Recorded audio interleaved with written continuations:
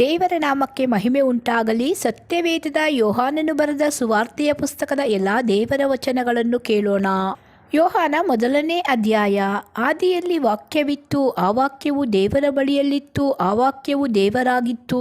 ಆ ವಾಕ್ಯವೆಂಬುವನು ಆದಿಯಲ್ಲಿ ದೇವರ ಬಳಿಯಲ್ಲಿದ್ದನು. ಆತನ ಮೂಲಕವಾಗಿ ಸಮಸ್ತವು ಉಂಟಾಯಿತು. ಉಂಟಾಗಿರುವ ವಸ್ತುಗಳಲ್ಲಿ ಆತನಿಲ್ಲದೆ ಒಂದಾದರೂ ಉಂಟಾಗಲಿಲ್ಲ. ಆತನಲ್ಲಿ ಜೀವವಿತ್ತು, ಆ ಜೀವವು ಮನುಷ್ಯರಿಗೆ ಬೆಳಕಾಗಿತ್ತು. ಆ ಬೆಳಕು ಕತ್ತಲಲ್ಲಿ ಪ್ರಕಾಶಿಸುತ್ತದೆ, ಕತ್ತಲು ಅದನ್ನು ಮುಸುಕಲಿಲ್ಲ. ದೇವರು ಕಳುಹಿಸಿದ ಒಬ್ಬ ಮನುಷ್ಯನು ಬಂದನು, ಅವನ ಹೆಸರು ಯೋಹಾನನು. ಈ ಯೋಹಾನನು ಸಾಕ್ಷಿಗಾಗಿ ಬಂದನು. ತನ್ನ ಮೂಲಕವಾಗಿ ಎಲ್ಲರೂ ನಂಬುವಂತೆ ಅವನು ಆ ಬೆಳಕಿನ ವಿಷಯದಲ್ಲಿ ಸಾಕ್ಷಿ ಕೊಡುವುದಕ್ಕೆ ಬಂದನು. ಅವನೇ ಆ ಬೆಳಕಲ್ಲ, ಆ ಬೆಳಕಿನ ವಿಷಯದಲ್ಲಿ ಸಾಕ್ಷಿ ಕೊಡುವುದಕ್ಕಾಗಿ ಬಂದವನು. ನಿಜವಾದ ಬೆಳಕು ಲೋಕಕ್ಕೆ ಬರುವುದಾಗಿತ್ತು. ಆ ಬೆಳಕೆ ಪ್ರತಿ ಮನುಷ್ಯನಿಗೂ ಬೆಳಕನ್ನು ಕೊಡುವಂತದ್ದು. ಆತನು ಲೋಕದಲ್ಲಿ ಇದ್ದನು ಮತ್ತು ಲೋಕವು ಆತನ ಮೂಲಕವಾಗಿ ಉಂಟಾಯಿತು, ಆದರೂ ಲೋಕವು ಆತನನ್ನು ಅರಿಯಲಿಲ್ಲ. ಆತನು ತನ್ನ ಸ್ವಾಸ್ಥ್ಯಕ್ಕೆ ಬಂದನು, ಆದರೆ ಸ್ವಂತ ಜನರು ಆತನನ್ನು ಅಂಗೀಕರಿಸಲಿಲ್ಲ. ಯಾರು ಆತನನ್ನು ಅಂಗೀಕರಿಸಿದರೋ, ಅಂದರೆ ಆತನ ಹೆಸರಿನಲ್ಲಿ ನಂಬಿಕೆ ಇಟ್ಟರೋ, ಅವರಿಗೆ ದೇವರ ಮಕ್ಕಳಾಗುವ ಅಧಿಕಾರ ಕೊಟ್ಟನು. ಇವರು ರಕ್ತ ಸಂಬಂಧದಿಂದಾಗಲಿ, ಕಾಮದಿಂದಾಗಲಿ, ಪುರುಷ ಸಂಕಲ್ಪದಿಂದಾಗಲಿ ಹುಟ್ಟಿದವರಲ್ಲ, ದೇವರಿಂದಲೇ ಹುಟ್ಟಿದವರು. ಆ ವಾಕ್ಯವೆಂಬುವನು ನರಾವತಾರ ಎತ್ತಿ ನಮ್ಮ ಮಧ್ಯದಲ್ಲಿ ವಾಸ ಮಾಡಿದನು. ನಾವು ಆತನ ಮಹಿಮೆಯನ್ನು ನೋಡಿದೆವು. ಆ ಮಹಿಮೆಯು ತಂದೆಯ ಬಳಿಯಿಂದ ಬಂದ ಒಬ್ಬನೇ ಮಗನಿಗೆ ಇರತಕ್ಕ ಮಹಿಮೆ. ಆತನು ಕೃಪೆಯಿಂದಲೂ ಸತ್ಯದಿಂದಲೂ ತುಂಬಿದವನಾಗಿದ್ದನು. ಯೋಹಾನನು ಆತನ ವಿಷಯವಾಗಿ ಸಾಕ್ಷಿ ಕೊಡುತ್ತಾನೆ. ಹೇಗೆಂದರೆ, ನನ್ನ ಹಿಂದೆ ಬರುವವನು ನನಗಿಂತ ಮೊದಲೇ ಇದ್ದದ್ದರಿಂದ ನನಗೆ ಮುಂದಿನವನಾದನು ಎಂಬುದಾಗಿ ನಾನು ಹೇಳಿದವನು ಈತನೇ ಎಂದು ಕೂಗಿ ಹೇಳಿದ್ದಾನೆ. ಧರ್ಮಶಾಸ್ತ್ರವು ಮೋಶೆಯ ಮುಖಾಂತರ ಕೊಡಲ್ಪಟ್ಟಿತ್ತು, ಕೃಪೆಯೂ ಸತ್ಯವೂ ಯೇಸು ಕ್ರಿಸ್ತನ ಮುಖಾಂತರ ಬಂದವು. ನಾವೆಲ್ಲರೂ ಆತನ ಪರಿಪೂರ್ಣತೆಯೊಳಗಿಂದ ಕೃಪೆಯ ಮೇಲೆ ಕೃಪೆಯನ್ನು ಹೊಂದಿದೆವು. ದೇವರನ್ನು ಯಾರು ಎಂದು ಕಂಡಿಲ್ಲ. ಯಾವನು ಏಕಪುತ್ರನು ಸ್ವತಃ ದೇವರು ಆಗಿದ್ದು ತಂದೆಯ ಎದೆಯಲ್ಲಿದ್ದಾನೋ ಆತನೇ ತಿಳಿಯಪಡಿಸಿದನು.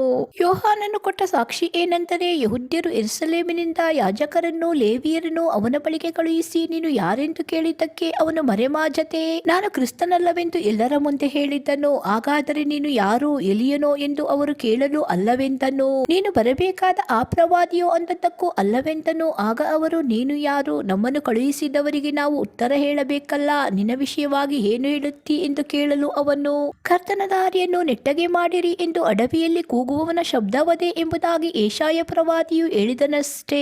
ಆ ಶಬ್ದವೇ ನಾನು ಎಂದು ಉತ್ತರ ಕೊಟ್ಟನು. ಬಂದಿದ್ದವರು ಫರಿಸಾಯರ ಕಡೆಯವರಾಗಿದ್ದು, ನೀನು ಕ್ರಿಸ್ತನು, ಎಲಿಯನು, ಆ ಪ್ರವಾದಿಯು ಅಲ್ಲವಾದರೆ ಸ್ನಾನ ಮಾಡಿಸುವುದೇನು ಎಂದು ಅವನನ್ನು ಕೇಳಿದರು. ಅದಕ್ಕೆ ಯೋಹಾನನು, ನಾನು ನೀರಿನಿಂದ ಸ್ನಾನ ಮಾಡಿಸುವವನು, ಆದರೆ ನೀವು ಅರಿಯದೆ ಇರುವ ಒಬ್ಬಾತನು ನಿಮ್ಮ ಮಧ್ಯದಲ್ಲಿ ನಿಂತಿದ್ದಾನೆ. ಆತನೇ ನನ್ನ ಹಿಂದೆ ಬರತಕ್ಕವನು. ಆತನ ಕಿರದ ಬಾರನ್ನು ಬಿಚ್ಚುವುದಕ್ಕೂ ನಾನು ಯೋಗ್ಯನಲ್ಲ ಅಂದನು. ಇದೆಲ್ಲ ಯೊರ್ದಾನೊಳೆಯ ಆಚೆ ಕಡೆಯಲ್ಲಿರುವ ಬೆಥಾನ್ಯದಲ್ಲಿ ನಡೆಯಿತು. ಅಲ್ಲಿ ಯೋಹಾನನು ಸ್ನಾನ ಕೊಡುತ್ತಿದ್ದನು. ಮರುದಿನ ಯೋಹಾನನು ತನ್ನ ಕಡೆಗೆ ಬರುವ ಯೇಸುವನ್ನು ನೋಡಿ, ಅಗೋ, ಯಜ್ಞಕ್ಕೆ ದೇವರು ನೇಮಿಸಿದ ಕುರಿ, ಲೋಕದ ಪಾಪವನ್ನು ನಿವಾರಣೆ ಮಾಡುವವನು. ನನ್ನ ಹಿಂದೆ ಬರುವವನು ನನಗಿಂತ ಮೊದಲೇ ಇದ್ದದ್ದರಿಂದ ನನಗೆ ಮುಂದಿನವನಾದನು ಎಂದು ನಾನು ಹೇಳಿದ ಮಾತು ಈತನ ವಿಷಯವಾಗಿಯೇ. ನನಗೂ ಆತನ ಗುರುತಿರಲಿಲ್ಲ, ಆದರೆ ಆತನನ್ನು ಇಸ್ರಾಯೇಲರಿಗೆ ತಿಳಿಯಪಡಿಸುವುದಕ್ಕೋಸ್ಕರವೇ ನಾನು ನೀರಿನ ಸ್ನಾನವನ್ನು ಮಾಡಿಸುವವನಾಗಿ ಬಂದೆನು ಅಂದನು. ಇದಲ್ಲದೆ ಯೋಹಾನನು ಸಾಕ್ಷಿ ಕೊಟ್ಟು ಹೇಳಿದ್ದೇನೆಂದರೆ, ದೇವರಾತ್ಮವು ಪಾರಿವಾಳದಂತೆ ಆಕಾಶದಿಂದ ಇಳಿಯುವುದನ್ನು ನೋಡಿದೆನು. ಅದು ಆತನ ಮೇಲೆ ನೆಲೆಗೊಂಡಿತ್ತು. ನನಗೂ ಆತನ ಗುರುತಿರಲಿಲ್ಲ, ಆದರೆ ನೀರಿನ ಸ್ನಾನವನ್ನು ಮಾಡಿಸುವುದಕ್ಕೆ ನನ್ನನ್ನು ಕಳುಹಿಸಿದಾತನು ಯಾವನ ಮೇಲೆ ಆತ್ಮವು ಇಳಿದು ಬಂದು ಇರುವುದನ್ನು ನೀನು ನೋಡುವೆಯೋ, ಆತನೇ ಪವಿತ್ರಾತ್ಮದ ಸ್ನಾನವನ್ನು ಕೊಡುವವನು ಎಂದು ತಾನೇ ನನಗೆ ಹೇಳಿದ್ದನು. ನಾನು ಅದನ್ನು ನೋಡಿ ಈತನೇ ದೇವಕುಮಾರನೆಂದು ಸಾಕ್ಷಿ ಕೊಟ್ಟಿದ್ದೇನೆ ಅಂದನು. ಮರುದಿನ ತಿರುಗಿ ಯೋಹಾನನು ಅವನ ಶಿಷ್ಯರಲ್ಲಿ ಇಬ್ಬರು ನಿಂತುಕೊಂಡಿದ್ದಾಗ, ಯೋಹಾನನು ಅಲ್ಲಿ ತಿರುಗಾಡುತ್ತಿರುವ ಯೇಸುವನ್ನು ನೋಡಿ, ಅಗೋ, ಯಜ್ಞಕ್ಕೆ ದೇವರು ನೇಮಿಸಿದ ಕುರಿ ಅಂದನು. ಆ ಇಬ್ಬರು ಶಿಷ್ಯರು ಅದನ್ನು ಕೇಳಿ ಯೇಸುವಿನ ಹಿಂದೆ ಹೋದರು. ಯೇಸು ಹಿಂತಿರುಗಿ ಅವರು ತನ್ನ ಹಿಂದೆ ಬರುವುದನ್ನು ಕಂಡು, ನಿಮಗೆ ಏನು ಬೇಕಾಗಿದೆ ಎಂದು ಕೇಳಲು ಅವರು, ರಬ್ಬಿಯೇ, ನೀನು ಇಳಿಕೊಂಡಿರುವುದು ಎಲ್ಲಿ ಅಂದರು. ರಬ್ಬಿ ಅಂದರೆ ಗುರು. ಆತನು ಬಂದು ನೋಡಿರಿ ಅಂದಾಗ ಅವರು ಬಂದು ಆತನು ಇಳಕೊಂಡಿದ್ದ ಸ್ಥಳವನ್ನು ನೋಡಿ ಆ ದಿವಸ ಆತನ ಸಂಗಡ ಇದ್ದರು. ಆಗ ಹೆಚ್ಚು ಕಡಿಮೆ ಸಾಯಂಕಾಲ 4 ಗಂಟೆಯಾಗಿತ್ತು. ಯೋಹಾನನ ಮಾತನ್ನು ಕೇಳಿ ಯೇಸುವನ್ನು ಹಿಂಬಾಲಿಸಿದ ಆ ಇಬ್ಬರಲ್ಲಿ ಸೀಮೋನ್ ಪೇತ್ರನ ಆತನ ತಮ್ಮನಾದ ಆಂದ್ರೇಯನು ಒಬ್ಬನು. ಇವನು ಮೊದಲು ತನ್ನ ಅಣ್ಣನಾದ ಸೀಮೋನನನ್ನು ಕಂಡುಕೊಂಡು ಅವನಿಗೆ ಮೆಸ್ಸಿಯನು ನಮಗೆ ಸಿಕ್ಕಿದನು ಎಂದು ಹೇಳಿ ಅವನನ್ನು ಯೇಸುವಿನ ಬಳಿಗೆ ಕರೆಕೊಂಡು ಬಂದನು. ಮೆಸ್ಸಿಯನು ಅಂದರೆ ಕ್ರಿಸ್ತನು. ಯೇಸು ಅವನನ್ನು ನೋಡಿ, ನೀನು ಯೋಹಾನನ ಮಗನಾದ ಸೀಮೋನನು, ಇನ್ನು ಮೇಲೆ ಕೆಫನನೆನಿಸಿಕೊಳ್ಳುವಿ ಅಂದನು. ಕೆಫನ್ ಅಂದರೆ ಪೇತ್ರ. ಮರುದಿನ ಯೇಸು ಗಲಿಲಾಯಕ್ಕೆ ಹೊರಟು ಹೋಗಬೇಕೆಂದಿರುವಾಗ ಫಿಲಿಪ್ಪನನ್ನು ಕಂಡುಕೊಂಡು, ನನ್ನನ್ನು ಹಿಂಬಾಲಿಸು ಅಂದನು. ಈ ಫಿಲಿಪ್ಪನು ಬೆತ್ಸಾಯಿದದವನು, ಅಂದರೆ ಆಂದ್ರೇಯ ಪೇತ್ರನ ಊರಿನವನು. ಫಿಲಿಪ್ಪನು ನತಾಯೇಲನನ್ನು ಕಂಡುಕೊಂಡು ಅವನಿಗೆ, ಯಾವನ ವಿಷಯವಾಗಿ ಮೋಶೆಯು ಧರ್ಮಶಾಸ್ತ್ರದಲ್ಲಿ ಬರೆದನೋ ಮತ್ತು ಪ್ರವಾದಿಗಳು ಬರೆದರೋ ಆತನು ನಮಗೆ ಸಿಕ್ಕಿದನು. ಆತನು ಯಾರೆಂದರೆ ಯೋಸೇಫನ ಮಗನಾದ ನಜರೇತಿನ ಯೇಸು ಎಂದು ಹೇಳಿದ್ದನು. ನತಾನಯೇಲನು, ಒಳ್ಳೆಯದೇನಾದರೂ ನಜರೇತಿನಿಂದ ಬರುವುದುಂಟೋ ಅಂದಾಗ ಫಿಲಿಪ್ಪನು, ಬಂದು ನೋಡು ಅಂದನು. ನತಾನಯೇಲನು, ಒಳ್ಳೆಯದೇನಾದರೂ ನಜರೇತಿನಿಂದ ಬರುವುದುಂಟೆ ಅಂದಾಗ ಫಿಲಿಪ್ಪನು, ಬಂದು ನೋಡು ಅಂದನು. ಯೇಸು ತನ್ನ ಕಡೆಗೆ ಬರುವ ನತಾನಯೇಲನನ್ನು ಕಂಡು ಅವನ ವಿಷಯವಾಗಿ, ಇಗೋ, ಇವನು ನಿಜವಾದ ಇಸ್ರಾಯೇಲನು, ಇವನಲ್ಲಿ ಕಪಟವಿಲ್ಲ ಅಂದನು. ನತಾನಯೇಲನು, ನನ್ನನ್ನು ನೀನು ಹೇಗೆ ಬಲ್ಲೆ ಎಂದು ಯೇಸುವನ್ನು ಕೇಳಿದ್ದಕ್ಕೆ ಆತನು, ಫಿಲಿಪ್ಪನು ನಿನ್ನನ್ನು ಕರೆಯುವುದಕ್ಕಿಂತ ಮುಂಚೆ ನೀನು ಆ ಅಂಜೂರದ ಮರದ ಕೆಳಗೆ ಇದ್ದಾಗ ನಿನ್ನನ್ನು ನೋಡಿದೆನು ಅಂದನು. ಅದಕ್ಕೆ ನತಾನಯೇಲನು, ಗುರುವೇ, ನೀನು ದೇವಕುಮಾರನು ಸರಿ, ನೀನೇ ಇಸ್ರಾಯೇಲಿನ ಅರಸನು ಅಂದನು. ಅದಕ್ಕೆ ಯೇಸು, ಆ ಅಂಜೂರದ ಮರದ ಕೆಳಗೆ ನಿನ್ನನ್ನು ನೋಡಿದೆನೆಂದು ನಾನು ನಿನಗೆ ಹೇಳಿದ ಮಾತ್ರದಿಂದ ನಂಬುತ್ತೀಯೋ? ಇದಕ್ಕಿಂತ ಹೆಚ್ಚಿನ ಕಾರ್ಯಗಳನ್ನು ನೋಡುವಿ ಅಂದನು. ಇದಲ್ಲದೆ ಅವನಿಗೆ, ನಾನು ನಿಮಗೆ ನಿಜ ನಿಜವಾಗಿ ಹೇಳುತ್ತೇನೆ, ಪರಲೋಕವು ತೆರೆದಿರುವುದನ್ನು, ಮನುಷ್ಯಕುಮಾರನ ಮೇಲೆ ದೇವದೂತರು ಏರಿ ಹೋಗುತ್ತಾ ಇಳಿದು ಬರುತ್ತಾ ಇರುವುದನ್ನು ನೋಡುವಿರಿ ಎಂದು ಹೇಳಿದನು. ಯೋಹಾನ 2ನೇ ಅಧ್ಯಾಯ. 3ನೆಯ ದಿನದಲ್ಲಿ ಗಲಿಲಾಯದ ಕಾನಾ ಊರಿನಲ್ಲಿ ಒಂದು ಮದುವೆ ಆಯಿತು. ಯೇಸುವಿನ ತಾಯಿ ಅಲ್ಲಿ ಇದ್ದಳು. ಯೇಸುವನ್ನು ಆತನ ಶಿಷ್ಯರನ್ನು ಮದುವೆಗೆ ಕರೆದರು. ದ್ರಾಕ್ಷಾರಸವು ಸಾಲದೆ ಹೋಗಲಾಗಿ ಯೇಸುವಿನ ತಾಯಿ ಆತನಿಗೆ, ಅವರಲ್ಲಿ ದ್ರಾಕ್ಷಾರಸವಿಲ್ಲ ಎಂದು ಹೇಳಿದಳು. ಯೇಸು ಆಕೆಗೆ, ಅಮ್ಮ, ನನ್ನ ಗೊಡವೆ ನಿನಗೇಕೆ? ನನ್ನ ಸಮಯವು ಇನ್ನೂ ಬಂದಿಲ್ಲ ಎಂದು ಹೇಳಲು ಆತನ ತಾಯಿಯು, ಕೆಲಸದವರಿಗೆ ಆತನು ನಿಮಗೆ ಏನು ಹೇಳುವನೋ ಅದನ್ನು ಮಾಡಿರಿ ಅಂದಳು. ಯೆಹೂದ್ಯರ ಶುದ್ಧಾಚಾರದ ಪದ್ಧತಿಯ ಪ್ರಕಾರ 2-3 ಕೊಳಗ ನೀರು ಹಿಡಿಯುವ 6 ಕಲ್ಲಿನ ಬಾನೆಗಳು ಅಲ್ಲಿ ಇಟ್ಟಿದ್ದವು. ಯೇಸು ಅವರಿಗೆ, ಆ ಬಾನೆಗಳಲ್ಲಿ ನೀರು ತುಂಬಿರಿ ಅನ್ನಲು ಅವುಗಳನ್ನು ಕಂಠದ ಮಟ್ಟಿಗೆ ತುಂಬಿದರು. ಆಗ ಅವರಿಗೆ, ಈಗ ಅದನ್ನು ತೋಡಿಕೊಂಡು ಹೋಗಿ ಔತಣದ ಪಾರುಪತ್ಯಗಾರನಿಗೆ ಕೊಡಿರಿ ಎಂದು ಹೇಳಿದಾಗ ತಕ್ಕೊಂಡು ಹೋಗಿ ಕೊಟ್ಟರು. ಅದು ಎಲ್ಲಿಂದ ಬಂತೋ ನೀರನ್ನು ತೋಡಿದ ಕೆಲಸದವರಿಗೆ ತಿಳಿದಿತ್ತೇ ಹೊರತು ಔತಣದ ಪಾರುಪತ್ಯಗಾರನಿಗೆ ತಿಳಿಯದಿರಲಾಗಿ, ಅವನು ಅಷ್ಟರೊಳಗೆ ದ್ರಾಕ್ಷಾರಸದ ಆ ನೀರನ್ನು ರುಚಿ ನೋಡಿದಾಗ ಮೊದಲಿಂಗನನ್ನು ಕರೆದು, ಎಲ್ಲರೂ ಈ ರೀತಿಯ ದ್ರಾಕ್ಷಾರಸವನ್ನು ಮೊದಲು ಕೊಟ್ಟು ಅಮಲೇರಿದ ಮೇಲೆ ಕಿರಿದಿನ ದ್ರಾಕ್ಷಾರಸವನ್ನು ಕೊಡುತ್ತಾರೆ. ನೀನು ಹಿರಿದಿನ ದ್ರಾಕ್ಷಾರಸವನ್ನು ಇದುವರೆಗೂ ಇಟ್ಟುಕೊಂಡಿದ್ದಿ ಅಂದನು. ಯೇಸು ಈ ಮೊದಲನೆಯ ಸೂಚಕ ಕಾರ್ಯವನ್ನು ಗಲಿಲಾಯದ ಕಾನಾ ಊರಿನಲ್ಲಿ ಮಾಡಿ ತನ್ನ ಮಹಿಮೆಯನ್ನು ತೋರ್ಪಡಿಸಿದನು ಮತ್ತು ಆತನ ಶಿಷ್ಯರು ಆತನಲ್ಲಿ ನಂಬಿಕೆ ಇಟ್ಟರು. ಇದಾದ ಮೇಲೆ ಆತನು, ಆತನ ತಾಯಿಯು, ತಮ್ಮಂದಿರು, ಆತನ ಶಿಷ್ಯರು ಘಟ್ಟ ಇಳಿದು ಕಫರ್ನೌಮಿಗೆ ಹೋಗಿ ಅಲ್ಲಿ ಕೆಲವು ದಿವಸ ಇದ್ದರು. ಆಗ ಯೆಹೂದ್ಯರ ಪಸ್ಕ ಹಬ್ಬವು ಹತ್ತಿರ ಬಂದದ್ದರಿಂದ ಯೇಸು ಯೆರೂಸಲೇಮಿಗೆ ಹೋದನು. ಅಲ್ಲಿ ದೇವಾಲಯದೊಳಗೆ ದನ, ಕುರಿ, ಪಾರಿವಾಳ ಮಾರುವವರನ್ನು, ಕೂತಿರುವ ಚೀನಿವಾರರನ್ನು ಕಂಡು ಹಗ್ಗದಿಂದ ಕೊರಡೆ ಮಾಡಿ ಅದರಿಂದ ಕುರಿ, ದನ ಸಹಿತ ಎಲ್ಲರನ್ನೂ ದೇವಾಲಯದ ಹೊರಕ್ಕೆ ಅಟ್ಟಿ ಚೀನಿವಾರರ ರೊಕ್ಕವನ್ನು ಚೆಲ್ಲಿ ಮೇಜುಗಳನ್ನು ಕೆಡವಿದನು. ಪಾರಿವಾಳ ಮಾರುವವರಿಗೆ, ಇವುಗಳನ್ನು ಇಲ್ಲಿಂದ ತಕ್ಕೊಂಡು ಹೋಗಿರಿ, ನನ್ನ ತಂದೆಯ ಮನೆಯನ್ನು ಸಂತೆ ಮಾಡಬೇಡಿರಿ ಎಂದು ಹೇಳಿದನು. ಆಗ, ನಿನ್ನ ಆಲಯಾಭಿಮಾನವು ಬೆಂಕಿಯಂತೆ ನನ್ನನ್ನು ದಹಿಸುತ್ತದೆ ಎಂದು ಬರೆದ ಮಾತು ಶಿಷ್ಯರ ನೆನಪಿಗೆ ಬಂತು. ಯೆಹೂದ್ಯರು ಆತನನ್ನು, ನಿನಗೆ ಇದನ್ನೆಲ್ಲ ಮಾಡುವ ಅಧಿಕಾರ ಉಂಟೆಂಬುದಕ್ಕೆ ಏನು ಸೂಚಕ ಕಾರ್ಯವನ್ನು ತೋರಿಸುತ್ತಿ ಎಂದು ಕೇಳಿದ್ದಕ್ಕೆ ಯೇಸು, ಈ ದೇವಾಲಯವನ್ನು ಕೆಡವಿರಿ, ನಾನು 3 ದಿನದಲ್ಲಿ ಅದನ್ನು ಎಬ್ಬಿಸುವೆನು ಅಂದನು.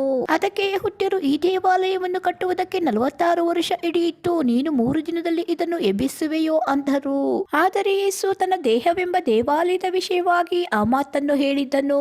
ಆದ್ದರಿಂದ ಯೇಸು ಸತ್ತು ಬದುಕಿ ಎದ್ದ ಮೇಲೆ ಈ ಮಾತು ಯೇಸುವಿನ ಶಿಷ್ಯರ ನೆನಪಿಗೆ ಬಂದು, ಶಾಸ್ತ್ರದಲ್ಲಿ ಬರೆದದ್ದನ್ನು, ಯೇಸುವಿನ ಮಾತನ್ನು ಅವರು ನಂಬುವವರಾದರು. ಯೇಸು ಪಸ್ಕ ಹಬ್ಬದ ಜಾತ್ರೆಯಲ್ಲಿ ಯೆರೂಸಲೇಮಿನೊಳಗೆ ಇದ್ದಾಗ ಬಹುಜನರು ಯೇಸು ಮಾಡಿದ ಸೂಚಕ ಕಾರ್ಯಗಳನ್ನು ನೋಡಿ ಯೇಸುವಿನ ಹೆಸರಿನಲ್ಲಿ ನಂಬಿಕೆ ಇಟ್ಟರು. ಆದರೆ ಯೇಸು ಎಲ್ಲರನ್ನು ಬಲ್ಲವನಾದದರಿಂದ ಅವರಿಗೆ ವಶವಾಗಲಿಲ್ಲ. ಯೇಸು ಪ್ರತಿ ಮನುಷ್ಯನ ಆಂತರ್ಯವನ್ನು ತಿಳಿದವನಾದ ಕಾರಣ ಯಾವನು ಯಾವ ಮನುಷ್ಯನ ವಿಷಯದಲ್ಲಿಯೂ ಆತನಿಗೆ ಸಾಕ್ಷಿ ಕೊಡಬೇಕಾದ ಅವಶ್ಯವಿರಲಿಲ್ಲ. ಯೋಹಾನ 3ನೇ ಅಧ್ಯಾಯ. ಫರಿಸಾಯರಲ್ಲಿ ಯೆಹೂದ್ಯರ ಹಿರೀಸಭೆಯವನಾದ ನಿಕೋದೇಮನೆಂಬ ಒಬ್ಬ ಮನುಷ್ಯನಿದ್ದನು. ಅವನು ರಾತ್ರಿಯಲ್ಲಿ ಯೇಸುವಿನ ಬಳಿಗೆ ಬಂದು ಆತನಿಗೆ, ಗುರುವೇ, ನೀನು ದೇವರ ಕಡೆಯಿಂದ ಬಂದ ಬೋಧಕನೆಂದು ಬಲ್ಲೆವು. ನೀನು ಮಾಡುವಂತ ಈ ಸೂಚಕ ಕಾರ್ಯಗಳನ್ನು ದೇವರ ಸಹಾಯವಿಲ್ಲದೆ ಮಾಡುವುದು ಯಾರಿಂದಲೂ ಆಗದು ಎಂದು ಹೇಳಿದನು. ಅದಕ್ಕೆ ಯೇಸು, ನಾನು ನಿನಗೆ ನಿಜ ನಿಜವಾಗಿ ಹೇಳುತ್ತೇನೆ, ಒಬ್ಬನು ಹೊಸದಾಗಿ ಹುಟ್ಟದಿದ್ದರೆ ಅವನು ದೇವರ ರಾಜ್ಯವನ್ನು ಕಾಣಲಾರನು ಅಂದನು. ನಿಕೋದೇಮನು ಯೇಸುವನ್ನು, ಮನುಷ್ಯನು ಮುದುಕನಾದ ಮೇಲೆ ಹುಟ್ಟುವುದು ಹೇಗೆ? ಅವನು ತನ್ನ ತಾಯಿಯ ಗರ್ಭದಲ್ಲಿ ತಿರುಗಿ ಸೇರಿ ಹುಟ್ಟುವುದಾದೀತೆ ಎಂದು ಕೇಳಿದನು. ಅದಕ್ಕೆ ಯೇಸು, ನಾನು ನಿನಗೆ ನಿಜ ನಿಜವಾಗಿ ಹೇಳುತ್ತೇನೆ, ಒಬ್ಬನು ನೀರಿನಿಂದಲೂ ಆತ್ಮನಿಂದಲೂ ಹುಟ್ಟದಿದ್ದರೆ ದೇವರ ರಾಜ್ಯಕ್ಕೆ ಸೇರಲಾರನು. ದೇಹದಿಂದ ಹುಟ್ಟಿದ್ದು ದೇಹವೇ, ಆತ್ಮನಿಂದ ಹುಟ್ಟಿದ್ದು ಆತ್ಮವೇ. ನೀವು ಹೊಸದಾಗಿ ಹುಟ್ಟಬೇಕು ಎಂದು ನಾನು ನಿನಗೆ ಹೇಳಿದ್ದರಿಂದ ಆಶ್ಚರ್ಯ ಪಡಬೇಡ. ಗಾಳಿಯು ಮನಸ್ಸು ಬಂದ ಕಡೆ ಬೀಸುತ್ತದೆ, ಅದರ ಸಪ್ಪಳವನ್ನು ಕೇಳುತ್ತಿ, ಆದರೆ ಅದು ಎಲ್ಲಿಂದ ಬರುತ್ತದೋ ಎಲ್ಲಿಗೆ ಹೋಗುತ್ತದೋ ನಿನಗೆ ತಿಳಿಯದು. ಆತ್ಮನಿಂದ ಹುಟ್ಟಿದವರೆಲ್ಲರೂ ಅದರಂತೆಯೇ ಅಂದನು. ಅದಕ್ಕೆ ನಿಕೋದೇಮನು, ಇದು ಆಗುವುದು ಹೇಗೆ ಅಂದಾಗ ಯೇಸು ಅವನಿಗೆ ಹೇಳಿದ್ದೇನೆಂದರೆ, ಇಸ್ರಾಯೇಲ್ ಜನಕ್ಕೆ ಬೋಧಕನಾಗಿರುವ ನಿನಗೆ ಇದು ತಿಳಿಯುವುದಿಲ್ಲವೋ? ನಿನಗೆ ನಿಜ ನಿಜವಾಗಿ ಹೇಳುತ್ತೇನೆ, ತಿಳಿದದ್ದನ್ನು ಹೇಳುತ್ತೇವೆ, ನೋಡಿದ್ದಕ್ಕೆ ಸಾಕ್ಷಿ ಕೊಡುತ್ತೇವೆ. ನೀವು ನಮ್ಮ ಸಾಕ್ಷಿಯನ್ನು ಒಪ್ಪುವುದಿಲ್ಲ. ನಾನು ಭೂಲೋಕದಲ್ಲಿ ನಡೆಯುವ ಕಾರ್ಯಗಳನ್ನು ಕುರಿತು ನಿಮಗೆ ಹೇಳುವಾಗ ನೀವು ನಂಬದೇ ಹೋದರೆ ಪರಲೋಕದ ಕಾರ್ಯಗಳನ್ನು ಕುರಿತು ನಿಮಗೆ ಹೇಳಿದರೆ ಹೇಗೆ ನಂಬೀರಿ? ಪರಲೋಕದಿಂದ ಇಳಿದು ಬಂದವನೇ ಅಂದರೆ ಮನುಷ್ಯಕುಮಾರನೇ ಹೊರತು ಮತ್ತಾರು ಪರಲೋಕಕ್ಕೆ ಏರಿ ಹೋದವನಲ್ಲ. ಇದಲ್ಲದೆ ಜನರು ನೋಡಿ ಜೀವದಿಂದುಳಿಯಬೇಕೆಂದು ಮೋಶೆಯು ಅಡವಿಯಲ್ಲಿ ಆ ಸರ್ಪವನ್ನು ಎತ್ತರದಲ್ಲಿಟ್ಟ ಹಾಗೆಯೇ ಮನುಷ್ಯಕುಮಾರನು ತನ್ನನ್ನು ನಂಬುವವರೆಲ್ಲರೂ ನಿತ್ಯ ಜೀವವನ್ನು ಪಡೆಯಬೇಕೆಂದು ಎತ್ತರದಲ್ಲಿಡಲ್ಪಡಬೇಕು. ದೇವರು ಲೋಕದ ಮೇಲೆ ಎಷ್ಟೋ ಪ್ರೀತಿಯನ್ನಿಟ್ಟು ತನ್ನ ಒಬ್ಬನೇ ಮಗನನ್ನು ಕೊಟ್ಟನು. ಆತನನ್ನು ನಂಬುವ ಒಬ್ಬನಾದರೂ ನಾಶವಾಗದೆ ಎಲ್ಲರೂ ನಿತ್ಯ ಜೀವವನ್ನು ಪಡೆಯಬೇಕೆಂದು ಆತನನ್ನು ಕೊಟ್ಟನು. ದೇವರು ತನ್ನ ಮಗನ ಮುಖಾಂತರ ಲೋಕಕ್ಕೆ ರಕ್ಷಣೆಯಾಗಬೇಕೆಂದು ಆತನನ್ನು ಕಳುಹಿಸಿಕೊಟ್ಟನೇ ಹೊರತು ತೀರ್ಪು ಮಾಡುವುದಕ್ಕಾಗಿ ಕಳುಹಿಸಲಿಲ್ಲ. ಆತನನ್ನು ನಂಬುವವನಿಗೆ ತೀರ್ಪು ಆಗುವುದಿಲ್ಲ, ಆದರೆ ನಂಬದವನಿಗೆ ದೇವರ ಒಬ್ಬನೇ ಮಗನ ಹೆಸರನ್ನು ನಂಬದೆ ಹೋದದ್ದರಿಂದ ಆಗಲೇ ತೀರ್ಪು ಆಗಿ ಹೋಯಿತು. ಆ ತೀರ್ಪು ಏನೆಂದರೆ, ಬೆಳಕು ಲೋಕಕ್ಕೆ ಬಂದಿದ್ದರೂ ಮನುಷ್ಯರ ಕೃತ್ಯಗಳು ಕೆಟ್ಟವುಗಳಾಗಿರುವುದರಿಂದ ಅವರು ಬೆಳಕಿಗಿಂತ ಕತ್ತಲೆಯನ್ನೇ ಹೆಚ್ಚಾಗಿ ಪ್ರೀತಿಸಿದರು. ಕೆಟ್ಟದ್ದನ್ನು ಮಾಡುವವರು ಬೆಳಕನ್ನು ಸಹಿಸುವುದಿಲ್ಲ, ತಮ್ಮ ಕೃತ್ಯಗಳು ದುಷ್ಕೃತ್ಯಗಳಾಗಿ ತೋರಿ ಬಂದಾವೆಂದು ಬೆಳಕಿಗೆ ಬರುವುದಿಲ್ಲ. ಆದರೆ ಸತ್ಯವನ್ನು ಅನುಸರಿಸಿ ನಡೆಯುವವನು ತಾನು ದೇವರಿಂದ ನಡೆಸಿಕೊಂಡು ತನ್ನ ಕೃತ್ಯಗಳನ್ನು ಮಾಡಿದ್ದೇನೆಂದು ತೋರಿ ಬರುವಂತೆ ಬೆಳಕಿಗೆ ಬರುತ್ತಾನೆ. ಆಮೇಲೆ ಯೇಸು ತನ್ನ ಶಿಷ್ಯರೊಡನೆ ಯೂದಾಯ ದೇಶಕ್ಕೆ ಬಂದು ಅಲ್ಲಿ ಅವರ ಕೂಡ ಇದ್ದು ದೀಕ್ಷಾಸ್ನಾನ ಮಾಡಿಸುತ್ತಿದ್ದನು. ಯೋಹಾನನು ಸಲಿಮೂರಿನ ಹತ್ತಿರವಿರುವ ಐನೋನ್ ಎಂಬ ಸ್ಥಳದಲ್ಲಿದ್ದು ದೀಕ್ಷಾಸ್ನಾನ ಮಾಡಿಸುತ್ತಿದ್ದನು. ಅಲ್ಲಿ ಬಹಳ ನೀರಿತ್ತು, ಜನರು ಬಂದು ಸ್ನಾನ ಮಾಡಿಸಿಕೊಳ್ಳುತ್ತಾ ಇದ್ದರು. ಆ ಕಾಲದಲ್ಲಿ ಯೋಹಾನನು ಇನ್ನೂ ಸೆರೆಯಲ್ಲಿ ಹಾಕಲ್ಪಟ್ಟಿರಲಿಲ್ಲ. ಹೀಗಿರಲಾಗಿ ಯೋಹಾನನ ಶಿಷ್ಯರಲ್ಲಿ ಕೆಲವರಿಗೂ ಒಬ್ಬ ಯಹೂದ್ಯನಿಗೂ ಶುದ್ಧಾಚಾರವನ್ನು ಕುರಿತು ವಿಚಾರ ನಡೆಯಿತು.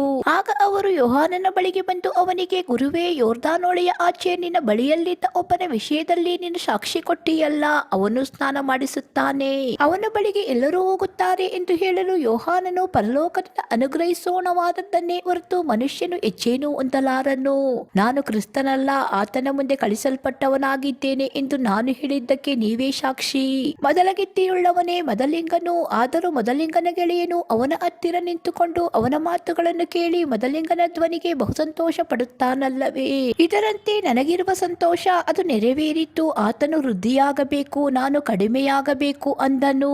ಮೇಲನಿಂದ ಬರುವವನು ಎಲ್ಲರ ಮೇಲೆ ಇದ್ದಾನೆ. ಭೂಲೋಕದಿಂದ ಹುಟ್ಟಿದವನು ಭೂಲೋಕದವನಾಗಿದ್ದು ಭೂಲೋಕದ ಮಾತನ್ನು ಆಡುತ್ತಾನೆ. ಪರಲೋಕದಿಂದ ಬರುವವನು ಎಲ್ಲರ ಮೇಲೆ ಇದ್ದಾನೆ. ತಾನು ನೋಡಿ ಕೇಳಿದ್ದಕ್ಕೆ ಸಾಕ್ಷಿ ಕೊಡುತ್ತಾನೆ.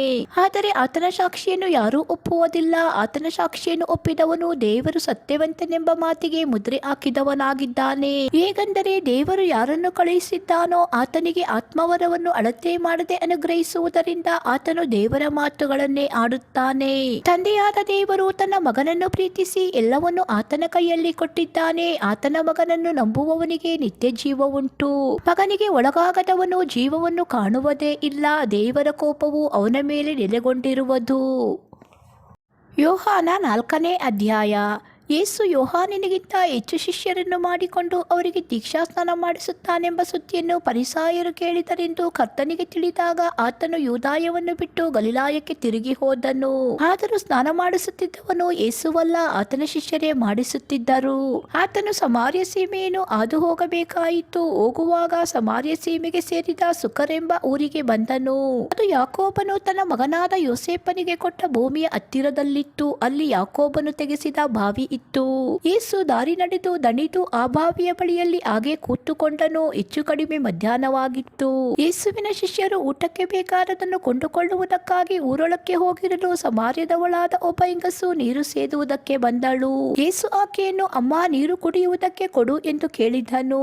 ಯಹೂದ್ಯರಿಗೂ ಸಮಾರ್ಯರಿಗೂ ಬಳಕೆ ಇಲ್ಲದಿರಲಾಗಿ ಆ ಸಮಾರ್ಯದವಳು ಆತನಿಗೆ, ಯಹೂದ್ಯನಾದ ನೀನು ಸಮಾರ್ಯದವಳಾದ ನನ್ನನ್ನು ನೀರು ಬೇಡುವುದು ಹೇಗೆ ಎಂದು ಹೇಳಿದಳು. ಅದಕ್ಕೆ ಯೇಸು, ದೇವರು ಕೊಡುವ ವರವೇನೆಂಬುದು ಕುಡಿಯುವುದಕ್ಕೆ ನೀರು ಕೊಡು ಎಂದು ನಿನಗೆ ಹೇಳಿದವನು ಯಾರೆಂಬುದು ನಿನಗೆ ತಿಳಿದಿದ್ದರೆ ನೀನು ಅವನನ್ನು ಬೇಡಿಕೊಳ್ಳುತ್ತಿದ್ದಿ, ಅವನು ನಿನಗೆ ಜೀವಕರವಾದ ನೀರನ್ನು ಕೊಡುತ್ತಿದ್ದನು ಅಂದನು.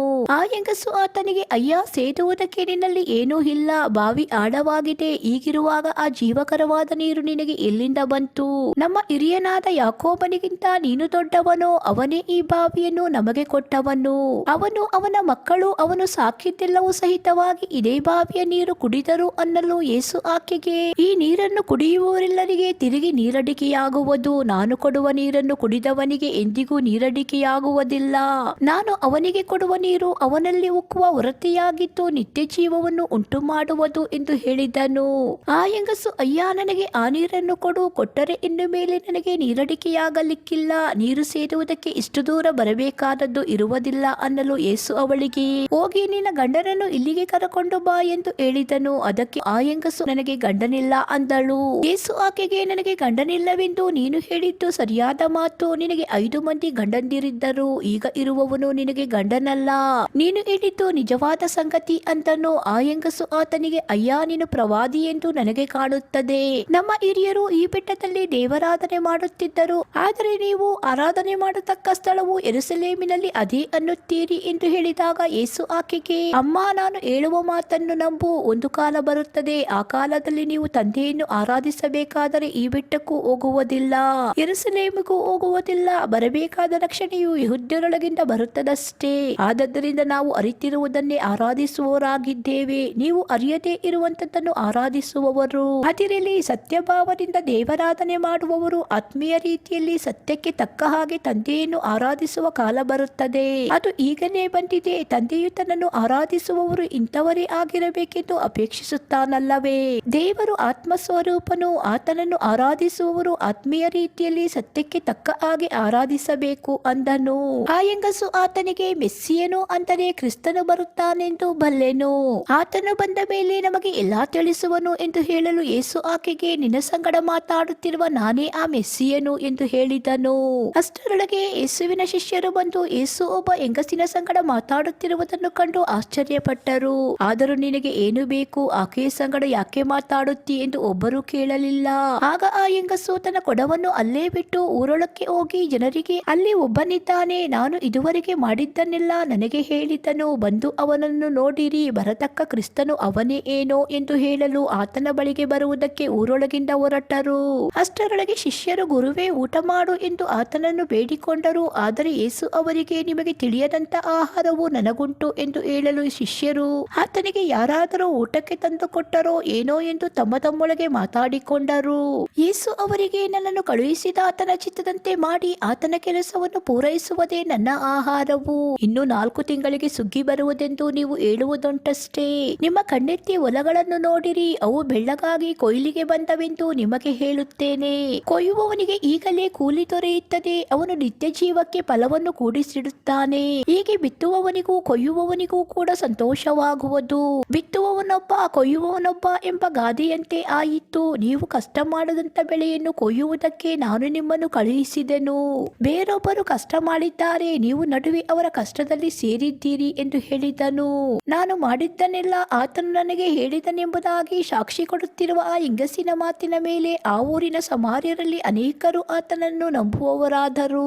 ಆದ್ದರಿಂದ ಸಮಾರ್ಯರು ಯೇಸುವಿನ ಬಳಿಗೆ ಬಂದು, ನೀನು ನಮ್ಮಲ್ಲಿ ಇರಬೇಕೆಂದು ಯೇಸುವನ್ನು ಬೇಡಿಕೊಳ್ಳಲು ಯೇಸು 2 ದಿವಸ ಅವರಲ್ಲೇ ಇದ್ದನು.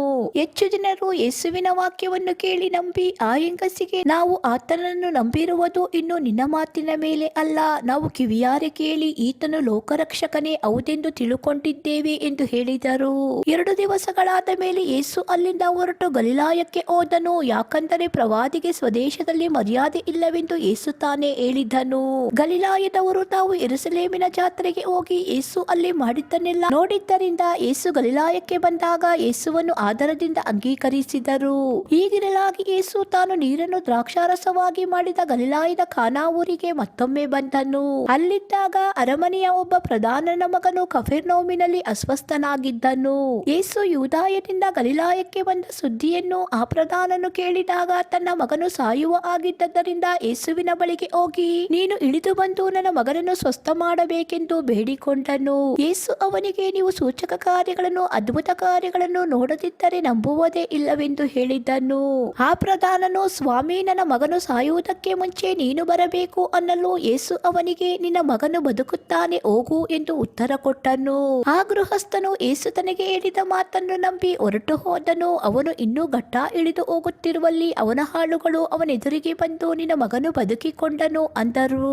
ಎಷ್ಟು ಗಂಟೆಗೆ ಅವನಿಗೆ ರೋಗವು ಇಳಿತರವಾಯಿತೆಂದು ಅವನು ಅವರನ್ನು ಕೇಳಿದಾಗ ಅವರು, ನಿನ್ನೆ ಮಧ್ಯಾಹ್ನದ 1 ಗಂಟೆಗೆ ಜ್ವರವು ಅವನನ್ನು ಬಿಟ್ಟಿತು ಅಂದರು. ಆಗ ನಿನ್ನ ಮಗನು ಬದುಕುತ್ತಾನೆಂದು ಯೇಸು ತನಗೆ ಹೇಳಿದ ತಾಸಿನಲ್ಲಿಯೇ ಅದಾಯಿತೆಂದು ತಂದೆ ತಿಳುಕೊಂಡದ್ದರಿಂದ ಅವನು ಅವನ ಮನೆಯವರೆಲ್ಲರೂ ಯೇಸುವನ್ನು ನಂಬಿದರು.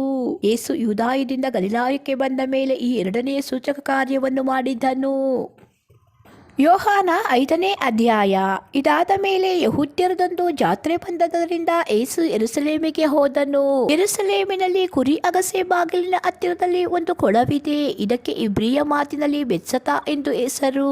ಅಲ್ಲಿ 5 ಮಂಟಪಗಳಿವೆ. ಇವುಗಳಲ್ಲಿ ಬಹುಮಂದಿ ರೋಗಿಗಳು, ಕುರುಡರು, ಕುಂಟರು, ಮೈವಣಗಿದವರು ಬಿದ್ದುಕೊಂಡಿರುವರು. ಅಲ್ಲಿ 38 ವರ್ಷದಿಂದ ರೋಗಿಯಾಗಿದ್ದ ಒಬ್ಬ ಮನುಷ್ಯನಿದ್ದನು. ಅವನು ಬಿದ್ದಿರುವುದನ್ನು ಯೇಸು ಕಂಡು, ಇವನು ಹೀಗಾಗಿ ಬಹುಕಾಲವಾಗಿದೆ ಎಂದು ತಿಳಿದು, ನಿನಗೆ ಸ್ವಸ್ಥವಾಗಲಿಕ್ಕೆ ಮನಸ್ಸುಂಟೋ ಎಂದು ಅವನನ್ನು ಕೇಳಿದ್ದಕ್ಕೆ ಆ ರೋಗಿಯು, ಸ್ವಾಮಿ, ನೀರು ಉಕ್ಕುವಾಗ ನನ್ನನ್ನು ಕೊಳದೊಳಗೆ ಇಳಿಸುವವರು ಒಬ್ಬರೂ ಇಲ್ಲ. ನಾನು ಬರುವುದರೊಳಗೆ ನನಗಿಂತ ಮುಂದಾಗಿ ಮತ್ತೊಬ್ಬನು ಇಳಿಯುತ್ತಾನೆ ಅಂದನು. ಯೇಸು ಅವನಿಗೆ, ಎದ್ದು ನಿನ್ನ ಹಾಸಿಗೆಯನ್ನು ಹೊತ್ತುಕೊಂಡು ನಡೆ ಎಂದು ಹೇಳಿದನು. ಆ ಕ್ಷಣವೇ ಆ ಮನುಷ್ಯನು ಸ್ವಸ್ಥನಾಗಿ ತನ್ನ ಹಾಸಿಗೆಯನ್ನು ಹೊತ್ತುಕೊಂಡು ನಡೆದನು.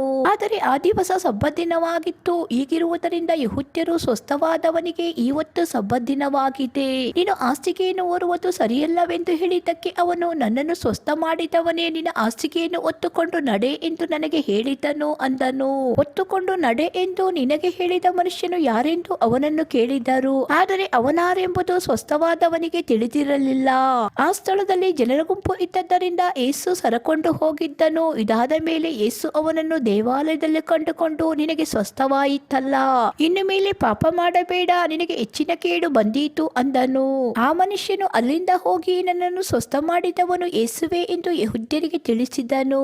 ಆದ ಕಾರಣ ಯೆಹೂದ್ಯರು, ಯೇಸು ಸಬ್ಬತ್ ದಿನದಲ್ಲಿ ಇಂಥ ಕೆಲಸಗಳನ್ನು ಮಾಡುತ್ತಾನಲ್ಲ ಎಂದು ಆತನನ್ನು ಹಿಂಸಿಸುವರಾದರು. ಅದಕ್ಕೆ ಯೇಸು, ನನ್ನ ತಂದೆಯು ಇಂದಿನವರೆಗೂ ಕೆಲಸ ಮಾಡುತ್ತಾನೆ, ನಾನು ಕೆಲಸ ಮಾಡುತ್ತೇನೆ ಅಂದನು.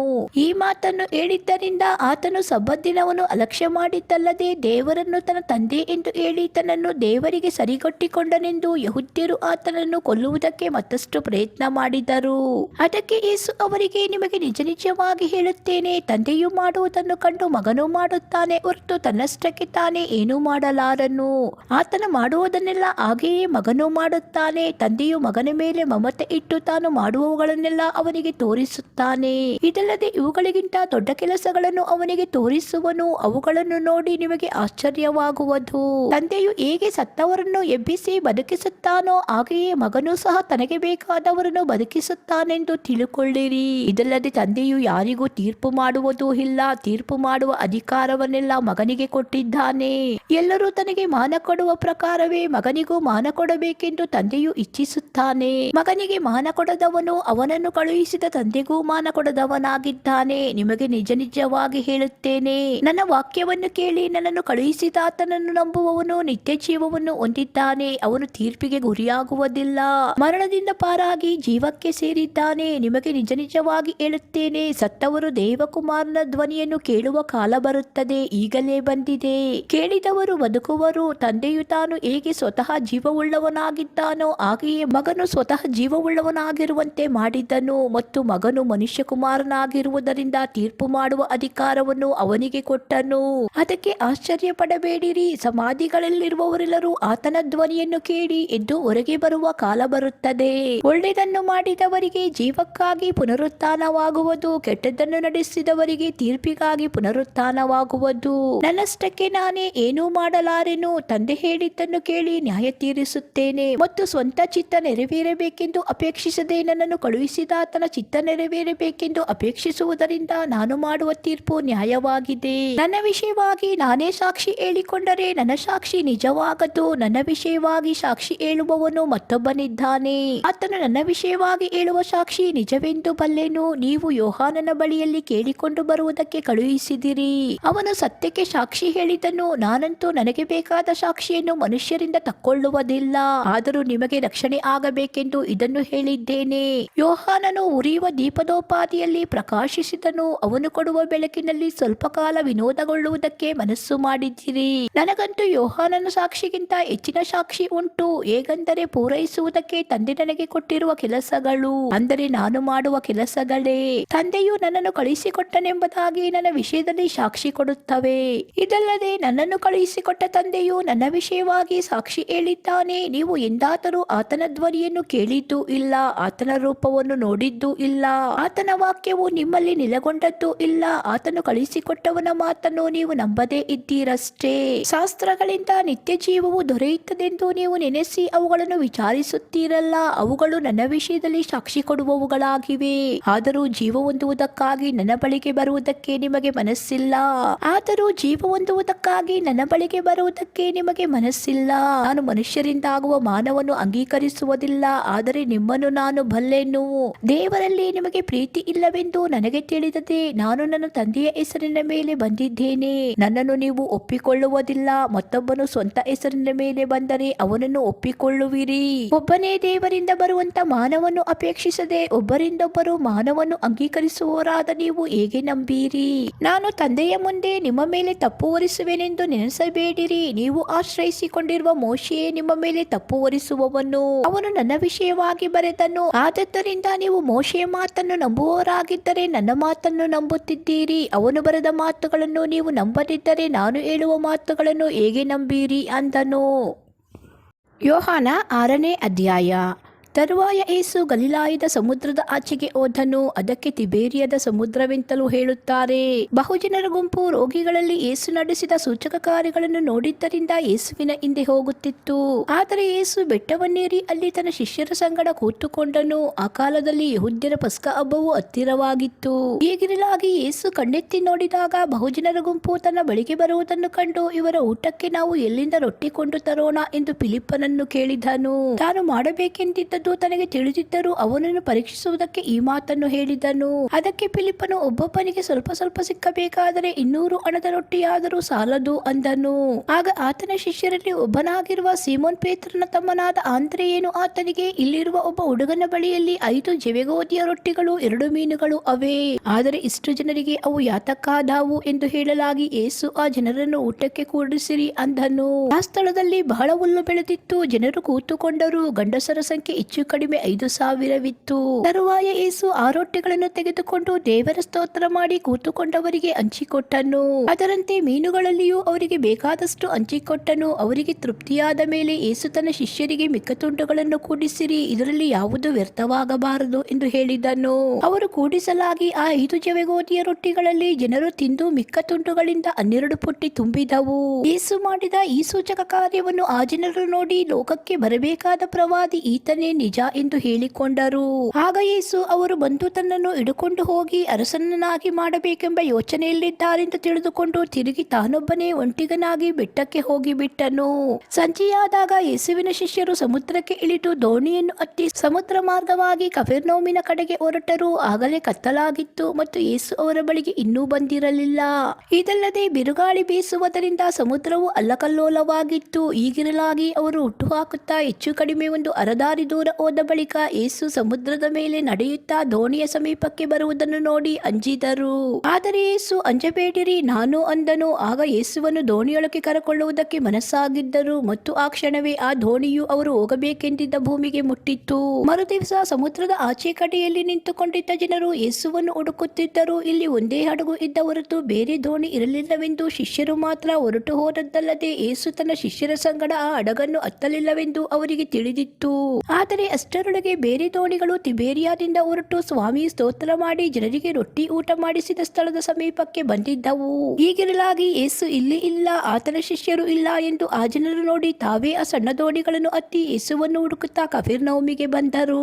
ಮತ್ತು ಸಮುದ್ರದ ಆಚೆ ಕಡೆಯಲ್ಲಿ ಯೇಸುವನ್ನು ಕಂಡುಕೊಂಡು, ಗುರುವೇ, ಯಾವಾಗ ಇಲ್ಲಿಗೆ ಬರೋಣವಾಯಿತು ಎಂದು ಕೇಳಿದ್ದಕ್ಕೆ ಯೇಸು ಅವರಿಗೆ, ನಿಮಗೆ ನಿಜ ನಿಜವಾಗಿ ಹೇಳುತ್ತೇನೆ, ನೀವು ನನ್ನನ್ನು ಹುಡುಕುವುದು ಸೂಚಕ ಕಾರ್ಯಗಳನ್ನು ನೋಡಿದ್ದರಿಂದಲ್ಲ, ಆ ರೊಟ್ಟಿ ತಿಂದು ಹೊಟ್ಟೆ ತುಂಬಿಸಿಕೊಂಡಿದ್ದರಿಂದಲೇ. ದುಡಿಯಿರಿ, ಕೆಟ್ಟು ಹೋಗುವ ಆಹಾರಕ್ಕಾಗಿ ದುಡಿಯಬೇಡಿರಿ, ನಿತ್ಯ ಜೀವಕ್ಕೆ ಉಳಿಯುವ ಆಹಾರಕ್ಕಾಗಿ ದುಡಿಯಿರಿ. ಇಂಥ ಆಹಾರವನ್ನು ಮನುಷ್ಯಕುಮಾರನು ನಿಮಗೆ ಕೊಡುವನು. ಇದಕ್ಕಾಗಿ ತಂದೆಯಾದ ದೇವರು ಆತನನ್ನು ನೇಮಿಸಿ ಮುದ್ರೆ ಹಾಕಿದ್ದಾನೆ ಅಂದನು. ಅವರು, ದೇವರಿಗೆ ಮೆಚ್ಚುಗೆಯಾದ ಕೆಲಸಗಳನ್ನು ನಾವು ನಡೆಸಬೇಕಾದರೆ ಏನು ಮಾಡಬೇಕೆಂದು ಆತನನ್ನು ಕೇಳಿದ್ದಕ್ಕೆ ಯೇಸು, ದೇವರು ಮೆಚ್ಚುವ ಕೆಲಸ ಯಾವುದೆಂದರೆ ಆತನು ಕಳಿಸಿಕೊಟ್ಟವನನ್ನು ನೀವು ನಂಬುವುದೇ ಅಂದನು. ಅವರು ಆತನನ್ನು, ಹಾಗಾದರೆ ನಾವು ನೋಡಿ ನಿನ್ನ ಮಾತನ್ನು ನಂಬುವಂತೆ ಏನು ಸೂಚಕ ಕಾರ್ಯ ಮಾಡುತ್ತಿ? ನಮ್ಮ ಹಿರಿಯರು ಅಡವಿಯಲ್ಲಿ ಮನ್ನಾ ತಿಂದರು, ಪರಲೋಕದಿಂದ ರೊಟ್ಟಿಯನ್ನು ಅವರಿಗೆ ತಿನ್ನುವುದಕ್ಕೆ ಕೊಟ್ಟನು ಎಂದು ಶಾಸ್ತ್ರದಲ್ಲಿ ಬರೆದಿದೆಯಲ್ಲ, ನೀನು ಏನು ಕೆಲಸ ನಡೆಸುತ್ತಿ ಎಂದು ಕೇಳಿದಾಗ ಯೇಸು ಅವರಿಗೆ, ನಿಮಗೆ ನಿಜ ನಿಜವಾಗಿ ಹೇಳುತ್ತೇನೆ, ಮೋಶೆಯು ನಿಮಗೆ ಪರಲೋಕದಿಂದ ರೊಟ್ಟಿ ಕೊಟ್ಟವನಲ್ಲ, ನನ್ನ ತಂದೆಯು ಪರಲೋಕದಿಂದ ಬರುವ ನಿಜವಾದ ರೊಟ್ಟಿಯನ್ನು ನಿಮಗೆ ಕೊಡುತ್ತಾನೆ. ದೇವರು ಕೊಡುವ ಆ ರೊಟ್ಟಿ ಯಾವುದೆಂದರೆ ಪರಲೋಕದಿಂದ ಇಳಿದು ಬಂದು ಲೋಕಕ್ಕೆ ಜೀವವನ್ನು ಉಂಟು ಮಾಡುವಂತದ್ದೇ ಎಂದು ಹೇಳಿದನು. ಆಗ ಅವರು, ಸ್ವಾಮಿ, ಆ ರೊಟ್ಟಿಯನ್ನು ನಮಗೆ ಯಾವಾಗಲೂ ಕೊಡು ಅನ್ನಲು ಯೇಸು ಅವರಿಗೆ, ಜೀವ ಕೊಡುವ ರೊಟ್ಟಿ ನಾನೇ. ನನ್ನ ಬಳಿಗೆ ಬರುವವನಿಗೆ ಎಂದಿಗೂ ಹಸಿವೆಯಾಗುವುದಿಲ್ಲ, ನನ್ನನ್ನು ನಂಬುವವನಿಗೆ ಎಂದಿಗೂ ನೀರಡಿಕೆಯಾಗುವುದಿಲ್ಲ. ಆದರೆ ನೀವು ನನ್ನನ್ನು ನೋಡಿದರೂ ನಂಬದೇ ಇದ್ದೀರಿ ಎಂದು ನಿಮಗೆ ಹೇಳಿದ್ದೆನಲ್ಲವೇ? ತಂದೆಯು ನನಗೆ ಕೊಡುವಂತವರೆಲ್ಲರೂ ನನ್ನ ಬಳಿಗೆ ಬರುವರು ಮತ್ತು ನನ್ನ ಬಳಿಗೆ ಬರುವವನನ್ನು ನಾನು ತಳ್ಳಿ ಬಿಡುವುದೇ ಇಲ್ಲ. ನನ್ನ ಚಿತ್ತದಂತೆ ನಡೆಯುವುದಕ್ಕಾಗಿ ನಾನು ಬಂದಿಲ್ಲ, ನನ್ನನ್ನು ಕಳುಹಿಸಿದ ಆತನ ಚಿತ್ತವನ್ನೇ ನೆರವೇರಿಸುವುದಕ್ಕೆ ಪರಲೋಕದಿಂದ ಬಂದೆನು. ನನ್ನನ್ನು ಕಳುಹಿಸಿದ ಆತನ ಚಿತ್ತವು ಏನೆಂದರೆ, ಆತನು ನನಗೆ ಕೊಟ್ಟವರಲ್ಲಿ ಒಬ್ಬನನ್ನು ನಾನು ಕೆಡಗೊಡಿಸದೆ ಅವನನ್ನು ಕಡೇ ದಿನದಲ್ಲಿ ಎಬ್ಬಿಸಬೇಕೆಂಬುದೇ. ಮಗನನ್ನು ನೋಡಿ ಆತನನ್ನು ನಂಬುವ ಪ್ರತಿಯೊಬ್ಬನಿಗೆ ನಿತ್ಯ ಜೀವವು ಸಿಕ್ಕಬೇಕೆಂಬುದೇ ನನ್ನ ತಂದೆಯ ಚಿತ್ತವಾಗಿದೆ ಮತ್ತು ನಾನು ಕಡೇ ದಿನದಲ್ಲಿ ಅವನನ್ನು ಎಬ್ಬಿಸುವೆನು ಎಂದು ಹೇಳಿದನು. ಯೇಸು ಪರಲೋಕದಿಂದ ಇಳಿದು ಬಂದ ರೊಟ್ಟಿ ನಾನೇ ಎಂದು ಹೇಳಿದ್ದಕ್ಕೆ ಯೆಹೂದ್ಯರು ಯೇಸುವಿನ ವಿಷಯವಾಗಿ ಗುಣಗುಟ್ಟಿ, ಇವನು ಯೋಸೇಫನ ಮಗನಾದ ಯೇಸು ಅಲ್ಲವೇ? ಇವನ ತಂದೆ ತಾಯಿಗಳನ್ನು ನಾವು ಬಲ್ಲೆವಲ್ಲವೇ? ಈಗ ಇವನು ಪರಲೋಕದಿಂದ ಇಳಿದು ಬಂದಿದ್ದೇನೆಂದು ಹೇಳುವುದು ಹೇಗೆ ಅಂದರು. ಅದಕ್ಕೆ ಯೇಸು ಅವರಿಗೆ, ನಿಮ್ಮೊಳಗೆ ಗುಣಗುಟ್ಟಬೇಡಿರಿ. ನನ್ನನ್ನು ಕಳುಹಿಸಿಕೊಟ್ಟಂತ ತಂದೆಯು ಎಳೆದ ಹೊರತು ಯಾವನು ನನ್ನ ಬಳಿಗೆ ಬರಲಾರನು ಮತ್ತು ನಾನು ಅವನನ್ನು ಕಡೇ ದಿನದಲ್ಲಿ ಎಬ್ಬಿಸುವೆನು. ಅವರೆಲ್ಲರೂ ದೇವರಿಂದ ಶಿಕ್ಷಿತರಾಗಿರುವರು ಎಂದು ಪ್ರವಾದಿಗಳ ಗ್ರಂಥದಲ್ಲಿ ಬರೆದದೆ. ತಂದೆಯಿಂದ ಕೇಳಿ ಕಲಿತವರೆಲ್ಲರೂ ನನ್ನ ಬಳಿಗೆ ಬರುತ್ತಾರೆ. ಯಾವನಾದರೂ ತಂದೆಯನ್ನು ನೋಡಿದ್ದಾನೆಂದು ತಿಳಿಯಬೇಡಿರಿ. ದೇವರ ಬಳಿಯಿಂದ ಬಂದವನೊಬ್ಬನೇ ತಂದೆಯನ್ನು ನೋಡಿದ್ದಾನೆ. ನಂಬಿದವನು ನಿತ್ಯ ಜೀವವನ್ನು ಹೊಂದಿದ್ದಾನೆಂದು ನಿಮಗೆ ನಿಜ ನಿಜವಾಗಿ ಹೇಳುತ್ತೇನೆ. ಜೀವ ಕೊಡುವ ರೊಟ್ಟಿ ನಾನೇ. ನಿಮ್ಮ ಹಿರಿಯರು ಅಡವಿಯಲ್ಲಿ ಮನ್ನಾ ತಿಂದರೂ ಸತ್ತು ಹೋದರು. ಪರಲೋಕದಿಂದ ಇಳಿದು ಬರುವ ರೊಟ್ಟಿ ಎಂತದ್ದೆಂದರೆ ಅದನ್ನು ತಿಂದವನು ಸಾಯುವುದಿಲ್ಲ. ಪರಲೋಕದಿಂದ ಇಳಿದು ಬರುವ ಜೀವವುಳ್ಳ ರೊಟ್ಟಿಯು ನಾನೇ. ಈ ರೊಟ್ಟಿಯನ್ನು ಯಾವನಾದರೂ ತಿಂದರೆ ಅವನು ಸದಾಕಾಲ ಬದುಕುವನು. ಮತ್ತು ನಾನು ಕೊಡುವ ರೊಟ್ಟಿ ನನ್ನ ಮಾಂಸವೇ, ಅದನ್ನು ಲೋಕದ ಜೀವಕ್ಕೋಸ್ಕರ ಕೊಡುವೆನು ಎಂದು ಹೇಳಿದನು. ಆಗ ಯೆಹೂದ್ಯರು, ಇವನು ತನ್ನ ಮಾಂಸವನ್ನು ನಮಗೆ ಹೇಗೆ ತಿನ್ನುವುದಕ್ಕೆ ಕೊಟ್ಟಾನೋ ಎಂದು ತಮ್ಮ ತಮ್ಮೊಳಗೆ ವಾಗ್ವಾದ ಮಾಡುತ್ತಿರಲು ಯೇಸು ಅವರಿಗೆ, ನಿಮಗೆ ನಿಜ ನಿಜವಾಗಿ ಹೇಳುತ್ತೇನೆ, ನೀವು ಮನುಷ್ಯಕುಮಾರನ ಮಾಂಸವನ್ನು ತಿನ್ನದೆ ಅವನ ರಕ್ತವನ್ನು ಕುಡಿಯದೆ ಹೋದರೆ ನಿಮ್ಮೊಳಗೆ ಜೀವವಿಲ್ಲ. ನನ್ನ ಮಾಂಸವನ್ನು ತಿಂದು ನನ್ನ ರಕ್ತವನ್ನು ಕುಡಿಯುವವನು ನಿತ್ಯ ಜೀವವನ್ನು ಹೊಂದಿದ್ದಾನೆ ಮತ್ತು ನಾನು ಅವನನ್ನು ಕಡೇ ದಿನದಲ್ಲಿ ಎಬ್ಬಿಸುವೆನು. ಯಾಕಂದರೆ ನನ್ನ ಮಾಂಸವೇ ನಿಜವಾದ ಆಹಾರ, ನನ್ನ ರಕ್ತವೇ ನಿಜವಾದ ಪಾನ. ನನ್ನ ಮಾಂಸವನ್ನು ತಿಂದು ನನ್ನ ರಕ್ತವನ್ನು ಕುಡಿಯುವವನು ನನ್ನಲ್ಲಿ ಇರುತ್ತಾನೆ, ನಾನು ಅವನಲ್ಲಿ ಇರುತ್ತೇನೆ. ಜೀವ ಸ್ವರೂಪನಾದ ತಂದೆಯು ನನ್ನನ್ನು ಕಳುಹಿಸಿಕೊಟ್ಟಿರಲಾಗಿ ನಾನು ತಂದೆಯಿಂದ ಜೀವಿಸುತ್ತೇನೆ. ಅದರಂತೆ ನನ್ನನ್ನು ತಿನ್ನುವವನೇ ನನ್ನಿಂದ ಜೀವಿಸುವನು. ಪರಲೋಕದಿಂದ ಇಳಿದು ಬಂದ ರೊಟ್ಟಿ ಇದೇ. ನಿಮ್ಮ ಹಿರಿಯರು ಮನ್ನಾ ತಿಂದರೂ ಸತ್ತರು, ಇದು ಹಾಗಲ್ಲ. ಈ ರೊಟ್ಟಿಯನ್ನು ತಿನ್ನುವವನು ಸದಾಕಾಲ ಜೀವಿಸುವನು ಎಂದು ಹೇಳಿದನು. ಕಫೆರ್ನೌಮಿನ ಸಭಾಮಂದಿರದಲ್ಲಿ ಉಪದೇಶ ಮಾಡುವಾಗ ಇದನ್ನು ಹೇಳಿದನು. ಯೇಸುವಿನ ಶಿಷ್ಯರಲ್ಲಿ ಅನೇಕರು ಇದನ್ನು ಕೇಳಿ, ಇದು ಕಠಿಣವಾದ ಮಾತು, ಇದನ್ನು ಯಾರು ಕೇಳಾರು ಅಂದುಕೊಂಡರು.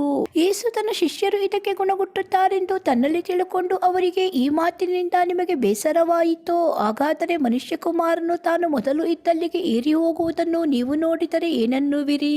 ಬದುಕಿಸುವಂಥದ್ದು ಆತ್ಮವೇ, ಮಾಂಸವು ಯಾವುದಕ್ಕೂ ಬರುವುದಿಲ್ಲ. ನಾನು ನಿಮಗೆ ಹೇಳಿರುವ ಮಾತುಗಳೇ ಆತ್ಮವಾಗಿಯೂ ಜೀವವಾಗಿಯೂ ಅವೇ. ಆದರೆ ನಿಮ್ಮಲ್ಲಿ ಕೆಲವರು ನಂಬದವರಾಗಿದ್ದಾರೆ ಅಂದನು. ನಂಬದವರು ಇಂಥವರು, ತನ್ನನ್ನು ಹಿಡುಕೊಡುವವನು ಇಂಥವನು ಎಂಬುದು ಯೇಸುವಿಗೆ ಮೊದಲಿಂದ ತಿಳಿದಿತ್ತು. ಮತ್ತು ಆತನು, ತಂದೆಯ ಅನುಗ್ರಹವಿಲ್ಲದೆ ಯಾರೂ ನನ್ನ ಬಳಿಗೆ ಬರಲಾರರು ಎಂಬುದನ್ನು ನಾನು ನಿಮಗೆ ಅದರ ದೆಸೆಯಿಂದಲೇ ಹೇಳಿದೆನು ಅಂದನು. ಅಂದಿನಿಂದ ಯೇಸುವಿನ ಶಿಷ್ಯರಲ್ಲಿ ಅನೇಕರು ಹಿಂಜರಿದು ಯೇಸುವಿನ ಸಂಗಡ ಸಂಚಾರ ಮಾಡುವುದನ್ನು ಬಿಟ್ಟರು. ಯೇಸು ಇದನ್ನು ನೋಡಿ ತನ್ನ 12 ಮಂದಿಯನ್ನು, ನೀವು ಸಹ ಹೋಗಬೇಕೆಂದಿದ್ದೀರಾ ಎಂದು ಕೇಳಿದ್ದಕ್ಕೆ ಸೀಮೋನ್ ಪೇತ್ರನು, ಸ್ವಾಮಿ, ನಿನ್ನನ್ನು ಬಿಟ್ಟು ನಾವು ಇನ್ನಾರ ಬಳಿಗೆ ಹೋಗೋಣ? ನಿನ್ನಲ್ಲಿ ನಿತ್ಯ ಜೀವವನ್ನು ಉಂಟು ಮಾಡುವ ವಾಕ್ಯಗಳುಂಟು. ನೀನು ದೇವರು ಪ್ರತಿಷ್ಠಿಸಿದವನೇ ಎಂದು ನಾವು ನಂಬಿದ್ದೇವೆ ಮತ್ತು ತಿಳಿದಿದ್ದೇವೆ ಅಂದನು. ಅದಕ್ಕೆ ಯೇಸು, 12 ಮಂದಿಯಾದ ನಿಮ್ಮನ್ನು ನಾನು ಆರಿಸಿ ತೆಗೆದುಕೊಂಡನಲ್ಲವೋ? ನಿಮ್ಮಲ್ಲಿಯೂ ಒಬ್ಬನು ಸೈತಾನನ ಮಗನಾಗಿದ್ದಾನೆ ಅಂದನು. ಈ ಮಾತಿನಿಂದ ಆತನು ಸೀಮೋನನ ಮಗನಾದ ಇಸ್ಕರಿಯೋತ ಯೂದನನ್ನು ಸೂಚಿಸಿದನು. ಇವನು ಆ 12 ಮಂದಿಯಲ್ಲಿ ಒಬ್ಬನಾಗಿದ್ದು ಮುಂದೆ ಆತನನ್ನು ಹಿಡುಕೊಡುವವನಾದನು. ಯೋಹಾನ 7ನೇ ಅಧ್ಯಾಯ. ಈ ಸಂಗತಿಗಳಾದ ಮೇಲೆ ಯೇಸು ಗಲಿಲಾಯದಲ್ಲಿ ಸಂಚಾರ ಮಾಡುತ್ತಿದ್ದನು. ಯೆಹೂದ್ಯರು ಆತನನ್ನು ಕೊಲ್ಲುವ ಪ್ರಯತ್ನದಲ್ಲಿದ್ದರಿಂದ ಆತನಿಗೆ ಯೂದಾಯದಲ್ಲಿ ಸಂಚಾರ ಮಾಡುವ ಮನಸ್ಸಿರಲಿಲ್ಲ. ಪರ್ಣಶಾಲೆಗಳ ಹಬ್ಬವೆಂಬ ಯೆಹೂದ್ಯರದೊಂದು ಜಾತ್ರೆಯು ಸಮೀಪವಾದಾಗ ಆತನ ತಮ್ಮಂದಿರು ಆತನಿಗೆ, ನೀನು ಮಾಡುವ ಕಾರ್ಯಗಳನ್ನು ನಿನ್ನ ಶಿಷ್ಯರು ಸಹ ನೋಡುವಂತೆ ಇಲ್ಲಿಂದ ಹೊರಟು ಯೂದಾಯಕ್ಕೆ ಹೋಗು. ಪ್ರಸಿದ್ಧಿಗೆ ಬರಬೇಕೆಂದಿರುವ ಯಾವನಾದರೂ ತಾನು ಮಾಡುವುದನ್ನು ಮರೆಯಲೇ ಮಾಡುವುದಿಲ್ಲವಲ್ಲ. ನೀನು ಇಂಥ ಕಾರ್ಯಗಳನ್ನು ಮಾಡುವನಾದ್ದರಿಂದ ಲೋಕಕ್ಕೆ ತಿಳಿಯಪಡಿಸಿಕೋ ಎಂದು ಹೇಳಿದರು.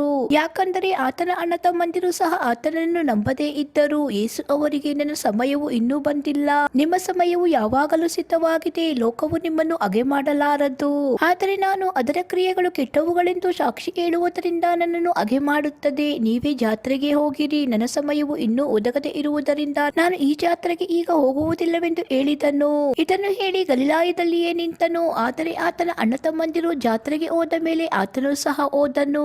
ಜನರಿಗೆ ಕಾಣುವಂತೆ ಹೋಗದೆ ಮರೆಯಾಗಿ ಹೋದನು. ಜಾತ್ರೆಯಲ್ಲಿ ಯೆಹೂದ್ಯರು ಅವನು ಎಲ್ಲಿದ್ದಾನೆಂದು ಆತನನ್ನು ಹುಡುಕುತ್ತಿದ್ದರು ಮತ್ತು ಜನರ ಗುಂಪುಗಳಲ್ಲಿ ಆತನ ವಿಷಯವಾಗಿ ಬಹಳ ಗುಜುಗುಜು ಮಾತು ನಡೆಯುತ್ತಿತ್ತು. ಕೆಲವರು ಆತನು ಒಳ್ಳೆಯವನು ಅಂದರು, ಇನ್ನು ಕೆಲವರು ಅಲ್ಲ, ಜನರನ್ನು ತಪ್ಪಾದ ಮಾರ್ಗಕ್ಕೆ ಎಳೆಯುತ್ತಾನೆ ಅಂದರು. ಆದರೂ ಯೆಹೂದ್ಯರ ಭಯದಿಂದ ಯಾರೂ ಆತನ ವಿಷಯದಲ್ಲಿ ಧಾರಾಳವಾಗಿ ಮಾತಾಡಲಿಲ್ಲ. ಜಾತ್ರೆಯ ಮಧ್ಯಕಾಲದಲ್ಲಿ ಯೇಸು ದೇವಾಲಯಕ್ಕೆ ಹೋಗಿ ಬೋಧಿಸುತ್ತಿದ್ದನು. ಯೆಹೂದ್ಯರು ಅದಕ್ಕೆ ಆಶ್ಚರ್ಯಪಟ್ಟು, ವಿದ್ಯಾಭ್ಯಾಸ ಮಾಡುತ್ತಿರುವ ಈತನಿಗೆ ಶಾಸ್ತ್ರಗಳು ತಿಳಿದಿರುವುದು ಹೇಗೆ ಎಂದು ಹೇಳುತ್ತಿದ್ದರು. ಅದಕ್ಕೆ ಯೇಸು, ನಾನು ಹೇಳುವ ಬೋಧನೆಯು ನನ್ನದಲ್ಲ, ನನ್ನನ್ನು ಕಳುಹಿಸಿದಾತನದು. ಆತನ ಚಿತ್ತದಂತೆ ನಡೆಯುವುದಕ್ಕೆ ಯಾರಿಗೆ ಮನಸ್ಸಿದೆಯೋ ಅವರಿಗೆ ಈ ಬೋಧನೆಯು ದೇವರಿಂದ ಬಂದದ್ದೋ? ನಾನೇ ಕಲ್ಪಿಸಿ ಹೇಳಿದ್ದೋ ಗೊತ್ತಾಗುವುದು. ಕಲ್ಪಿಸಿ ಹೇಳುವವನು ತನಗೆ ಮಾನ ಬರಬೇಕೆಂದು ಅಪೇಕ್ಷಿಸುತ್ತಾನೆ. ತನ್ನನ್ನು ಕಳುಹಿಸಿದವನಿಗೆ ಮಾನ ಬರಬೇಕೆಂದು ಅಪೇಕ್ಷಿಸುವವನು ಸತ್ಯವಂತನು, ಅಧರ್ಮವು ಆತನಲ್ಲಿ ಇಲ್ಲ. ಮೋಶೆಯು ನಿಮಗೆ ಧರ್ಮಶಾಸ್ತ್ರವನ್ನು ಕೊಟ್ಟಿದ್ದರೂ ನಿಮ್ಮಲ್ಲಿ ಒಬ್ಬನಾದರೂ ಧರ್ಮಶಾಸ್ತ್ರದಂತೆ ನಡೆಯುವುದಿಲ್ಲವಲ್ಲ. ಯಾಕೆ ನನ್ನನ್ನು ಕೊಲ್ಲುವುದಕ್ಕೆ ನೋಡುತ್ತೀರಿ ಎಂದು ಹೇಳಿದನು. ಅದಕ್ಕೆ ಆ ಜನರು, ನಿನಗೆ ದೆವ್ವ ಹಿಡಿದದೆ, ಯಾರು ನಿನ್ನನ್ನು ಕೊಲ್ಲುವುದಕ್ಕೆ ನೋಡುತ್ತಾರೆ ಅಂದರು. ಯೇಸು ಅವರಿಗೆ, ಒಂದೇ ಕ್ರಿಯೆಯನ್ನು ಮಾಡಿದೆನು, ಅದಕ್ಕೆ ನೀವೆಲ್ಲರೂ ಬೆರಗಾಗಿದ್ದೀರಿ. ಮೋಶೆಯು ನಿಮಗೆ ಸುನ್ನತಿ ಎಂಬ ಸಂಸ್ಕಾರವನ್ನು ನೇಮಿಸಿದನು. ಅದು ಮೋಶೆಯಿಂದ ಬಂದದ್ದೆಂದು ನಾನು ಹೇಳುವುದಿಲ್ಲ, ಮೂಲಪುರುಷರ ಕಾಲದಿಂದ ಬಂದದ್ದು. ಮತ್ತು ಆ ಸುನ್ನತಿಯನ್ನು ಸಬ್ಬತ್ ದಿನದಲ್ಲಿಯೂ ಮಾಡುತ್ತೀರಿ. ಮೋಶೆಯ ನೇಮವನ್ನು ಮೀರಬಾರದೆಂದು ಒಬ್ಬನು ಸಬ್ಬತ್ ದಿನದಲ್ಲಿ ಸುನ್ನತಿ ಮಾಡಿಸಿಕೊಳ್ಳುವುದಾದರೆ, ನಾನು ಸಬ್ಬತ್ ದಿನದಲ್ಲಿ ಒಬ್ಬ ಮನುಷ್ಯನನ್ನು ಸಂಪೂರ್ಣವಾಗಿ ಸ್ವಸ್ಥ ಮಾಡಿದ್ದಕ್ಕೆ ನನ್ನ ಮೇಲೆ ಕೋಪಗೊಳ್ಳುತ್ತೀರೋ? ಕಣ್ಣಿಗೆ ತೋರಿದ್ದರ ಮೇಲೆ ತೀರ್ಪು ಮಾಡಬೇಡಿರಿ, ನ್ಯಾಯವಾದ ತೀರ್ಪು ಮಾಡಿರಿ ಎಂದು ಹೇಳಿದನು. ಯೆರೂಸಲೇಮಿನಲ್ಲಿ ಕೆಲವರು, ಇವನನ್ನಲ್ಲವೇ ಅವರು ಕೊಲ್ಲಬೇಕೆಂದಿರುವುದು? ನೋಡಿರಿ, ಇವನು ಧಾರಾಳವಾಗಿ ಮಾತಾಡುತ್ತಾನೆ. ಅವರು ಅವನಿಗೆ ಏನು ಹೇಳುವುದಿಲ್ಲ. ಹಿರೀಸಭೆಯವರು ಇವನೇ ಬರಬೇಕಾದ ಕ್ರಿಸ್ತನೆಂದು ನಿಶ್ಚಯ ಮಾಡಿಕೊಂಡಿದ್ದಾರೇನೋ? ಆದರೂ ಇವನು ಎಲ್ಲಿಯವನೆಂದು ಬಲ್ಲೆವು. ಕ್ರಿಸ್ತನು ಬರುವಾಗ ಅವನು ಎಲ್ಲಿಯವನೋ ಒಬ್ಬರಿಗೂ ತಿಳಿಯುವುದಿಲ್ಲವೆಂದು ಮಾತಾಡಿಕೊಳ್ಳುತ್ತಿದ್ದರು. ಯೇಸು ಇದನ್ನು ತಿಳಿದು ದೇವಾಲಯದಲ್ಲಿ ಉಪದೇಶ ಮಾಡುವಾಗ, ನನ್ನನ್ನು ಬಲ್ಲಿರಿ, ನಾನು ಎಲ್ಲಿಯವನೆಂದು ಬಲ್ಲಿರಿ ನಿಜವೇ. ಆದರೂ ನಾನು ನನ್ನಷ್ಟಕ್ಕೆ ಬಂದವನಲ್ಲ, ನನ್ನನ್ನು ಕಳುಹಿಸಿದಾತನು ನಿಜವಾದವನು. ನೀವು ಆತನನ್ನು ಅರಿತವರಲ್ಲ, ನಾನು ಆತನನ್ನು ಬಲ್ಲೆನು. ಆತನ ಕಡೆಯಿಂದ ಬಂದವನಾದ್ದರಿಂದಲೂ ನನ್ನನ್ನು ಆತನೇ ಕಳುಹಿಸಿದ್ದರಿಂದಲೂ ಆತನನ್ನು ಬಲ್ಲೆನೆಂದು ಕೂಗಿ ಹೇಳಿದನು. ಇದಕ್ಕಾಗಿ ಆತನನ್ನು ಹಿಡಿಯುವುದಕ್ಕೆ ನೋಡುತ್ತಿದ್ದರು. ಆದರೆ ಆತನ ಕಾಲ ಇನ್ನೂ ಬಾರದೆ ಇದ್ದ ಕಾರಣ ಯಾರೂ ಆತನ ಮೇಲೆ ಕೈ ಹಾಕಲಿಲ್ಲ. ಜನರಲ್ಲಿ ಅನೇಕರು ಆತನನ್ನು ನಂಬಿ ಕ್ರಿಸ್ತನು ಬಂದಾಗ ಈತನು ಮಾಡಿದ್ದಕ್ಕಿಂತ ಹೆಚ್ಚು ಸೂಚಕ ಕಾರ್ಯಗಳನ್ನು ಮಾಡಾನೋ ಎಂದು ಹೇಳಿದರು. ಜನರು ಆತನ ವಿಷಯವಾಗಿ ಗುಜುಗುಜು ಆಡಿದ ಈ ಮಾತುಗಳನ್ನು ಫರಿಸಾಯರು ಕೇಳಲು ಮಹಾಯಾಜಕರು ಫರಿಸಾಯರು ಆತನನ್ನು ಹಿಡಿಯುವುದಕ್ಕೆ ಓಲೆಕಾರರನ್ನು ಕಳುಹಿಸಿದರು.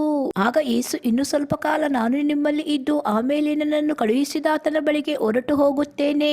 ನೀವು ನನ್ನನ್ನು ಹುಡುಕುವಿರಿ, ಆದರೆ ನನ್ನನ್ನು ಕಂಡುಕೊಳ್ಳದೆ ಹೋಗುವಿರಿ. ನಾನು ಇರುವಲ್ಲಿಗೆ ನೀವು ಬರಲಾರಿರಿ ಅಂದನು. ಅದಕ್ಕೆ ಯೆಹೂದ್ಯರು, ಇವನು ನಮಗೆ ಸಿಕ್ಕದ ಹಾಗೆ ಎಲ್ಲಿ ಹೋಗಬೇಕೆಂದಿರುತ್ತಾನೆ? ಗ್ರೀಕರೊಳಗೆ ಚೆದರಿಕೊಂಡಿರುವ ನಮ್ಮವರ ಬಳಿಗೆ ಹೋಗಿ ಆ ಗ್ರೀಕರಿಗೆ ಉಪದೇಶ ಮಾಡಬೇಕೆಂದಿರುತ್ತಾನೋ? ನನ್ನನ್ನು ಹುಡುಕುವಿರಿ, ಆದರೆ ನನ್ನನ್ನು ಕಂಡುಕೊಳ್ಳದೆ ಹೋಗುವಿರಿ. ನಾನು ಇರುವಲ್ಲಿಗೆ ನೀವು ಬರಲಾರಿರಿ ಎಂದು ಅವನು ಹೇಳಿದ ಮಾತು ಏನಿದ್ದೀತು ಎಂಬುದಾಗಿ ತಮ್ಮ ತಮ್ಮೊಳಗೆ ಮಾತಾಡಿಕೊಂಡರು. ಆ ಜಾತ್ರೆಯ ಮಹಾದಿವಸವಾದ ಕಡೇ ದಿನದಲ್ಲಿ ಯೇಸು ನಿಂತುಕೊಂಡು, ಯಾವನಿಗಾದರೂ ನೀರಡಿಕೆಯಾಗಿದ್ದರೆ ಅವನು ನನ್ನ ಬಳಿಗೆ ಬಂದು ಕುಡಿಯಲಿ. ನನ್ನನ್ನು ನಂಬಿದವನ ಹೊಟ್ಟೆಯೊಳಗಿಂದ ಶಾಸ್ತ್ರದಲ್ಲಿ ಹೇಳಿರುವ ಪ್ರಕಾರ ಜೀವಕರವಾದ ನೀರಿನ ಹೊಳೆಗಳು ಹರಿಯುವವು ಎಂದು ಕೂಗಿ ಹೇಳಿದನು. ಇದನ್ನು ಯೇಸು ತನ್ನನ್ನು ನಂಬಿದವರು ಹೊಂದಲಿರುವ ಪವಿತ್ರಾತ್ಮವರವನ್ನು ಕುರಿತು ಹೇಳಿದನು. ಆತನು ಇನ್ನೂ ತನ್ನ ಮಹಿಮೆಯ ಪದವಿಯನ್ನು ಹೊಂದದೇ ಇದ್ದ ಕಾರಣ ಪವಿತ್ರಾತ್ಮವರವು ಇನ್ನೂ ಬಂದಿದ್ದಿಲ್ಲ. ಜನರಲ್ಲಿ ಕೆಲವರು ಆ ಮಾತುಗಳನ್ನು ಕೇಳಿ, ನಿಜವಾಗಿ ಈತನು ಬರಬೇಕಾದ ಪ್ರವಾದಿ ಅಂದರು.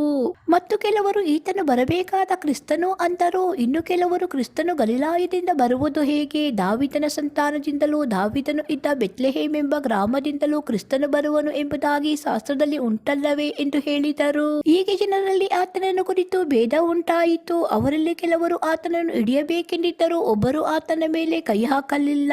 ಬಳಿಕ ಆ ಓಲೆಕಾರರು ಮಹಾಯಾಜಕರ ಮತ್ತು ಫರಿಸಾಯರ ಬಳಿಗೆ ಬಂದಾಗ ಇವರು, ನೀವು ಯಾಕೆ ಅವನನ್ನು ಹಿಡತರಲಿಲ್ಲ ಎಂದು ಅವರನ್ನು ಕೇಳಿದ್ದಕ್ಕೆ ಆ ಓಲೆಕಾರರು, ಈ ಮನುಷ್ಯನು ಮಾತಾಡುವ ರೀತಿಯಲ್ಲಿ ಯಾರೂ ಎಂದು ಮಾತಾಡಿದ್ದಿಲ್ಲ ಎಂದು ಉತ್ತರ ಕೊಟ್ಟರು. ಅದಕ್ಕೆ ಫರಿಸಾಯರು, ನೀವು ಮರಳಾತೀರಾ? ಇರಿಸಬೇಯವರಲ್ಲಾಗಲಿ ಫರಿಸಾಯರಲ್ಲಿ ಆಗಲಿ ಯಾರಾದರೂ ಆತನನ್ನು ನಂಬಿದ್ದಾರೋ? ಧರ್ಮಶಾಸ್ತ್ರವನ್ನು ಅರಿಯದಂತ ಈ ಇಂಟು ಶಾಪಗ್ರಸ್ತವಾದದ್ದೇ ಅಂದರು. ಮುಂಚೆ ಯೇಸುವಿನ ಬಳಿಗೆ ಬಂದಿದ್ದ ನಿಕೋದೇಮನು ಅವರಲ್ಲಿ ಒಬ್ಬನಾಗಿದ್ದನು. ಅವನು ಅವರಿಗೆ, ನಮ್ಮ ಧರ್ಮಶಾಸ್ತ್ರವು ಮೊದಲು ಒಬ್ಬನನ್ನು ವಿಚಾರಿಸಿ ಅವನು ಮಾಡುವುದೇನೆಂದು ತಿಳಿದುಕೊಳ್ಳದೆ ಅವನ ವಿಷಯವಾಗಿ ತೀರ್ಪು ಮಾಡುವುದುಂಟೆ ಎಂದು ಹೇಳಿದ್ದಕ್ಕೆ ಅವರು, ನೀನು ಗಲಿಲಾಯದವನೋ? ಗಲಿಲಾಯದಲ್ಲಿ ಪ್ರವಾದಿ ಹುಟ್ಟುವುದೇ ಇಲ್ಲ, ವಿಚಾರಿಸಿ ನೋಡು ಅಂದರು. ಯೋಹಾನ 8ನೇ ಅಧ್ಯಾಯ. ಎಲ್ಲರೂ ತಮ್ಮ ತಮ್ಮ ಮನೆಗೆ ಹೋದರು. ಯೇಸು ಎಣ್ಣೆಮರಗಳ ಗುಡ್ಡಕ್ಕೆ ಹೋದನು. ಬೆಳಿಗ್ಗೆ ಆತನು ತಿರುಗಿ ದೇವಾಲಯಕ್ಕೆ ಬಂದಾಗ ಜನರೆಲ್ಲರೂ ಆತನ ಬಳಿಗೆ ಬಂದರು. ಯೇಸು ಕೂತುಕೊಂಡು ಅವರಿಗೆ ಉಪದೇಶ ಮಾಡುತ್ತಿರುವಲ್ಲಿ ಶಾಸ್ತ್ರಿಗಳು ಫರಿಸಾಯರು ವ್ಯಭಿಚಾರದಲ್ಲಿ ಸಿಕ್ಕಿದ ಒಬ್ಬ ಹೆಂಗಸನ್ನು ಯೇಸುವಿನ ಬಳಿಗೆ ತಂದು ಆಕೆಯನ್ನು ನಡುವೆ ನಿಲ್ಲಿಸಿ, ಬೋಧಕನೇ, ಈ ಹೆಂಗಸು ವ್ಯಭಿಚಾರ ಮಾಡುತ್ತಿರುವಾಗಲೇ ಕೈಗೆ ಸಿಕ್ಕಿದಳು. ಇಂಥವರನ್ನು ಕಲ್ಲಿಸಿದು ಕೊಲ್ಲಬೇಕೆಂದು ಮೋಶೆಯು ಧರ್ಮಶಾಸ್ತ್ರದಲ್ಲಿ ನಮಗೆ ಅಪ್ಪಣೆ ಕೊಟ್ಟಿದ್ದಾನೆ. ಈಕೆಯ ವಿಷಯದಲ್ಲಿ ನೀನು ಏನು ಹೇಳುತ್ತಿ ಎಂದು ಆತನನ್ನು ಕೇಳಿದರು. ಆತನ ಮೇಲೆ ತಪ್ಪು ಹೊರಿಸುವುದಕ್ಕೆ ಏನಾದರೂ ಒಂದು ನಿಮಿತ್ತ ಬೇಕಾಗಿದ್ದರಿಂದ ಈತನು ಏನನ್ನುತ್ತಾನೋ ನೋಡೋಣ ಎಂದು ಆಕೆ ಕೇಳಿದರು. ಆದರೆ ಯೇಸು ಬೊಕ್ಕಿಕೊಂಡು ಬೆರಳಿನಿಂದ ನೆಲದ ಮೇಲೆ ಬರೆಯುತ್ತಾ ಇದ್ದನು. ಅವರು ಆತನನ್ನು ಬಿಡದೆ ಕೇಳುತ್ತಿರುವಾಗ ಆತನು ನೆಟ್ಟಗೆ ಕೂತುಕೊಂಡು ಅವರಿಗೆ, ನಿಮ್ಮಲ್ಲಿ ಪಾಪವಿಲ್ಲದವನು ಯಾರೋ ಅವನೇ ಮೊದಲು ಆಕೆಯ ಮೇಲೆ ಕಲ್ಲನ್ನು ಹಾಕಲಿ ಎಂದು ಹೇಳಿ ತಿರುಗಿ ಬೊಗ್ಗಿಕೊಂಡು ನೆಲದ ಮೇಲೆ ಬರೆಯುತ್ತಾ ಇದ್ದನು. ಆ ಮಾತನ್ನು ಕೇಳಿ ತಾವೇ ಪಾಪಿಗಳೆಂದು ಮನಸ್ಸಿನಲ್ಲಿ ತಿಳುಕೊಂಡು ಹಿರಿಯರು ಮೊದಲುಗೊಂಡು ಕಿರಿಯವರವರೆಗೂ ಒಬ್ಬರ ಇಂದೊಬ್ಬರು ಹೊರಗೆ ಹೋದರು. ಯೇಸು ಒಬ್ಬನೇ ಉಳಿದನು ಮತ್ತು ನಡುವೆ ನಿಂತಿದ್ದ ಹೆಂಗಸು ಅಲ್ಲೇ ಇದ್ದಳು. ಯೇಸು ನೆಟ್ಟಗೆ ಕೂತುಕೊಂಡು ಆ ಸ್ತ್ರೀಯನ್ನೇ ಹೊರತು ಯಾರನ್ನೂ ನೋಡದೆ ಆಕೆಗೆ, ಅಮ್ಮ, ನಿನ್ನ ಮೇಲೆ ತಪ್ಪು ಹೊರಿಸುವವರು ಎಲ್ಲಿದ್ದಾರೆ? ನಿನಗೆ ಯಾರೂ ಶಿಕ್ಷೆಯನ್ನು ವಿಧಿಸಲಿಲ್ಲವೋ ಅಂದನು. ಯಾರೂ ವಿಧಿಸಲಿಲ್ಲ ಸ್ವಾಮಿ ಅಂದಳು. ಯೇಸು ಆಕೆಗೆ, ನಾನು ನಿನಗೆ ಶಿಕ್ಷೆ ವಿಧಿಸುವುದಿಲ್ಲ, ಹೋಗು, ಇನ್ನು ಮೇಲೆ ಪಾಪ ಮಾಡಬೇಡ ಎಂದು ಹೇಳಿದನು. ಯೇಸು ತಿರುಗಿ ಅವರ ಸಂಗಡ ಮಾತಾಡಲಾರಂಭಿಸಿ, ನಾನೇ ಲೋಕಕ್ಕೆ ಬೆಳಕು. ನನ್ನನ್ನು ಅನುಸರಿಸುವವನು ಕತ್ತಲೆಯಲ್ಲಿ ನಡೆಯದೆ ಜೀವ ಕೊಡುವ ಬೆಳಕನ್ನು ಹೊಂದಿದವನಾಗಿರುವನು ಎಂದು ಹೇಳಿದನು. ಇದನ್ನು ಕೇಳಿ ಫರಿಸಾಯರು ಆತನಿಗೆ, ನಿನ್ನ ವಿಷಯವಾಗಿ ನೀನೇ ಸಾಕ್ಷಿ ಹೇಳಿಕೊಳ್ಳುತ್ತಿ, ನಿನ್ನ ಸಾಕ್ಷಿ ನಿಜವಾಗದು ಎಂದು ಹೇಳಲು ಯೇಸು ಅವರಿಗೆ, ನಾನು ಎಲ್ಲಿಂದ ಬಂದವನಾಗಿಯೂ ಎಲ್ಲಿಗೆ ಹೋಗುವವನಾಗಿಯೂ ಇದ್ದೇನೆಂಬುದು ನನಗೆ ಗೊತ್ತಿರುವುದರಿಂದ ನನ್ನ ವಿಷಯವಾಗಿ ನಾನೇ ಸಾಕ್ಷಿ ಹೇಳಿಕೊಂಡರೂ ನನ್ನ ಸಾಕ್ಷಿ ನಿಜವಾಗಿರುವುದು. ನೀವಾದರೋ ನಾನು ಎಲ್ಲಿಂದ ಬಂದವನು ಎಲ್ಲಿಗೆ ಹೋಗುವವನು ಎಂಬುದನ್ನು ತಿಳಿಯದವರು. ನೀವು ಹೊರಗಿನ ತೋರಿಕೆಯ ಪ್ರಕಾರ ತೀರ್ಪು ಮಾಡುವವರು. ನಾನು ಯಾವನಿಗೂ ತೀರ್ಪು ಮಾಡುವುದಿಲ್ಲ, ತೀರ್ಪು ಮಾಡಿದರೂ ನನ್ನ ತೀರ್ಪು ಸರಿಯಾದದ್ದೇ. ಯಾಕಂದರೆ ನಾನು ಒಂಟಿಗನಲ್ಲ, ನಾನು ನನ್ನನ್ನು ಕಳುಹಿಸಿಕೊಟ್ಟ ತಂದೆಯು ಇಬ್ಬರೂ ಇದ್ದೇವೆ. ಇಬ್ಬರ ಸಾಕ್ಷಿ ನಿಜವಾಗುತ್ತದೆಂಬುದಾಗಿ ನಿಮ್ಮ ಧರ್ಮಶಾಸ್ತ್ರದಲ್ಲೇ ಬರೆದದ್ದೇ. ನನ್ನನ್ನು ಕುರಿತು ನಾನು ಸಾಕ್ಷಿ ಹೇಳುವವನಾಗಿದ್ದೇನೆ, ಅದಲ್ಲದೆ ನನ್ನನ್ನು ಕಳುಹಿಸಿದ ತಂದೆಯು ನನ್ನ ವಿಷಯವಾಗಿ ಸಾಕ್ಷಿ ಹೇಳುತ್ತಾನೆ ಅಂದನು. ಅವರು ನಿನ್ನ ತಂದೆ ಎಲ್ಲಿದ್ದಾನೆ ಎಂದು ಕೇಳಲು ಯೇಸು, ನೀವು ನನ್ನನ್ನು ತಿಳಿದಿಲ್ಲ, ನನ್ನ ತಂದೆಯನ್ನು ತಿಳಿದಿಲ್ಲ. ನನ್ನನ್ನು ತಿಳಿದಿದ್ದರೆ ನನ್ನ ತಂದೆಯನ್ನು ತಿಳಿದಿರುವಿರಿ ಅಂದನು. ಯೇಸು ದೇವಾಲಯದೊಳಗೆ ಕಾಣಿಕೆಯ ಪೆಟ್ಟಿಗೆಗಳು ಇರುವ ಅಂಗಳದಲ್ಲಿ ಉಪದೇಶ ಮಾಡುತ್ತಿರುವಾಗ ಈ ಮಾತುಗಳನ್ನು ಹೇಳಿದ್ದನು. ಆತನ ಕಾಲ ಇನ್ನೂ ಬಾರದೇ ಇದ್ದ ಕಾರಣ ಯಾರೂ ಆತನನ್ನು ಹಿಡಿಯಲಿಲ್ಲ. ಯೇಸು ತಿರುಗಿ ಅವರಿಗೆ, ನಾನು ಹೋಗುತ್ತೇನೆ, ನೀವು ನನ್ನನ್ನು ಹುಡುಕುವಿರಿ ಮತ್ತು ನಿಮ್ಮ ಪಾಪದಲ್ಲೇ ಸಾಯುವಿರಿ. ನಾನು ಹೋಗುವಲ್ಲಿಗೆ ನೀವು ಬರಲಾರಿರಿ ಅಂದನು. ಆ ಮಾತಿಗೆ ಯೆಹೂದ್ಯರು, ನಾನು ಹೋಗುವಲ್ಲಿಗೆ ನೀವು ಬರಲಾರಿರೆಂದು ಹೇಳುತ್ತಾನಲ್ಲ, ಇವನು ತನ್ನನ್ನು ತಾನೇ ಕೊಂದುಕೊಳ್ಳಬೇಕೆಂದಿದ್ದಾನೋ ಎಂದು ಮಾತಾಡಿಕೊಂಡರು. ಯೇಸು ಅವರಿಗೆ, ನೀವು ಕೆಳಗಿನವರು, ನಾನು ಮೇಲಿನವನು. ನೀವು ಈ ಲೋಕದವರು, ನಾನು ಈ ಲೋಕದವನಲ್ಲ. ಆದದ್ದರಿಂದ ನೀವು ನಿಮ್ಮ ಪಾಪಗಳಲ್ಲಿಯೇ ಸಾಯುವಿರೆಂದು ನಿಮಗೆ ಹೇಳಿದೆನು. ನನ್ನನ್ನು ಆತನೆಂದು ನೀವು ನಂಬದೆ ಹೋದರೆ ನಿಮ್ಮ ಪಾಪಗಳಲ್ಲಿಯೇ ಸಾಯುವಿರೆಂದು ಹೇಳಿದನು. ಆಗ ಅವರು, ನೀನು ಯಾರು ಅಂದಾಗ ಯೇಸು, ನಾನು ನಿಮಗೆ ಹೇಳಿದಂತದ್ದೇ. ನಿಮ್ಮ ವಿಷಯವಾಗಿ ಮಾತಾಡುವುದಕ್ಕೂ ನಿಮ್ಮ ಮೇಲೆ ತೀರ್ಪು ಮಾಡುವುದಕ್ಕೂ ಅನೇಕ ಸಂಗತಿಗಳು ನನಗುಂಟು. ಆದರೆ ನನ್ನನ್ನು ಕಳುಹಿಸಿಕೊಟ್ಟ ಆತನು ಸತ್ಯವಂತನು, ಆತನಿಂದ ನಾನು ಕೇಳಿದವುಗಳನ್ನೇ ಲೋಕಕ್ಕೆ ಹೇಳುತ್ತೇನೆ ಅಂದನು. ಆತನು ತಂದೆಯನ್ನು ಸೂಚಿಸಿ ಇದನ್ನು ಹೇಳಿದನೆಂದು ಅವರಿಗೆ ಗೊತ್ತಾಗಲಿಲ್ಲ. ಹೀಗಿರಲಾಗಿ ಯೇಸು, ನೀವು ಮನುಷ್ಯಕುಮಾರನನ್ನು ಎತ್ತರದಲ್ಲಿಟ್ಟಾಗ ಇವನೇ ಆತನೆಂದು ತನ್ನಷ್ಟಕ್ಕೆ ತಾನೇ ಏನೂ ಮಾಡದೆ ತಂದೆಯು ತನಗೆ ಬೋಧಿಸಿದ ಹಾಗೆ ಅದನ್ನೆಲ್ಲ ಮಾತಾಡಿದನೆಂದು ನನ್ನ ವಿಷಯವಾಗಿ ನಿಮಗೆ ತಿಳಿಯುವುದು. ನನ್ನನ್ನು ಕಳುಹಿಸಿಕೊಟ್ಟ ಆತನು ನನ್ನ ಸಂಗಡ ಇದ್ದಾನೆ. ನಾನು ಆತನಿಗೆ ಮೆಚ್ಚುಗೆಯಾದದ್ದನ್ನು ಯಾವಾಗಲೂ ಮಾಡುವುದರಿಂದ ಆತನು ನನ್ನನ್ನು ಒಂಟಿಗನಾಗಿ ಬಿಡಲಿಲ್ಲ ಅಂದನು. ಯೇಸು ಈ ಮಾತುಗಳನ್ನಾಡುವಾಗ ಅನೇಕರು ಯೇಸುವಿನಲ್ಲಿ ನಂಬಿಕೆ ಇಟ್ಟರು. ಆಗ ಯೇಸು ತನ್ನನ್ನು ನಂಬಿದ ಯೆಹೂದ್ಯರಿಗೆ, ನೀವು ನನ್ನ ವಾಕ್ಯದಲ್ಲಿ ನೆಲೆಗೊಂಡವರಾದರೆ ನಿಜವಾಗಿ ನನ್ನ ಶಿಷ್ಯರಾಗಿದ್ದು ಸತ್ಯವನ್ನು ತಿಳಿದುಕೊಳ್ಳುವಿರಿ ಮತ್ತು ಸತ್ಯವು ನಿಮ್ಮನ್ನು ಬಿಡುಗಡೆ ಮಾಡುವುದು ಎಂದು ಹೇಳಿದನು. ಅದಕ್ಕವರು, ನಾವು ಅಬ್ರಹಾಮನ ಸಂತಾನದವರು, ನಾವು ಯಾರಿಗೂ ಎಂದೂ ದಾಸರಾಗಿಲ್ಲ, ನಿಮಗೆ ಬಿಡುಗಡೆಯಾಗುವುದೆಂದು ನೀನು ಹೇಳುವುದು ಹೇಗೆ ಅಂದರು. ಅದಕ್ಕೆ ಯೇಸು, ನಿಮಗೆ ನಿಜ ನಿಜವಾಗಿ ಹೇಳುತ್ತೇನೆ, ಪಾಪ ಮಾಡುವವರೆಲ್ಲರೂ ಪಾಪಕ್ಕೆ ದಾಸರಾಗಿದ್ದಾರೆ. ದಾಸನು ಮನೆಯಲ್ಲಿ ಶಾಶ್ವತವಾಗಿ ಇರುವುದಿಲ್ಲ, ಮಗನು ಶಾಶ್ವತವಾಗಿ ಇರುವನು. ಆದ್ದರಿಂದ ಮಗನು ನಿಮ್ಮನ್ನು ಬಿಡುಗಡೆ ಮಾಡಿದರೆ ನಿಜವಾಗಿ ನಿಮಗೆ ಬಿಡುಗಡೆಯಾಗುವುದು. ನೀವು ಅಬ್ರಹಾಮನ ಸಂತಾನದವರು ನಿಜ, ಆದರೂ ನನ್ನ ವಾಕ್ಯವು ನಿಮ್ಮಲ್ಲಿ ಸಾಗದೆ ಇರುವ ಕಾರಣ ನನ್ನನ್ನು ಕೊಲ್ಲುವುದಕ್ಕೆ ನೋಡುತ್ತೀರಿ. ನಾನು ತಂದೆಯ ಬಳಿಯಲ್ಲಿ ನೋಡಿದ್ದನ್ನು ಹೇಳುತ್ತೇನೆ, ನೀವು ತಂದೆಯಿಂದ ಕೇಳಿದ್ದನ್ನು ಮಾಡಿರಿ ಅಂದನು.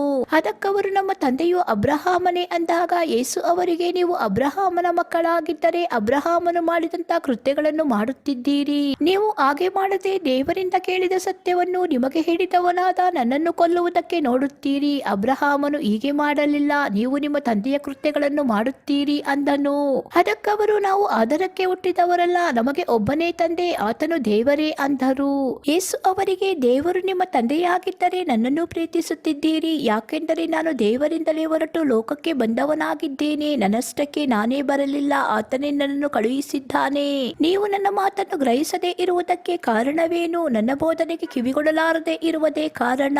ಸೈತಾನನು ನಿಮ್ಮ ತಂದೆ, ನೀವು ಆ ತಂದೆಯಿಂದ ಹುಟ್ಟಿದವರಾಗಿದ್ದು ನಿಮ್ಮ ತಂದೆಯ ದುರಿಚ್ಛೆಗಳನ್ನೇ ನಡೆಸಬೇಕೆಂದಿದ್ದೀರಿ. ಅವನು ಆದಿಯಿಂದಲೂ ಕೊಲೆಗಾರನಾಗಿದ್ದು ಸತ್ಯದಲ್ಲಿ ನಿಲ್ಲಲಿಲ್ಲ, ಅವನಲ್ಲಿ ಸತ್ಯವು ಇಲ್ಲವೇ ಇಲ್ಲ. ಅವನು ಸುಳ್ಳಾಡುವಾಗ ಸ್ವಭಾವಾನುಸಾರವಾಗಿ ಆಡುತ್ತಾನೆ. ಅವನು ಸುಳ್ಳುಗಾರನು, ಸುಳ್ಳಿಗೆ ಮೂಲಪುರುಷನೂ ಆಗಿದ್ದಾನೆ. ನಾನು ಸತ್ಯವನ್ನು ಹೇಳುವವನಾದ್ದರಿಂದ ನೀವು ನನ್ನನ್ನು ನಂಬುವುದಿಲ್ಲ. ನನ್ನಲ್ಲಿ ಪಾಪವನ್ನು ತೋರಿಸಿಕೊಡುವವರು ನಿಮ್ಮೊಳಗೆ ಯಾರಿದ್ದಾರೆ? ನಾನು ಸತ್ಯವನ್ನು ಹೇಳುವವನಾಗಿರುವಲ್ಲಿ ನೀವು ನನ್ನ ಮಾತನ್ನು ನಂಬದೇ ಇರುವುದು ಯಾಕೆ? ದೇವರಿಂದ ಹುಟ್ಟಿದವನು ದೇವರ ಮಾತುಗಳನ್ನು ಕೇಳುತ್ತಾನೆ, ನೀವು ದೇವರಿಂದ ಹುಟ್ಟದ ಕಾರಣ ಅವುಗಳನ್ನು ಕೇಳುವುದಿಲ್ಲ ಎಂದು ಹೇಳಿದನು. ಅದಕ್ಕೆ ಯೆಹೂದ್ಯರು, ನೀನು ಸಮಾರ್ಯನು, ದೆವ್ವ ಹಿಡಿದವನು ಆಗಿದ್ದಿ ಎಂದು ನಾವು ಹೇಳುವುದು ಸರಿಯಲ್ಲವೋ ಎಂದು ಹೇಳಲು ಯೇಸು, ನಾನು ದೆವ್ವ ಹಿಡಿದವನಲ್ಲ, ನನ್ನ ತಂದೆಯನ್ನು ಸನ್ಮಾನಿಸುವವನಾಗಿದ್ದೇನೆ. ಆದರೂ ನೀವು ನನ್ನನ್ನು ಅವಮಾನಪಡಿಸುತ್ತೀರಿ. ನನಗೆ ಮಾನ ಬರಬೇಕೆಂದು ನಾನು ಅಪೇಕ್ಷಿಸುವುದಿಲ್ಲ, ನನಗೆ ಮಾನ ಬರಬೇಕೆಂದು ಅಪೇಕ್ಷಿಸುವವನು ಒಬ್ಬನಿದ್ದಾನೆ, ಆತನೇ ನ್ಯಾಯ ತೀರಿಸುವನು. ನಿಮಗೆ ನಿಜ ನಿಜವಾಗಿ ಹೇಳುತ್ತೇನೆ, ಯಾವನಾದರೂ ನನ್ನ ವಾಕ್ಯವನ್ನು ಕೈಕೊಂಡು ನಡೆದರೆ ಅವನು ಎಂದಿಗೂ ಸಾವನ್ನು ಕಾಣುವುದಿಲ್ಲ ಅಂದನು. ಅದಕ್ಕೆ ಯೆಹೂದ್ಯರು, ನೀನು ದೆವ್ವ ಹಿಡಿದವನೆಂದು ಈಗ ನಮಗೆ ತಿಳಿಯಿತು. ಅಬ್ರಹಾಮನು ಸತ್ತನು, ಪ್ರವಾದಿಗಳು ಸತ್ತರು, ಆದರೆ ನೀನು ನನ್ನ ವಾಕ್ಯವನ್ನು ಕೈಕೊಂಡು ನಡೆಯುವವನು ಎಂದಿಗೂ ಸಾವನ್ನು ಅನುಭವಿಸುವುದಿಲ್ಲವೆಂದು ಹೇಳುತ್ತೀ. ನಮ್ಮ ಮೂಲಪುರುಷನಾದ ಅಬ್ರಹಾಮನಿಗಿಂತ ನೀನು ದೊಡ್ಡವನೋ? ಅವನು ಸತ್ತು ಹೋದನು, ಪ್ರವಾದಿಗಳು ಸತ್ತು ಹೋದರು, ನಿನ್ನನ್ನು ಯಾರೆಂತ ಮಾಡಿಕೊಳ್ಳುತ್ತಿ ಎಂದು ಹೇಳಲು ಯೇಸು, ನನ್ನನ್ನು ನಾನೇ ಮಹಿಮೆ ಪಡಿಸಿಕೊಂಡರೆ ನನ್ನ ಮಹಿಮೆ ಉರುಳಿಲ್ಲದ್ದು. ನನ್ನನ್ನು ಮಹಿಮೆ ಪಡಿಸುವವನು ನನ್ನ ತಂದೆಯೇ. ನೀವು ಆತನನ್ನು ನಮ್ಮ ದೇವರು ಅನ್ನುತ್ತೀರಿ, ಆದರೂ ನೀವು ಆತನನ್ನು ತಿಳಿಯದೇ ಇದ್ದೀರಿ. ನಾನಂತೂ ಆತನನ್ನು ಬಲ್ಲೆನು, ಆತನನ್ನು ಅರಿಯೇನೆಂದು ಹೇಳಿದರೆ ನಿಮ್ಮ ಹಾಗೆ ಸುಳ್ಳುಗಾರನಾಗುವೆನು.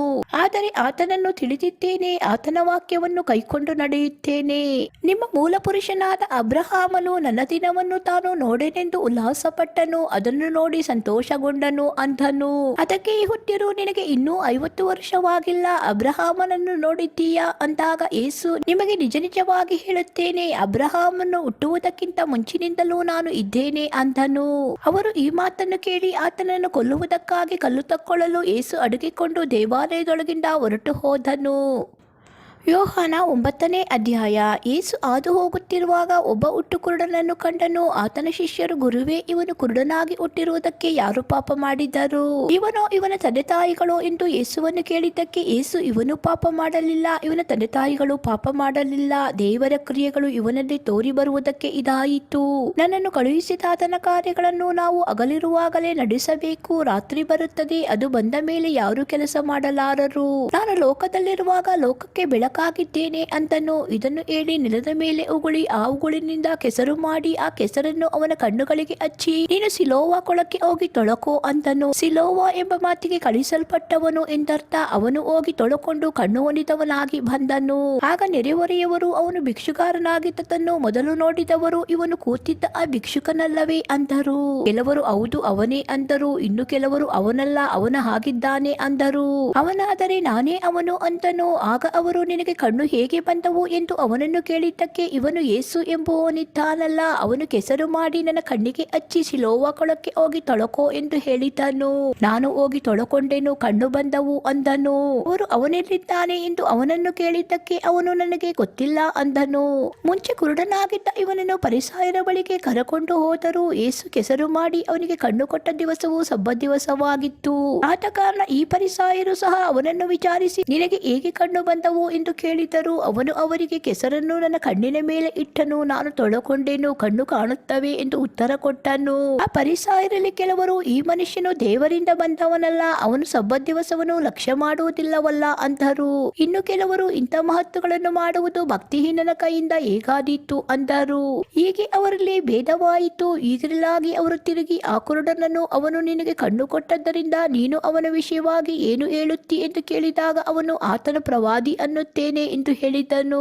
ಆದರೆ ಕಣ್ಣು ಬಂದವನ ವಿಷಯವಾಗಿ ಆ ಯೆಹೂದ್ಯರು, ಇವನು ಕುರುಡನಾಗಿದ್ದು ಈಗ ಕಣ್ಣುಳ್ಳವನಾದನೆಂದು ನಂಬದೆ ಅವನ ತಂದೆ ತಾಯಿಗಳನ್ನು ಕರೆಯಿಸಿ, ಕುರುಡನಾಗಿ ಹುಟ್ಟಿದನೆಂದು ನೀವು ಹೇಳುವಂತ ನಿಮ್ಮ ಮಗನು ಇವನೋ, ಈಗ ಇವನಿಗೆ ಕಣ್ಣು ಹೇಗೆ ಬಂದವು ಎಂದು ಅವರನ್ನು ಕೇಳಿದರು.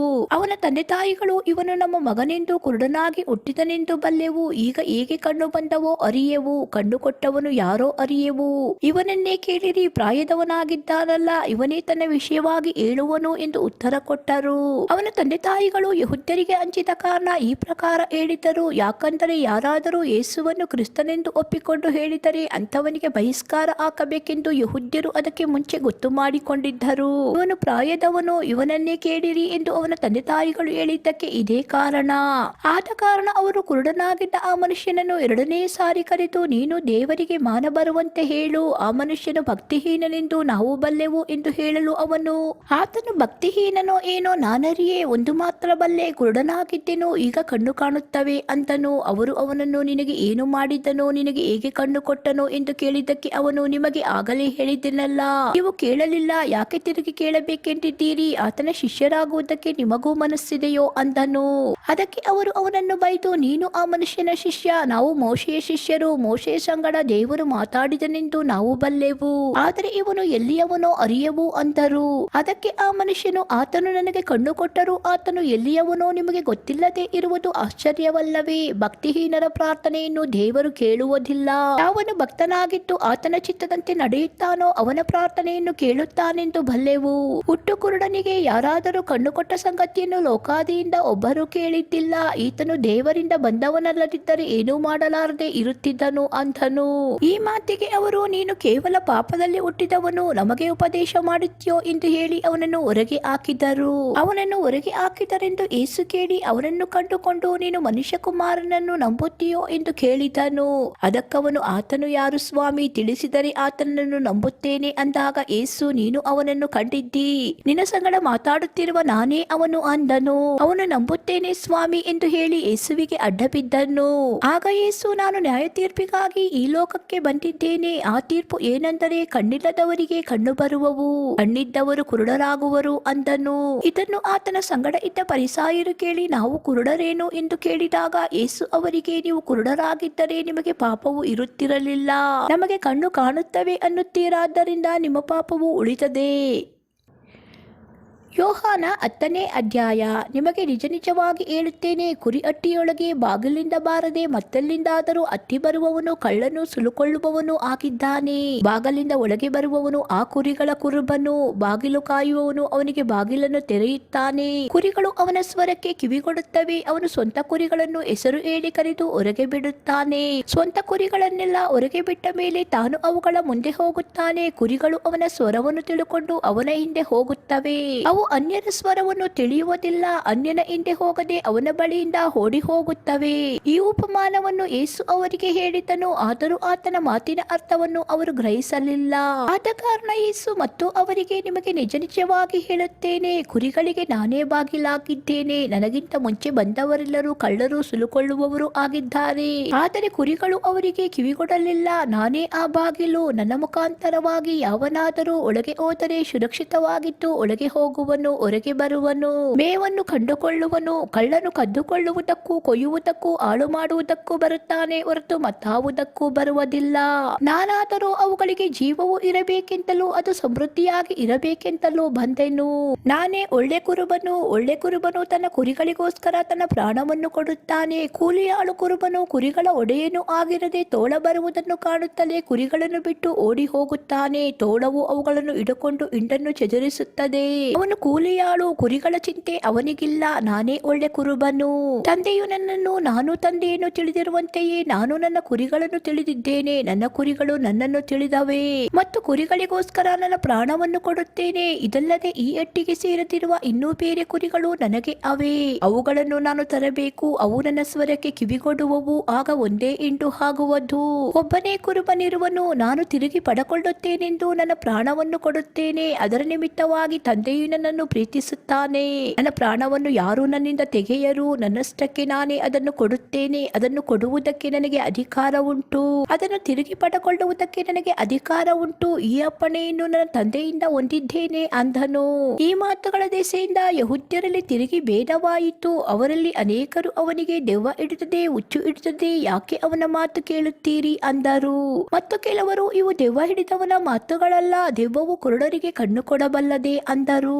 ಆ ಕಾಲದಲ್ಲಿ ದೇವಾಲಯ ಪ್ರತಿಷ್ಠೆಯ ಹಬ್ಬವು ಯೆರೂಸಲೇಮಿನಲ್ಲಿ ನಡೆಯಿತು. ಆಗ ಚಳಿಗಾಲವಾಗಿತ್ತು. ಯೇಸು ದೇವಾಲಯದೊಳಗೆ ಸೊಲೊಮೋನನ ಮಂಟಪದಲ್ಲಿ ತಿರುಗಾಡುತ್ತಾ ಇರುವಾಗ ಯೆಹೂದ್ಯರು ಆತನನ್ನು ಸುತ್ತಿಕೊಂಡು, ಇನ್ನು ಎಷ್ಟು ಕಾಲ ನಮ್ಮಲ್ಲಿ ಅನುಮಾನ ಹುಟ್ಟಿಸುತ್ತೀ? ನೀನು ಕ್ರಿಸ್ತನಾಗಿದ್ದರೆ ಅದನ್ನು ನಮಗೆ ಸ್ಪಷ್ಟವಾಗಿ ಹೇಳು ಅಂದರು. ಅದಕ್ಕೆ ಯೇಸು, ನಿಮಗೆ ಹೇಳಿದೆನು, ಆದರೆ ನೀವು ನಂಬದೇ ಇದ್ದೀರಿ. ನನ್ನ ತಂದೆಯ ಹೆಸರಿನಲ್ಲಿ ನಾನು ಮಾಡುವ ಕ್ರಿಯೆಗಳೇ ನನಗೆ ಸಾಕ್ಷಿಯಾಗಿವೆ. ಆದರೂ ನೀವು ನನ್ನ ಕುರಿಗಳಿಗೆ ಸೇರಿದವರಲ್ಲವಾದದ್ದರಿಂದ ನಂಬದೇ ಇದ್ದೀರಿ. ನನ್ನ ಕುರಿಗಳು ನನ್ನ ಸ್ವರಕ್ಕೆ ಕಿವಿಗೊಡುತ್ತವೆ. ನಾನು ಅವುಗಳನ್ನು ಬಲ್ಲೆನು. ಅವು ನನ್ನ ಹಿಂದೆ ಬರುತ್ತವೆ. ನಾನು ಅವುಗಳಿಗೆ ನಿತ್ಯ ಜೀವವನ್ನು ಕೊಡುತ್ತೇನೆ. ಅವು ಎಂದಿಗೂ ನಾಶವಾಗುವುದೇ ಇಲ್ಲ. ಅವುಗಳನ್ನು ಯಾರು ನನ್ನ ಕೈಯೊಳಗಿಂದ ಕಸಕೊಳ್ಳರು. ನನ್ನ ತಂದೆಯು ನನಗೆ ಕೊಟ್ಟದ್ದು ಎಲ್ಲದಕ್ಕಿಂತ ದೊಡ್ಡದು. ಅದನ್ನು ತಂದೆಯ ಕೈಯೊಳಗಿಂದ ಯಾರು ಕಸಕೊಳ್ಳಲಾರರು. ನಾನು ತಂದೆಯು ಒಂದಾಗಿದ್ದೇವೆ ಅಂದನು. ಯೆಹೂದ್ಯರು ಆತನನ್ನು ಹೊಡೆದುಕೊಳ್ಳಬೇಕೆಂದು ತಿರುಗಿ ಕಲ್ಲುಗಳನ್ನು ತೆಗೆದುಕೊಂಡು ಬರಲು ಯೇಸು ಅವರನ್ನು, ತಂದೆಯ ಕಡೆಯಿಂದ ಅನೇಕ ಒಳ್ಳೆಯ ಕ್ರಿಯೆಗಳನ್ನು ನಿಮಗೆ ತೋರಿಸಿದೆನು. ಅವುಗಳಲ್ಲಿ ಯಾವ ಕ್ರಿಯೆಯ ದೆಸೆಯಿಂದ ನನ್ನ ಮೇಲೆ ಕಲ್ಲೆಸೆಯುತ್ತೀರಿ ಎಂದು ಕೇಳಿದ್ದಕ್ಕೆ ಯೆಹೂದ್ಯರು, ನಾವು ನಿನ್ನ ಮೇಲೆ ಕಲ್ಲೆಸೆಯುವುದು ಒಳ್ಳೆ ಕಾರ್ಯದ ದೆಸೆಯಿಂದಲ್ಲ, ದೇವದೂಷಣೆಯ ದೆಸೆಯಿಂದಲೂ, ನೀನು ಮನುಷ್ಯನಾಗಿದ್ದು ನಿನ್ನನ್ನು ನೀನೇ ದೇವರನ್ನಾಗಿ ಮಾಡಿಕೊಳ್ಳುವುದರ ದೆಸೆಯಿಂದಲೂ ನಿನ್ನ ಮೇಲೆ ಕಲ್ಲೆಸೆಯುತ್ತೇವೆ ಅಂದರು. ಅದಕ್ಕೆ ಯೇಸು, ನೀವು ದೇವರುಗಳೇ ಎಂದು ನಾನು ಹೇಳಿದೆನು ಎಂಬುದಾಗಿ ನಿಮ್ಮ ಧರ್ಮಶಾಸ್ತ್ರದಲ್ಲಿ ಬರೆದಿದೆಯಲ್ಲ. ಶಾಸ್ತ್ರವು ಸುಳ್ಳಾಗಲಾರದಷ್ಟೇ. ಹಾಗಾದರೆ ದೇವರ ವಾಕ್ಯವನ್ನು ಹೊಂದಿದವರನ್ನು ದೇವರುಗಳೆಂದು ಆತನು ಹೇಳಿ ನಾನಿರುವಲ್ಲಿ ತಂದೆಯು ಪ್ರತಿಷ್ಠೆ ಮಾಡಿ ಲೋಕಕ್ಕೆ ಕಳಿಸಿಕೊಟ್ಟವನಾದ ನಾನು ದೇವರ ಮಗನಾಗಿದ್ದೇನೆಂದು ಹೇಳಿದ್ದಕ್ಕೆ ನೀನು ದೇವದೂಷಣೆ ಮಾಡುತ್ತೀ ಅನ್ನುತ್ತೀರೋ? ನಾನು ನನ್ನ ತಂದೆಯ ಕ್ರಿಯೆಗಳನ್ನು ಮಾಡದಿದ್ದರೆ ನನ್ನ ಮಾತನ್ನು ನಂಬಬೇಡಿರಿ, ಮಾಡಿದರೆ ನನ್ನ ಮಾತನ್ನು ನಂಬದೇ ಇದ್ದರೂ ಆ ಕ್ರಿಯೆಗಳ ಸಾಕ್ಷಿಯನ್ನಾದರೂ ನಂಬಿರಿ. ಆಗ ನನ್ನಲ್ಲಿ ತಂದೆಯು ಇದ್ದಾನೆಂತಲೂ ತಂದೆಯಲ್ಲಿ ನಾನು ಇದ್ದೇನೆಂತಲೂ ನೀವು ತಿಳುಕೊಂಡು ಮನನ ಮಾಡಿಕೊಳ್ಳುವಿರಿ ಅಂದನು. ಅವರು ತಿರುಗಿ ಆತನನ್ನು ಹಿಡಿಯುವುದಕ್ಕೆ ನೋಡಿದರು, ಆದರೆ ಅವರ ಕೈಗೆ ತಪ್ಪಿಸಿಕೊಂಡು ಹೋದನು.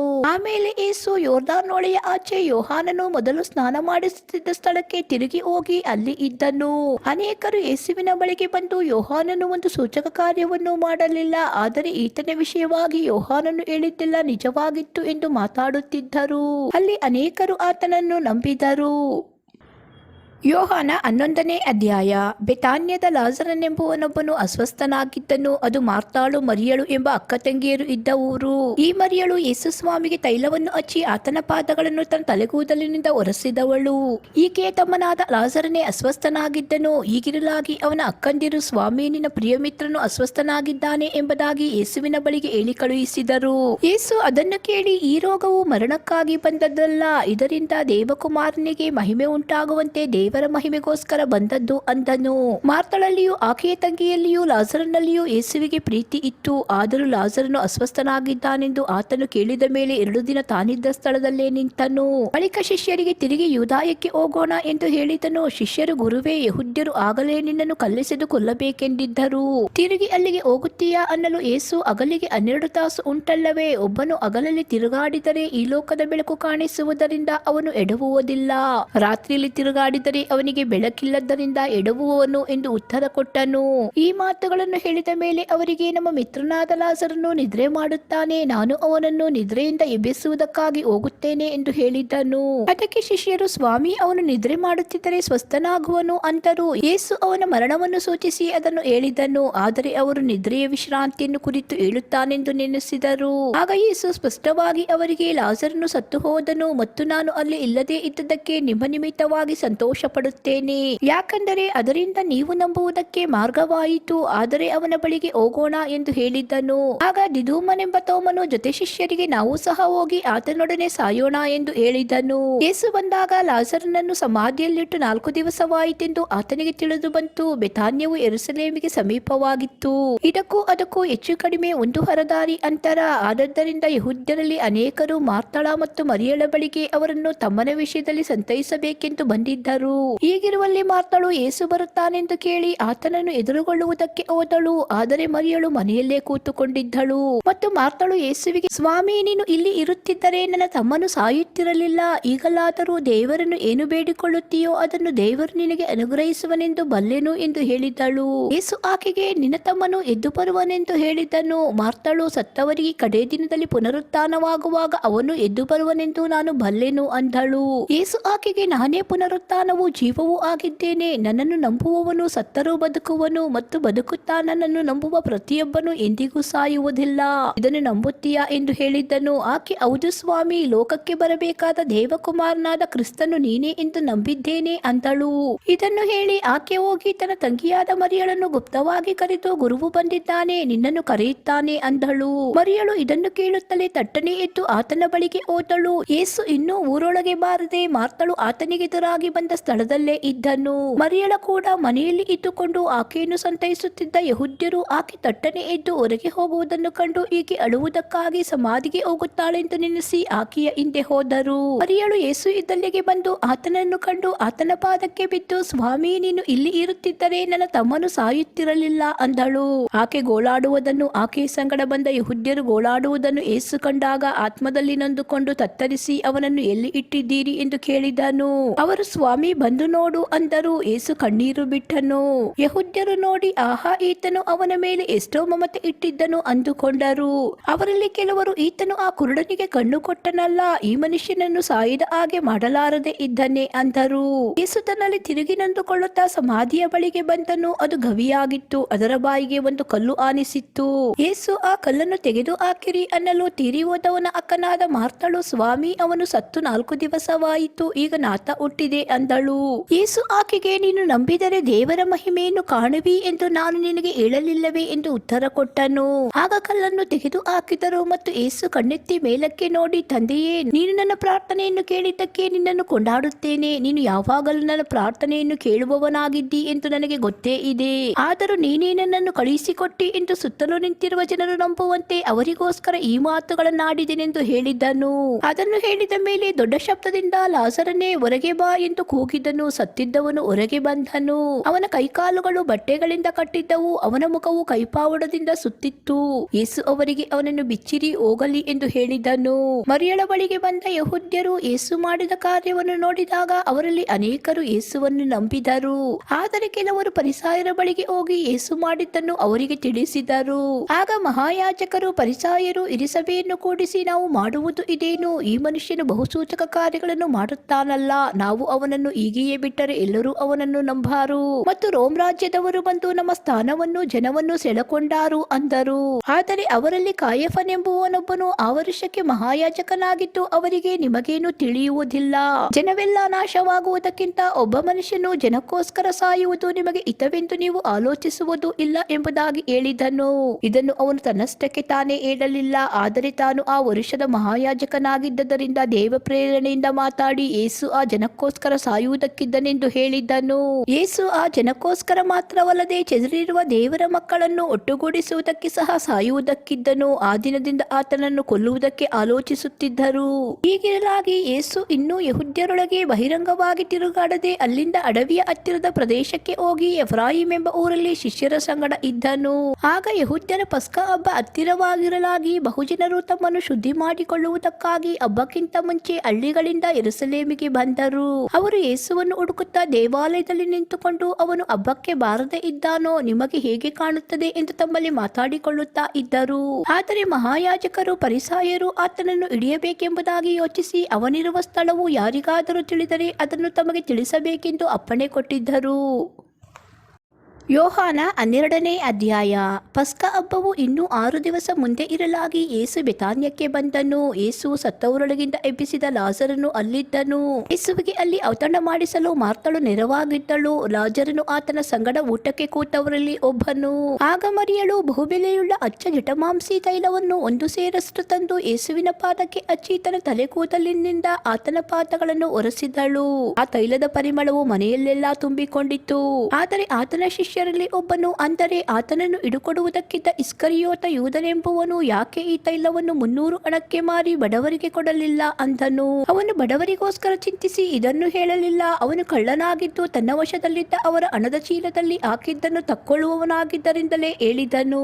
ಆಗ ಯೇಸು, ಈಕೆಯನ್ನು ಬಿಡು, ನನ್ನನ್ನು ಹೂಣಿಡುವ ದಿವಸಕ್ಕಾಗಿ ಅದನ್ನು ಇಟ್ಟುಕೊಳ್ಳಲಿ. ಬಡವರು ಯಾವಾಗಲೂ ನಿಮ್ಮ ಬಳಿಯಲ್ಲಿ ಇರುತ್ತಾರೆ, ಆದರೆ ನಾನು ಯಾವಾಗಲೂ ನಿಮ್ಮ ಬಳಿಯಲ್ಲಿ ಇರುವುದಿಲ್ಲ ಅಂದನು. ಯೆಹೂದ್ಯರ ಜನಸಮೂಹವು ಆತನು ಅಲ್ಲಿ ಇದ್ದಾನೆಂದು ತಿಳಿದು ಯೇಸುವನ್ನು ನೋಡುವುದಕ್ಕಾಗಿ ಮಾತ್ರವಲ್ಲದೆ ಆತನು ಸತ್ತವರೊಳಗಿಂದ ಎಬ್ಬಿಸಿದ ಲಾಜರನನ್ನು ಸಹ ನೋಡಬೇಕೆಂಬುದಾಗಿ ಬಂದರು. ಆದರೆ ಮಹಾಯಾಜಕರು ಲಾಜರನನ್ನು ಕೊಲ್ಲಬೇಕೆಂದು ಆಲೋಚಿಸಿದರು, ಯಾಕಂದರೆ ಅವನ ದೆಸೆಯಿಂದ ಯೆಹೂದ್ಯರಲ್ಲಿ ಅನೇಕರು ಹೋಗಿ ಯೇಸುವನ್ನು ನಂಬುವವರಾದರು. ಮರುದಿವಸ ಜಾತ್ರೆಗೆ ಬಂದಿದ್ದ ಜನಸಮೂಹವು ಯೇಸು ಯೆರೂಸಲೇಮಿಗೆ ಬರುತ್ತಾನೆಂದು ಕೇಳಿ ಖರ್ಜೂರದ ಗರಿಗಳನ್ನು ತಕ್ಕೊಂಡು ಆತನನ್ನು ಎದುರುಗೊಳ್ಳುವುದಕ್ಕೆ ಹೊರಗೆ ಬಂದು, ಜಯ, ಕರ್ತನ ಹೆಸರಿನಲ್ಲಿ ಬರುವವನಿಗೆ ಆಶೀರ್ವಾದ, ಇಸ್ರಾಯೇಲಿನ ಅರಸನಿಗೆ ಆಶೀರ್ವಾದ ಎಂದು ಆರ್ಭಟಿಸಿದರು. ಮತ್ತು ಯೇಸು ಕತ್ತೆಮರಿಯನ್ನು ತರಿಸಿಕೊಂಡು ಅದರ ಮೇಲೆ ಕೂತುಕೊಂಡನು. ಇದರಿಂದ ಚಿಯೋನ್ ನಗರಿಯೇ, ಹೆದರಬೇಡ, ಇಗೋ ನಿನ್ನ ಅರಸನು ಕತ್ತೆಮರಿಯ ಮೇಲೆ ಕೂತುಕೊಂಡು ಬರುತ್ತಾನೆ ಎಂಬ ಶಾಸ್ತ್ರದ ಮಾತು ನೆರವೇರಿತು. ಇದು ಯೇಸುವಿನ ಶಿಷ್ಯರಿಗೆ ಮೊದಲು ತಿಳಿದಿರಲಿಲ್ಲ. ಆದರೆ ಯೇಸು ತನ್ನ ಮಹಿಮೆಯ ಪದವಿಗೆ ಬಂದ ಮೇಲೆ ಇದು ಆತನ ವಿಷಯವಾಗಿಯೇ ಬರೆದಿದೆ ಎಂದು ಆತನಿಗೆ ನಾವು ಅದನ್ನೆಲ್ಲ ಮಾಡಿದೆವೆಂದು ಅವರ ನೆನಪಿಗೆ ಬಂತು. ಇದಲ್ಲದೆ ಯೇಸು ಲಾಜರನನ್ನು ಸಮಾಧಿಯೊಳಗಿಂದ ಕರೆದು ಬದುಕಿಸಿದ ವೇಳೆಯಲ್ಲಿ ಯೇಸುವಿನ ಸಂಗಡ ಇದ್ದ ಜನರು ಅದನ್ನು ಸಾರುತ್ತಿದ್ದರು. ಯೇಸು ಈ ಸೂಚಕ ಕಾರ್ಯವನ್ನು ಮಾಡಿದನೆಂದು ಕೇಳಿದ ಕಾರಣದಿಂದಲೂ ಜನರು ಯೇಸುವನ್ನು ಎದುರುಗೊಳ್ಳುವುದಕ್ಕೆ ಹೋಗಿದ್ದರು. ಹೀಗಿರಲಾಗಿ ಫರಿಸಾಯರು, ನಮ್ಮ ಯತ್ನವೇನೂ ಸಾಗಲಿಲ್ಲ, ನೋಡಿರಿ, ಲೋಕವೆಲ್ಲ ಆತನ ಹಿಂದೆ ಹೋಯಿತಲ್ಲ ಎಂದು ಒಬ್ಬರಿಗೊಬ್ಬರು ಮಾತಾಡಿಕೊಂಡರು. ಇದಲ್ಲದೆ ದೇವರಾಧನೆ ಮಾಡಬೇಕೆಂದು ಜಾತ್ರೆಗೆ ಬಂದವರಲ್ಲಿ ಕೆಲವು ಮಂದಿ ಗ್ರೀಕರಿದ್ದರು. ಇವರು ಗಲಿಲಾಯದಲ್ಲಿರುವ ಬೆತ್ಸಾಯಿದ ಊರಿನ ಫಿಲಿಪ್ಪನ ಬಳಿಗೆ ಬಂದು, ಅಯ್ಯ, ಯೇಸುವನ್ನು ನೋಡಬೇಕೆಂದಿದ್ದೇವೆಂದು ಅವನನ್ನು ಬೇಡಿಕೊಂಡರು. ಫಿಲಿಪ್ಪನು ಬಂದು ಆಂದ್ರೇಯನಿಗೆ ಹೇಳಿದನು. ಆಂದ್ರೇಯನು ಫಿಲಿಪ್ಪನು ಯೇಸುವಿಗೆ ಹೇಳಿದರು. ಆಗ ಯೇಸು ಅವರಿಗೆ ಉತ್ತರ ಕೊಟ್ಟು ಹೇಳಿದ್ದೇನೆಂದರೆ, ಮನುಷ್ಯಕುಮಾರನು ತನ್ನ ಮಹಿಮೆಯ ಪದವಿಯನ್ನು ಹೊಂದುವ ಸಮಯ ಬಂದದೆ. ನಿಮಗೆ ನಿಜ ನಿಜವಾಗಿ ಹೇಳುತ್ತೇನೆ, ಗೋಧಿಯ ಕಾಳು ಭೂಮಿಯಲ್ಲಿ ಬಿದ್ದು ಸಾಯದಿದ್ದರೆ ಒಂದೇಯಾಗಿ ಉಳಿಯುವುದು, ಸತ್ತರೆ ಬಹಳ ಫಲ ಕೊಡುವುದು. ತನ್ನ ಪ್ರಾಣದ ಮೇಲೆ ಮಮತೆ ಇಡುವವನು ಅದನ್ನು ಕಳಕೊಳ್ಳುವನು, ಇಹಲೋಕದಲ್ಲಿ ತನ್ನ ಪ್ರಾಣವನ್ನು ಹಗೆ ಮಾಡುವವನು ನಿತ್ಯ ಜೀವಕ್ಕಾಗಿ ಅದನ್ನು ಕಾಪಾಡಿಕೊಳ್ಳುವನು. ಯಾವನಾದರೂ ನನ್ನ ಸೇವೆಯನ್ನು ಮಾಡುವವನಾದರೆ ನನ್ನ ಹಿಂದೆ ಬರಲಿ, ಮತ್ತು ಎಲ್ಲಿ ನಾನು ಇರುತ್ತೇನೋ ಅಲ್ಲಿ ನನ್ನ ಸೇವಕನು ಸಹ ಇರುವನು. ಯಾವನಾದರೂ ನನ್ನ ಸೇವೆಯನ್ನು ಮಾಡುವವನಾದರೆ ತಂದೆಯು ಅವನಿಗೆ ಬಹುಮಾನ ಮಾಡುವನು. ಈಗ ನನ್ನ ಪ್ರಾಣವು ತತ್ತರಿಸುತ್ತದೆ, ಮತ್ತು ನಾನೇನು ಹೇಳಲಿ? ತಂದೆಯೇ, ಈ ಕಾಲದೊಳಗಿಂದ ನನ್ನನ್ನು ತಪ್ಪಿಸು, ಆದರೆ ಇದಕ್ಕಾಗಿಯೇ ಈ ಕಾಲ ಸೇರಿದೆನು. ತಂದೆಯೇ, ನಿನ್ನ ಹೆಸರನ್ನು ಮಹಿಮೆ ಪಡಿಸಿಕೋ ಅಂತನು. ಅದಕ್ಕೆ ಮಹಿಮೆ ಪಡಿಸಿದ್ದೇನೆ, ತಿರುಗಿ ಮಹಿಮೆ ಪಡಿಸುವೆನು ಎಂದು ಆಕಾಶವಾಣಿಯಾಯಿತು. ಅಲ್ಲಿ ನಿಂತುಕೊಂಡಿದ್ದ ಜನರು ಅದನ್ನು ಕೇಳಿ ಗುಡುಗಿತು ಅಂದರು. ಇನ್ನು ಕೆಲವರು, ದೇವದೂತನು ಈತನ ಸಂಗಡ ಮಾತಾಡಿದನು ಅಂದರು. ಆದರೆ ಯೇಸು ಅವರಿಗೆ, ಈ ಆಕಾಶವಾಣಿ ನನಗಾಗಿ ಆಗಲಿಲ್ಲ, ನಿಮಗಾಗಿ ಆಯಿತು. ಈಗ ಈ ಲೋಕಕ್ಕೆ ತೀರ್ಪು ಆಗುತ್ತದೆ. ಈಗ ಇಹಲೋಕಾಧಿಪತಿಯು ಹೊರಗೆ ನೂಕಲ್ಪಡುವನು. ಆದರೆ ನಾನು ಭೂಮಿಯಲ್ಲಿಂದ ಮೇಲಕ್ಕೆ ಎತ್ತಲ್ಪಟ್ಟಾಗ ಎಲ್ಲರನ್ನೂ ನನ್ನ ಬಳಿಗೆ ಎಳಕೊಳ್ಳುವೆನು ಎಂದು ಹೇಳಿದನು. ಈ ಮಾತಿನಿಂದ ತಾನು ಇಂಥ ಸಾವು ಸಾಯತಕ್ಕವನೆಂದು ಸೂಚಿಸಿದನು. ಅದಕ್ಕೆ ಆ ಜನರು, ಕ್ರಿಸ್ತನು ಸದಾಕಾಲವೂ ಇರುತ್ತಾನೆಂದು ಧರ್ಮಶಾಸ್ತ್ರದಲ್ಲಿ ಕೇಳಿದ್ದೇವೆ. ಹಾಗಾದರೆ ಮನುಷ್ಯಕುಮಾರನು ಮೇಲಕ್ಕೆ ಎತ್ತಲ್ಪಡಬೇಕೆಂದು ನೀನು ಹೇಳುವುದು ಹೇಗೆ? ಆ ಮನುಷ್ಯಕುಮಾರನು ಯಾರು ಅಂದರು. ಯೇಸು ಅವರಿಗೆ, ಇನ್ನು ಸ್ವಲ್ಪ ಕಾಲವೇ ಬೆಳಕು ನಿಮ್ಮಲ್ಲಿ ಇರುತ್ತದೆ. ಕತ್ತಲೆಯು ನಿಮ್ಮನ್ನು ಮಸುಕಿಕೊಳ್ಳದಂತೆ ಬೆಳಕು ನಿಮಗೆ ಇರುವಾಗಲೇ ಸಂಚಾರ ಮಾಡಿರಿ. ಕತ್ತಲೆಯಲ್ಲಿ ಸಂಚಾರ ಮಾಡುವವನಿಗೆ ತಾನು ಎಲ್ಲಿಗೆ ಹೋಗುತ್ತೇನೆಂದು ತಿಳಿಯದು. ನಿಮಗೆ ಬೆಳಕು ಇರುವಾಗಲೇ ಬೆಳಕನ್ನು ನಂಬಿರಿ, ನಂಬಿದರೆ ನೀವು ಬೆಳಕಿನವರಾಗಿರುವಿರಿ ಎಂದು ಹೇಳಿದನು. ಇದನ್ನು ಯೇಸು ಹೇಳಿದ ಮೇಲೆ ಅವರನ್ನು ಬಿಟ್ಟು ಹೋಗಿ ಅಡಗಿಕೊಂಡನು. ಆತನು ಅವರ ಮುಂದೆ ಅಷ್ಟು ಸೂಚಕ ಕಾರ್ಯಗಳನ್ನು ಮಾಡಿದ್ದರೂ ಅವರು ಆತನನ್ನು ನಂಬಲಿಲ್ಲ. ಇದರಿಂದ ಪ್ರವಾದಿಯಾದ ಯೆಶಾಯನು ನುಡಿದ ಮಾತು ನೆರವೇರಿತು. ಅದೇನೆಂದರೆ, ಕರ್ತನೇ, ನಮ್ಮ ಉಪದೇಶವನ್ನು ಯಾರು ನಂಬಿದರು? ಕರ್ತನ ಬಾಹುವು ಯಾರಿಗೆ ಗೋಚರವಾಯಿತು ಎಂಬುದು. ಅವರು ನಂಬಲಾರದೆ ಹೋದದ್ದಕ್ಕೆ ಯೆಶಾಯನು ಮತ್ತೊಂದು ಮಾತಿನಲ್ಲಿ ಕಾರಣವನ್ನು ಸೂಚಿಸಿದ್ದಾನೆ. ಅದೇನೆಂದರೆ, ಅವರು ಕಣ್ಣಿನಿಂದ ಕಾಣದೆ, ಹೃದಯದಿಂದ ಗ್ರಹಿಸದೆ, ತಿರುಗಿಕೊಳ್ಳದೆ, ತನ್ನಿಂದ ಸ್ವಸ್ಥತೆಯನ್ನು ಹೊಂದದೇ ಇರುವಂತೆ ಆತನು ಅವರ ಕಣ್ಣುಗಳನ್ನು ಕುರುಡು ಮಾಡಿ ಅವರ ಹೃದಯವನ್ನು ಕಠಿಣ ಮಾಡಿದನು ಎಂಬುದೇ. ಯೆಶಾಯನು ಆತನ ಮಹಿಮೆಯನ್ನು ನೋಡಿದ್ದರಿಂದ ಆತನ ವಿಷಯದಲ್ಲಿ ಮಾತಾಡುತ್ತಿರುವಾಗ ಆ ಮಾತನ್ನು ನುಡಿದನು. ಆದರೂ ಇರಿಸಬೇಯವರಲ್ಲಿಯೂ ಅನೇಕರು ಯೇಸುವನ್ನು ನಂಬಿದರು. ಆದರೆ ತಮಗೆ ಸಭೆಯಿಂದ ಬಹಿಷ್ಕಾರವಾದೀತೆಂದು ಫರಿಸಾಯರಿಗೆ ಹಂಚಿಕೊಂಡು ಅದನ್ನು ಜನರ ಮುಂದೆ ಹೇಳಲಿಲ್ಲ. ಯಾಕಂದರೆ ದೇವರಿಂದ ಬರುವ ಮಾನಕ್ಕಿಂತ ಮನುಷ್ಯರಿಂದ ಬರುವ ಮಾನವೇ ಅವರಿಗೆ ಇಷ್ಟವಾಗಿತ್ತು. ಯೇಸು ಕೂಗಿ ಹೇಳಿದ ಮಾತು ಏನೆಂದರೆ, ನನ್ನನ್ನು ನಂಬಿದವನು ನನ್ನನ್ನೇ ನಂಬುವವನಲ್ಲ, ನನ್ನನ್ನು ಕಳಿಸಿಕೊಟ್ಟಾತನನ್ನು ನಂಬುವವನಾಗಿದ್ದಾನೆ. ಮತ್ತು ನನ್ನನ್ನು ನೋಡುವವನು ನನ್ನನ್ನು ಕಳಿಸಿಕೊಟ್ಟಾತನನ್ನು ನೋಡುವವನಾಗಿದ್ದಾನೆ. ನನ್ನನ್ನು ನಂಬುವ ಒಬ್ಬನಾದರೂ ಕತ್ತಲಲ್ಲಿ ಇರಬಾರದೆಂದು ನಾನು ಬೆಳಕಾಗಿ ಲೋಕಕ್ಕೆ ಬಂದಿದ್ದೇನೆ. ಯಾವನಾದರೂ ನನ್ನ ಮಾತುಗಳನ್ನು ಕೇಳಿದರೂ ಕೈಕೊಂಡು ನಡೆಯದೇ ಹೋದರೆ ನಾನೇ ಅವನಿಗೆ ತೀರ್ಪು ಮಾಡುವುದಿಲ್ಲ. ಲೋಕಕ್ಕೆ ತೀರ್ಪು ಮಾಡುವುದಕ್ಕಾಗಿ ನಾನು ಬಂದಿಲ್ಲ, ಲೋಕವನ್ನು ರಕ್ಷಿಸುವುದಕ್ಕಾಗಿ ಬಂದಿದ್ದೇನೆ. ನನ್ನನ್ನು ಲಕ್ಷ್ಯ ಮಾಡದೆ ನನ್ನ ಮಾತುಗಳನ್ನು ಅಂಗೀಕರಿಸದೆ ಇರುವವನಿಗೆ ತೀರ್ಪು ಮಾಡುವಂತದ್ದು ಒಂದು ಇದೆ. ಅದು ಯಾವುದೆಂದರೆ, ನಾನು ಆಡಿದ ಮಾತು ಅದೇ ಅವನಿಗೆ ಕಡೇ ದಿನದಲ್ಲಿ ತೀರ್ಪು ಮಾಡುವುದು. ಯಾಕಂದರೆ ನನ್ನಷ್ಟಕ್ಕೆ ನಾನೇ ಮಾತಾಡಿದವನಲ್ಲ, ನನ್ನನ್ನು ಕಳಿಸಿಕೊಟ್ಟ ತಂದೆಯೇ ನೀನು ಇಂತಿಂತದನ್ನು ಹೇಳಬೇಕು, ಹೀಗೆ ಮಾತಾಡಬೇಕು ಎಂಬುದಾಗಿ ನನಗೆ ಆಜ್ಞೆ ಕೊಟ್ಟಿದ್ದಾನೆ. ಆತನ ಆಜ್ಞೆ ನಿತ್ಯ ಜೀವವಾಗಿದೆ ಎಂದು ಬಲ್ಲೆನು. ಆದದ್ದರಿಂದ ನಾನು ಮಾತಾಡುವುದನ್ನೆಲ್ಲ ತಂದೆ ನನಗೆ ಹೇಳಿದ ಮೇರೆಗೆ ಮಾತಾಡುತ್ತೇನೆ ಅಂದನು. ಯೋಹಾನ 13ನೇ ಅಧ್ಯಾಯ. ಪಸ್ಕ ಹಬ್ಬದ ಮುಂದೆ ಯೇಸು ತಾನು ಈ ಲೋಕವನ್ನು ಬಿಟ್ಟು ತಂದೆಯ ಬಳಿಗೆ ಹೋಗಬೇಕಾದ ಕಾಲ ಬಂತೆಂದು ತಿಳುಕೊಂಡು ಲೋಕದಲ್ಲಿರುವ ತನ್ನವರನ್ನು ಪ್ರೀತಿಸಿ ಪರಿಪೂರ್ಣವಾಗಿ ಅವರನ್ನು ಪ್ರೀತಿಸುತ್ತಾ ಬಂದನು. ಅವರು ಊಟಕ್ಕೆ ಕೂತುಕೊಂಡಿದ್ದರು. ಅಷ್ಟರೊಳಗೆ ಸೈತಾನನು ಸೀಮೋನನ ಮಗನಾದ ಇಸ್ಕರಿಯೋತ ಯೂದನ ಮನಸ್ಸಿನಲ್ಲಿ ಯೇಸುವನ್ನು ಹಿಡುಕೊಡಬೇಕೆಂಬ ಆಲೋಚನೆಯನ್ನು ಹುಟ್ಟಿಸಿದನು. ಯೇಸು ತನ್ನ ಕೈಯಲ್ಲಿ ತಂದೆ ಎಲ್ಲವನ್ನು ಕೊಟ್ಟಿದ್ದಾನೆಂತಲೂ ತಾನು ದೇವರ ಬಳಿಯಿಂದ ಹೊರಟು ಬಂದಿದ್ದು ಮತ್ತೆ ದೇವರ ಬಳಿಗೆ ಹೋಗುತ್ತೇನೆಂತಲೂ ತಿಳುಕೊಂಡವನಾಗಿ ಊಟವನ್ನು ಬಿಟ್ಟು ಎದ್ದು ಒದ್ದಿದ ಮೇಲೊದಿಕೆಯನ್ನು ತೆಗೆದಿಟ್ಟು ಕೈಪಾವುಡವನ್ನು ತಕ್ಕೊಂಡು ನಡುವಿಗೆ ಕಟ್ಟಿಕೊಂಡನು. ಆಗ ಬೋಗುಣಿಯಲ್ಲಿ ನೀರು ಹಾಕಿಕೊಂಡು ಶಿಷ್ಯರ ಕಾಲುಗಳನ್ನು ತೊಳೆಯುವುದಕ್ಕೂ ನಡುವಿಗೆ ಕಟ್ಟಿಕೊಂಡಿದ್ದ ಕೈಪಾವುಡದಿಂದ ಒರೆಸುವುದಕ್ಕೂ ಪ್ರಾರಂಭಿಸಿದನು. ಹೀಗೆ ಸೀಮೋನ ಪೇತ್ರನ ಬಳಿಗೆ ಬರಲು ಇವನು ಆತನಿಗೆ, ಸ್ವಾಮಿ, ನೀನು ನನ್ನ ಕಾಲುಗಳನ್ನು ತೊಳೆಯಬೇಕೆ ಎಂದು ಹೇಳಿದನು. ಅದಕ್ಕೆ ಯೇಸು, ನಾನು ಮಾಡುವುದು ಈಗ ನಿನಗೆ ತಿಳಿಯುವುದಿಲ್ಲ, ಇನ್ನು ಮೇಲೆ ನಿನಗೆ ತಿಳಿಯುವುದು ಅಂದನು. ಪೇತ್ರನು, ನಿನ್ನ ಕಾಲುಗಳನ್ನು ಎಂದಿಗೂ ತೊಳೆಯಬಾರದು ಎಂದು ಹೇಳಿದ್ದಕ್ಕೆ ಯೇಸು, ನಾನು ನಿನ್ನನ್ನು ತೊಳೆಯದಿದ್ದರೆ ನನ್ನ ಸಂಗಡ ನಿನಗೆ ಪಾಲಿಲ್ಲ ಅಂದನು. ಸೀಮೋನ ಪೇತ್ರನು, ಸ್ವಾಮಿ, ನನ್ನ ಕಾಲುಗಳನ್ನು ಮಾತ್ರವಲ್ಲದೆ ಕೈಗಳನ್ನು ತಲೆಯನ್ನು ಸಹ ತೊಳೆಯಬೇಕು ಅಂದನು. ಯೇಸು ಅವನಿಗೆ, ಸ್ನಾನ ಮಾಡಿಕೊಂಡವನ ಕಾಲುಗಳನ್ನು ತೊಳೆಯುವುದಲ್ಲದೆ ಬೇರೇನು ತೊಳೆಯಬೇಕಾಗಿರುವುದಿಲ್ಲ. ಅವನ ಮೈಯೆಲ್ಲ ಶುದ್ಧವಾಗಿದೆ, ನೀವು ಶುದ್ಧರಾಗಿದ್ದೀರಿ. ಆದರೆ ನಿಮ್ಮಲ್ಲಿ ಎಲ್ಲರೂ ಶುದ್ಧರಲ್ಲವೆಂದು ಹೇಳಿದ್ದನು. ಯೇಸು ತನ್ನನ್ನು ಹಿಡುಕೊಡುವವನು ಇಂಥವನೇ ಎಂದು ತಿಳಿದಿದ್ದರಿಂದ ನಿಮ್ಮಲ್ಲಿ ಎಲ್ಲರೂ ಶುದ್ಧರಲ್ಲವೆಂದನು. ಯೇಸು ಅವರ ಕಾಲುಗಳನ್ನು ತೊಳೆದ ಮೇಲೆ ತನ್ನ ಮೇಲೊದಿಕೆಯನ್ನು ಹಾಕಿಕೊಂಡು ತಿರುಗಿ ಕೂತುಕೊಂಡು ಅವರಿಗೆ ಹೇಳಿದ್ದೇನೆಂದರೆ, ನಾನು ನಿಮಗೆ ಮಾಡಿದ್ದು ಏನೆಂದು ಗೊತ್ತಾಯಿತೋ? ನೀವು ನನ್ನನ್ನು ಗುರುವೆಂದು ಕರ್ತನೆಂದು ಕರೆಯುತ್ತೀರಿ. ನೀವು ಕರೆಯುವುದು ಸರಿ, ನಾನು ಅಂಥವನೇ, ಹೌದು. ಕರ್ತನು ಗುರುವೂ ಆಗಿರುವ ನಾನು ನಿಮ್ಮ ಕಾಲುಗಳನ್ನು ತೊಳೆದಿರಲಾಗಿ ನೀವು ಸಹ ಒಬ್ಬರ ಕಾಲನ್ನು ಒಬ್ಬರು ತೊಳೆಯುವ ಹಂಗಿನವರಾಗಿದ್ದೀರಿ. ನಾನು ನಿಮಗೆ ಮಾಡಿದ ಮೇರೆಗೆ ನೀವು ಸಹ ಮಾಡುವಂತೆ ನಿಮಗೆ ಮಾದರಿಯನ್ನು ತೋರಿಸಿದ್ದೇನೆ. ನಿಮಗೆ ನಿಜ ನಿಜವಾಗಿ ಹೇಳುತ್ತೇನೆ, ದಣಿಗಿಂತ ಆಳು ದೊಡ್ಡವನಲ್ಲ, ಕಳಿಸಲ್ಪಟ್ಟವನು ಕಳುಹಿಸಿದವನಿಗಿಂತ ದೊಡ್ಡವನಲ್ಲ. ನೀವು ಇದನ್ನು ತಿಳುಕೊಂಡು ಇದರಂತೆ ಮಾಡಿದರೆ ನೀವು ಧನ್ಯರು. ನಾನು ನಿಮ್ಮೆಲ್ಲರನ್ನು ಕುರಿತು ಈ ಮಾತನ್ನು ಹೇಳಲಿಲ್ಲ, ನಾನು ಆದುಕೊಂಡವರನ್ನು ನಾನು ಬಲ್ಲೆನು.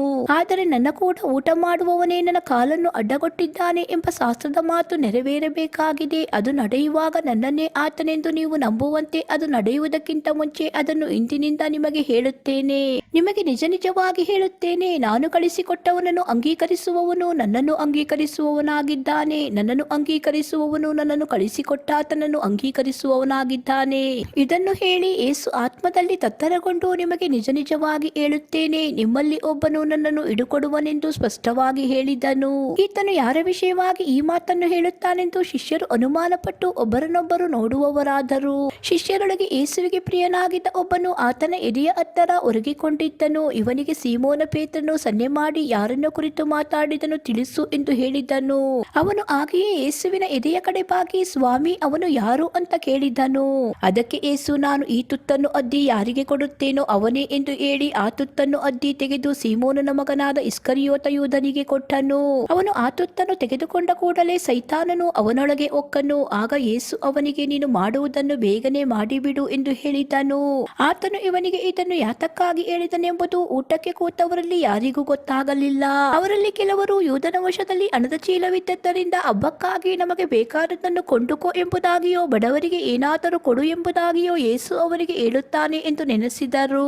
ಅವನು ಆ ತುತ್ತನ್ನು ತೆಗೆದುಕೊಂಡ ಕೂಡಲೇ ಹೊರಗೆ ಹೋದನು. ಆಗ ರಾತ್ರಿಯಾಗಿತ್ತು. ಅವನು ಹೊರಗೆ ಹೋದ ಮೇಲೆ ಯೇಸು, ಈಗ ಮನುಷ್ಯಕುಮಾರನು ಮಹಿಮೆ ಪಟ್ಟಿದ್ದಾನೆ ಮತ್ತು ದೇವರು ಆತನಲ್ಲಿ ಮಹಿಮೆ ಪಟ್ಟಿದ್ದಾನೆ. ದೇವರು ಆತನಲ್ಲಿ ಮಹಿಮೆ ಪಟ್ಟಿರಲಾಗಿ ತನ್ನಲ್ಲಿ ದೇವರು ಆತನನ್ನು ಮಹಿಮೆ ಪಡಿಸುವನು, ಕೂಡಲೇ ಮಹಿಮೆ ಪಡಿಸುವನು. ಪ್ರಿಯ ಮಕ್ಕಳೇ, ಇನ್ನು ಸ್ವಲ್ಪ ಕಾಲವೇ ನಿಮ್ಮ ಸಂಗಡ ಇರುತ್ತೇನೆ. ನನ್ನನ್ನು ಹುಡುಕುವಿರಿ, ಆದರೆ ನಾನು ಹೋಗುವಲ್ಲಿಗೆ ನೀವು ಬರಲಾರಿರಿ ಎಂದು ನಾನು ಯೆಹೂದ್ಯರಿಗೆ ಹೇಳಿದಂತೆ ಈಗ ನಿಮಗೂ ಹೇಳುತ್ತೇನೆ. ನಾನು ನಿಮಗೆ ಒಂದು ಹೊಸ ಆಜ್ಞೆಯನ್ನು ಕೊಡುತ್ತೇನೆ, ಏನೆಂದರೆ ನೀವು ಒಬ್ಬರನ್ನೊಬ್ಬರು ಪ್ರೀತಿಸಬೇಕು. ನಾನು ನಿಮ್ಮನ್ನು ಪ್ರೀತಿಸಿದ ಮೇರೆಗೆ ನೀವು ಸಹ ಒಬ್ಬರನ್ನೊಬ್ಬರು ಪ್ರೀತಿಸಬೇಕು ಎಂಬುದೇ. ನಿಮ್ಮೊಳಗೆ ಒಬ್ಬರ ಮೇಲೊಬ್ಬರಿಗೆ ಪ್ರೀತಿ ಇದ್ದರೆ ಎಲ್ಲರೂ ನಿಮ್ಮನ್ನು ನನ್ನ ಶಿಷ್ಯರೆಂದು ತಿಳುಕೊಳ್ಳುವರು ಅಂದನು.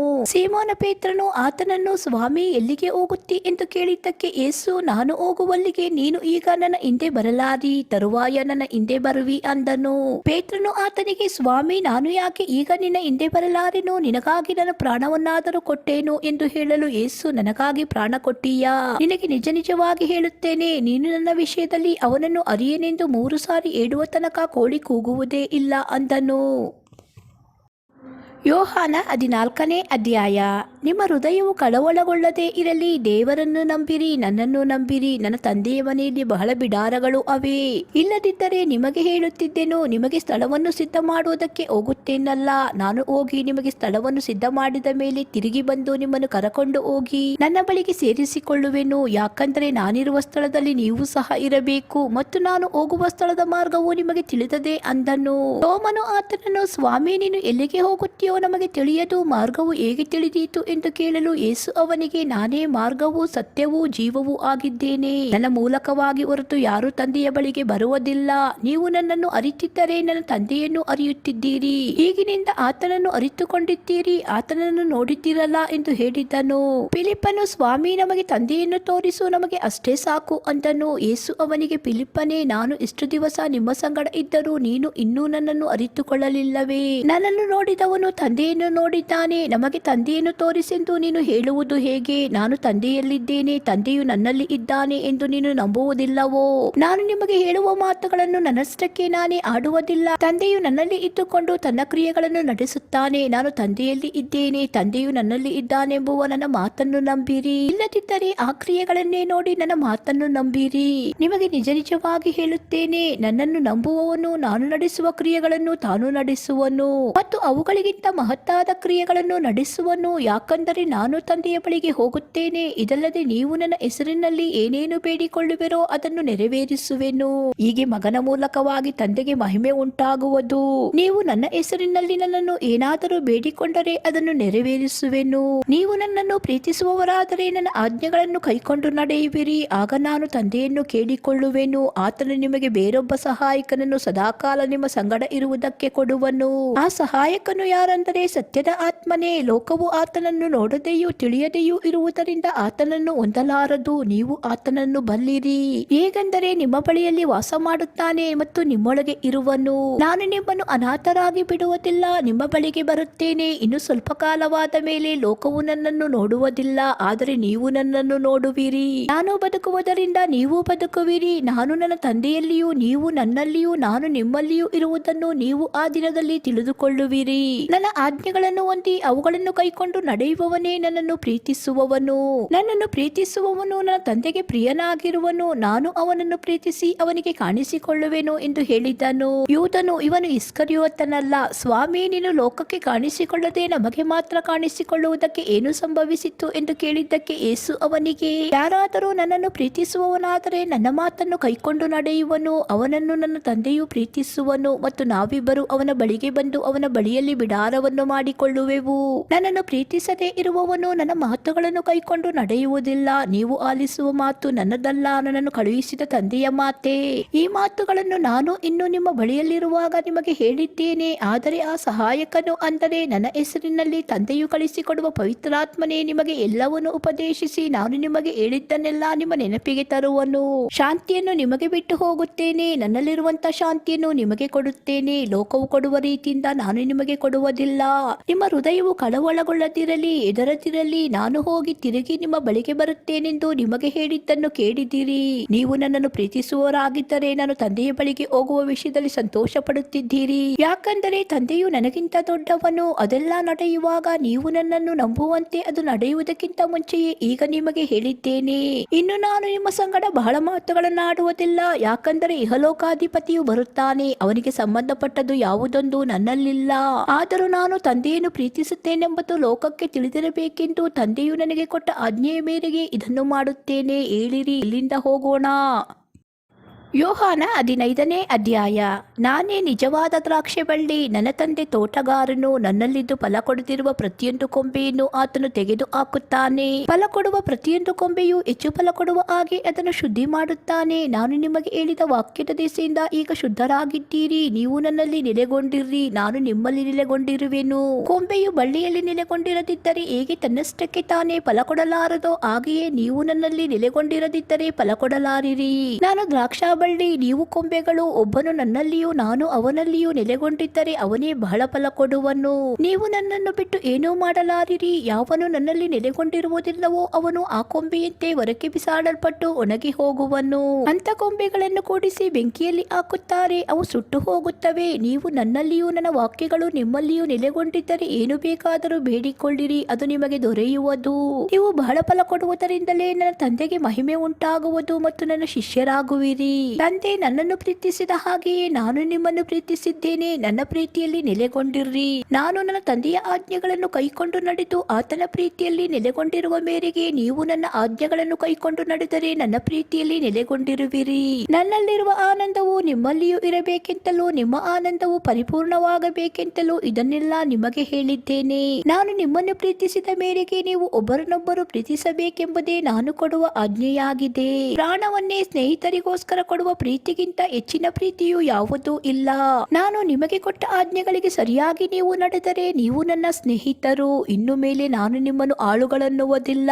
ಯಜಮಾನನು ಮಾಡುವಂತದ್ದು ಆಳಿಗೆ ತಿಳಿಯುವುದಿಲ್ಲ. ನಿಮ್ಮನ್ನು ಸ್ನೇಹಿತರೆಂದು ಹೇಳಿದ್ದೇನೆ. ತಂದೆಯ ಕಡೆಯಿಂದ ನಾನು ಕೇಳಿದ್ದನ್ನೆಲ್ಲ ನಿಮಗೆ ತಿಳಿಸಿದ್ದೇನೆ. ನೀವು ನನ್ನನ್ನು ಆರಿಸಿ ತೆಗೆದುಕೊಂಡಿಲ್ಲ, ನಾನು ನಿಮ್ಮನ್ನು ಆರಿಸಿ ತೆಗೆದುಕೊಂಡೆನು. ನೀವು ಹೊರಟು ಹೋಗಿ ಫಲ ಕೊಡುವವರಾಗಬೇಕೆಂತಲೂ ನೀವು ಕೊಡುವ ಫಲವು ನಿಲ್ಲುವಂತದಾಗಬೇಕೆಂತಲೂ ನಿಮ್ಮನ್ನು ನೇಮಿಸಿದ್ದೇನೆ. ಹೀಗಿರಲಾಗಿ ನನ್ನ ಹೆಸರಿನಲ್ಲಿ ತಂದೆಯನ್ನು ಏನೇನು ಬೇಡಿಕೊಳ್ಳುವಿರೋ ಅದನ್ನು ಆತನು ನಿಮಗೆ ಕೊಡುವನು. ನೀವು ಒಬ್ಬರನ್ನೊಬ್ಬರು ಪ್ರೀತಿಸಬೇಕೆಂತಲೇ ಇವುಗಳನ್ನು ನಿಮಗೆ ಆಜ್ಞಾಪಿಸುತ್ತೇನೆ. ಲೋಕವು ನಿಮ್ಮ ಮೇಲೆ ದ್ವೇಷ ಮಾಡುವುದಾದರೆ ಅದು ಮೊದಲು ನನ್ನ ಮೇಲೆ ದ್ವೇಷ ಮಾಡಿತೆಂದು ತಿಳುಕೊಳ್ಳಿರಿ. ನೀವು ಲೋಕದ ಕಡೆಯವರಾಗಿರುತ್ತಿದ್ದರೆ ಲೋಕವು ನಿಮ್ಮ ಮೇಲೆ ತನ್ನವರೆಂದು ಮಮತೆ ಇಡುತ್ತಿತ್ತು. ಆದರೆ ನೀವು ಲೋಕದ ಕಡೆಯವರಲ್ಲದೆ ಇರುವುದರಿಂದಲೂ ನಾನು ನಿಮ್ಮನ್ನು ಲೋಕದೊಳಗಿಂದ ಆರಿಸಿ ತೆಗೆದುಕೊಂಡಿರುವುದರಿಂದಲೂ ಲೋಕವು ನಿಮ್ಮ ಮೇಲೆ ದ್ವೇಷ ಮಾಡುತ್ತದೆ. ದಣಿಗಿಂತ ಆಳು ದೊಡ್ಡವನಲ್ಲವೆಂಬುದಾಗಿ ನಾನು ನಿಮಗೆ ಹೇಳಿದ ಮಾತನ್ನು ಜ್ಞಾಪಕ ಮಾಡಿಕೊಳ್ಳಿರಿ. ಅವರು ನನ್ನನ್ನು ಹಿಂಸೆಪಡಿಸಿದರೆ ನಿಮ್ಮನ್ನು ಸಹ ಹಿಂಸೆಪಡಿಸುವರು. ಅವರು ನನ್ನ ಮಾತನ್ನು ಕೈಕೊಂಡು ನಡೆದರೆ ನಿಮ್ಮ ಮಾತನ್ನು ಸಹ ಕೈಕೊಂಡು ನಡೆಯುವರು. ಆದರೆ ಅವರು ನನ್ನನ್ನು ಕಳಿಸಿಕೊಟ್ಟ ಆತನನ್ನು ತಿಳಿದವರಾದ್ದರಿಂದ ಇದನ್ನೆಲ್ಲ ನನ್ನ ಹೆಸರಿನ ನಿಮಿತ್ತ ನಿಮಗೆ ಮಾಡುವರು. ನಾನು ಬಂದು ಅವರ ಕೂಡ ಮಾತಾಡದಿದ್ದರೆ ಅವರಿಗೆ ಪಾಪವೂ ಇರುತ್ತಿದ್ದಿಲ್ಲ. ಆದರೆ ಅವರು ಮಾಡಿದ ಪಾಪಕ್ಕಾಗಿ ಅವರಿಗೆ ಈಗ ನೆವವಿಲ್ಲ. ನನ್ನ ಮೇಲೆ ದ್ವೇಷ ಮಾಡುವವನು ನನ್ನ ತಂದೆಯ ಮೇಲೆಯೂ ದ್ವೇಷ ಮಾಡುವವನಾಗಿದ್ದಾನೆ. ಮತ್ತಾರು ನಡೆಸದ ಕ್ರಿಯೆಗಳನ್ನು ನಾನು ಅವರಲ್ಲಿ ನಡೆಸದೇ ಇದ್ದರೆ ಅವರಿಗೆ ಪಾಪವೂ ಇರುತ್ತಿದ್ದಿಲ್ಲ. ಆದರೆ ಈಗ ಅವರು ನೋಡಿದ್ದಾರೆ. ಆದರೂ ನನ್ನ ಮೇಲೆಯೂ ನನ್ನ ತಂದೆಯ ಮೇಲೆಯೂ ದ್ವೇಷ ಮಾಡಿದ್ದಾರೆ. ಅವರು ನನ್ನನ್ನು ನಿಷ್ಕಾರಣವಾಗಿ ದ್ವೇಷಿಸಿದರು ಎಂದು ಅವರ ಧರ್ಮಶಾಸ್ತ್ರದಲ್ಲಿ ಬರೆದಿರುವ ಮಾತು ನೆರವೇರುವಂತೆ ಹೀಗಾಯಿತು. ಆದರೆ ತಂದೆಯ ಬಳಿಯಿಂದ ನಾನು ನಿಮಗೆ ಕಳುಹಿಸಿಕೊಡುವ ಸಹಾಯಕನು, ಅಂದರೆ ತಂದೆಯ ಬಳಿಯಿಂದ ಹೊರಡುವ ಸತ್ಯದ ಆತ್ಮನು ಬಂದಾಗ ಆತನು ನನ್ನನ್ನು ಕುರಿತು ಸಾಕ್ಷಿ ಹೇಳುವನು. ನೀವು ಮೊದಲಿನಿಂದ ನನ್ನ ಸಂಗಡ ಇದ್ದ ಕಾರಣ ನೀವು ಸಾಕ್ಷಿಗಳಾಗಿದ್ದೀರಿ. ಯೋಹಾನ 16ನೇ ಅಧ್ಯಾಯ. ನೀವು ಧೈರ್ಯಗೆಟ್ಟು ಹಿಂಜರಿಯಬಾರದೆಂದು ಇದನ್ನೆಲ್ಲ ನಿಮಗೆ ಹೇಳಿದ್ದೇನೆ. ನಿಮಗೆ ಬಹಿಷ್ಕಾರ ಹಾಕುವರು, ಅದಲ್ಲದೆ ನಿಮ್ಮನ್ನು ಕೊಲ್ಲುವವನು ತಾನು ದೇವರಿಗೆ ಯಜ್ಞವನ್ನು ಮಾಡಿದೆನೆಂದು ನೆನೆಸುವ ಕಾಲ ಬರುತ್ತದೆ. ಅವರು ತಂದೆಯನ್ನಾದರೂ ನನ್ನನ್ನಾದರೂ ತಿಳಿದವರಾಗಿರುವುದರಿಂದ ಇಂಥದ್ದನ್ನು ನಿಮಗೆ ಮಾಡುವರು. ಆ ಕಾಲ ಬಂದಾಗ ಆತನು ನಮಗೆ ಇಂತಿಂಥದನ್ನು ಹೇಳಿದನಲ್ಲ ಎಂದು ನೀವು ನೆನಪಿಗೆ ತರುವಂತೆ ನಿಮ್ಮ ಸಂಗಡ ಈ ಮಾತುಗಳನ್ನು ಆಡಿದ್ದೇನೆ. ನಾನು ನಿಮ್ಮ ಸಂಗಡ ಇದ್ದದ್ದರಿಂದ ಮೊದಲು ಇವುಗಳನ್ನು ನಿಮಗೆ ಹೇಳಲಿಲ್ಲ. ಆದರೆ ಈಗ ನಾನು ನನ್ನನ್ನು ಕಳಿಸಿಕೊಟ್ಟ ಆತನ ಬಳಿಗೆ ಹೋಗುತ್ತೇನೆ. ನೀನು ಎಲ್ಲಿಗೆ ಹೋಗುತ್ತಿ ಎಂದು ನಿಮ್ಮಲ್ಲಿ ಒಬ್ಬನಾದರೂ ನನ್ನನ್ನು ಕೇಳುವುದಿಲ್ಲ. ಆದರೆ ನಾನು ಈ ಮಾತುಗಳನ್ನು ನಿಮಗೆ ಹೇಳಿದ್ದರಿಂದ ನಿಮ್ಮ ಹೃದಯವು ದುಃಖದಿಂದ ತುಂಬಿಯದೆ.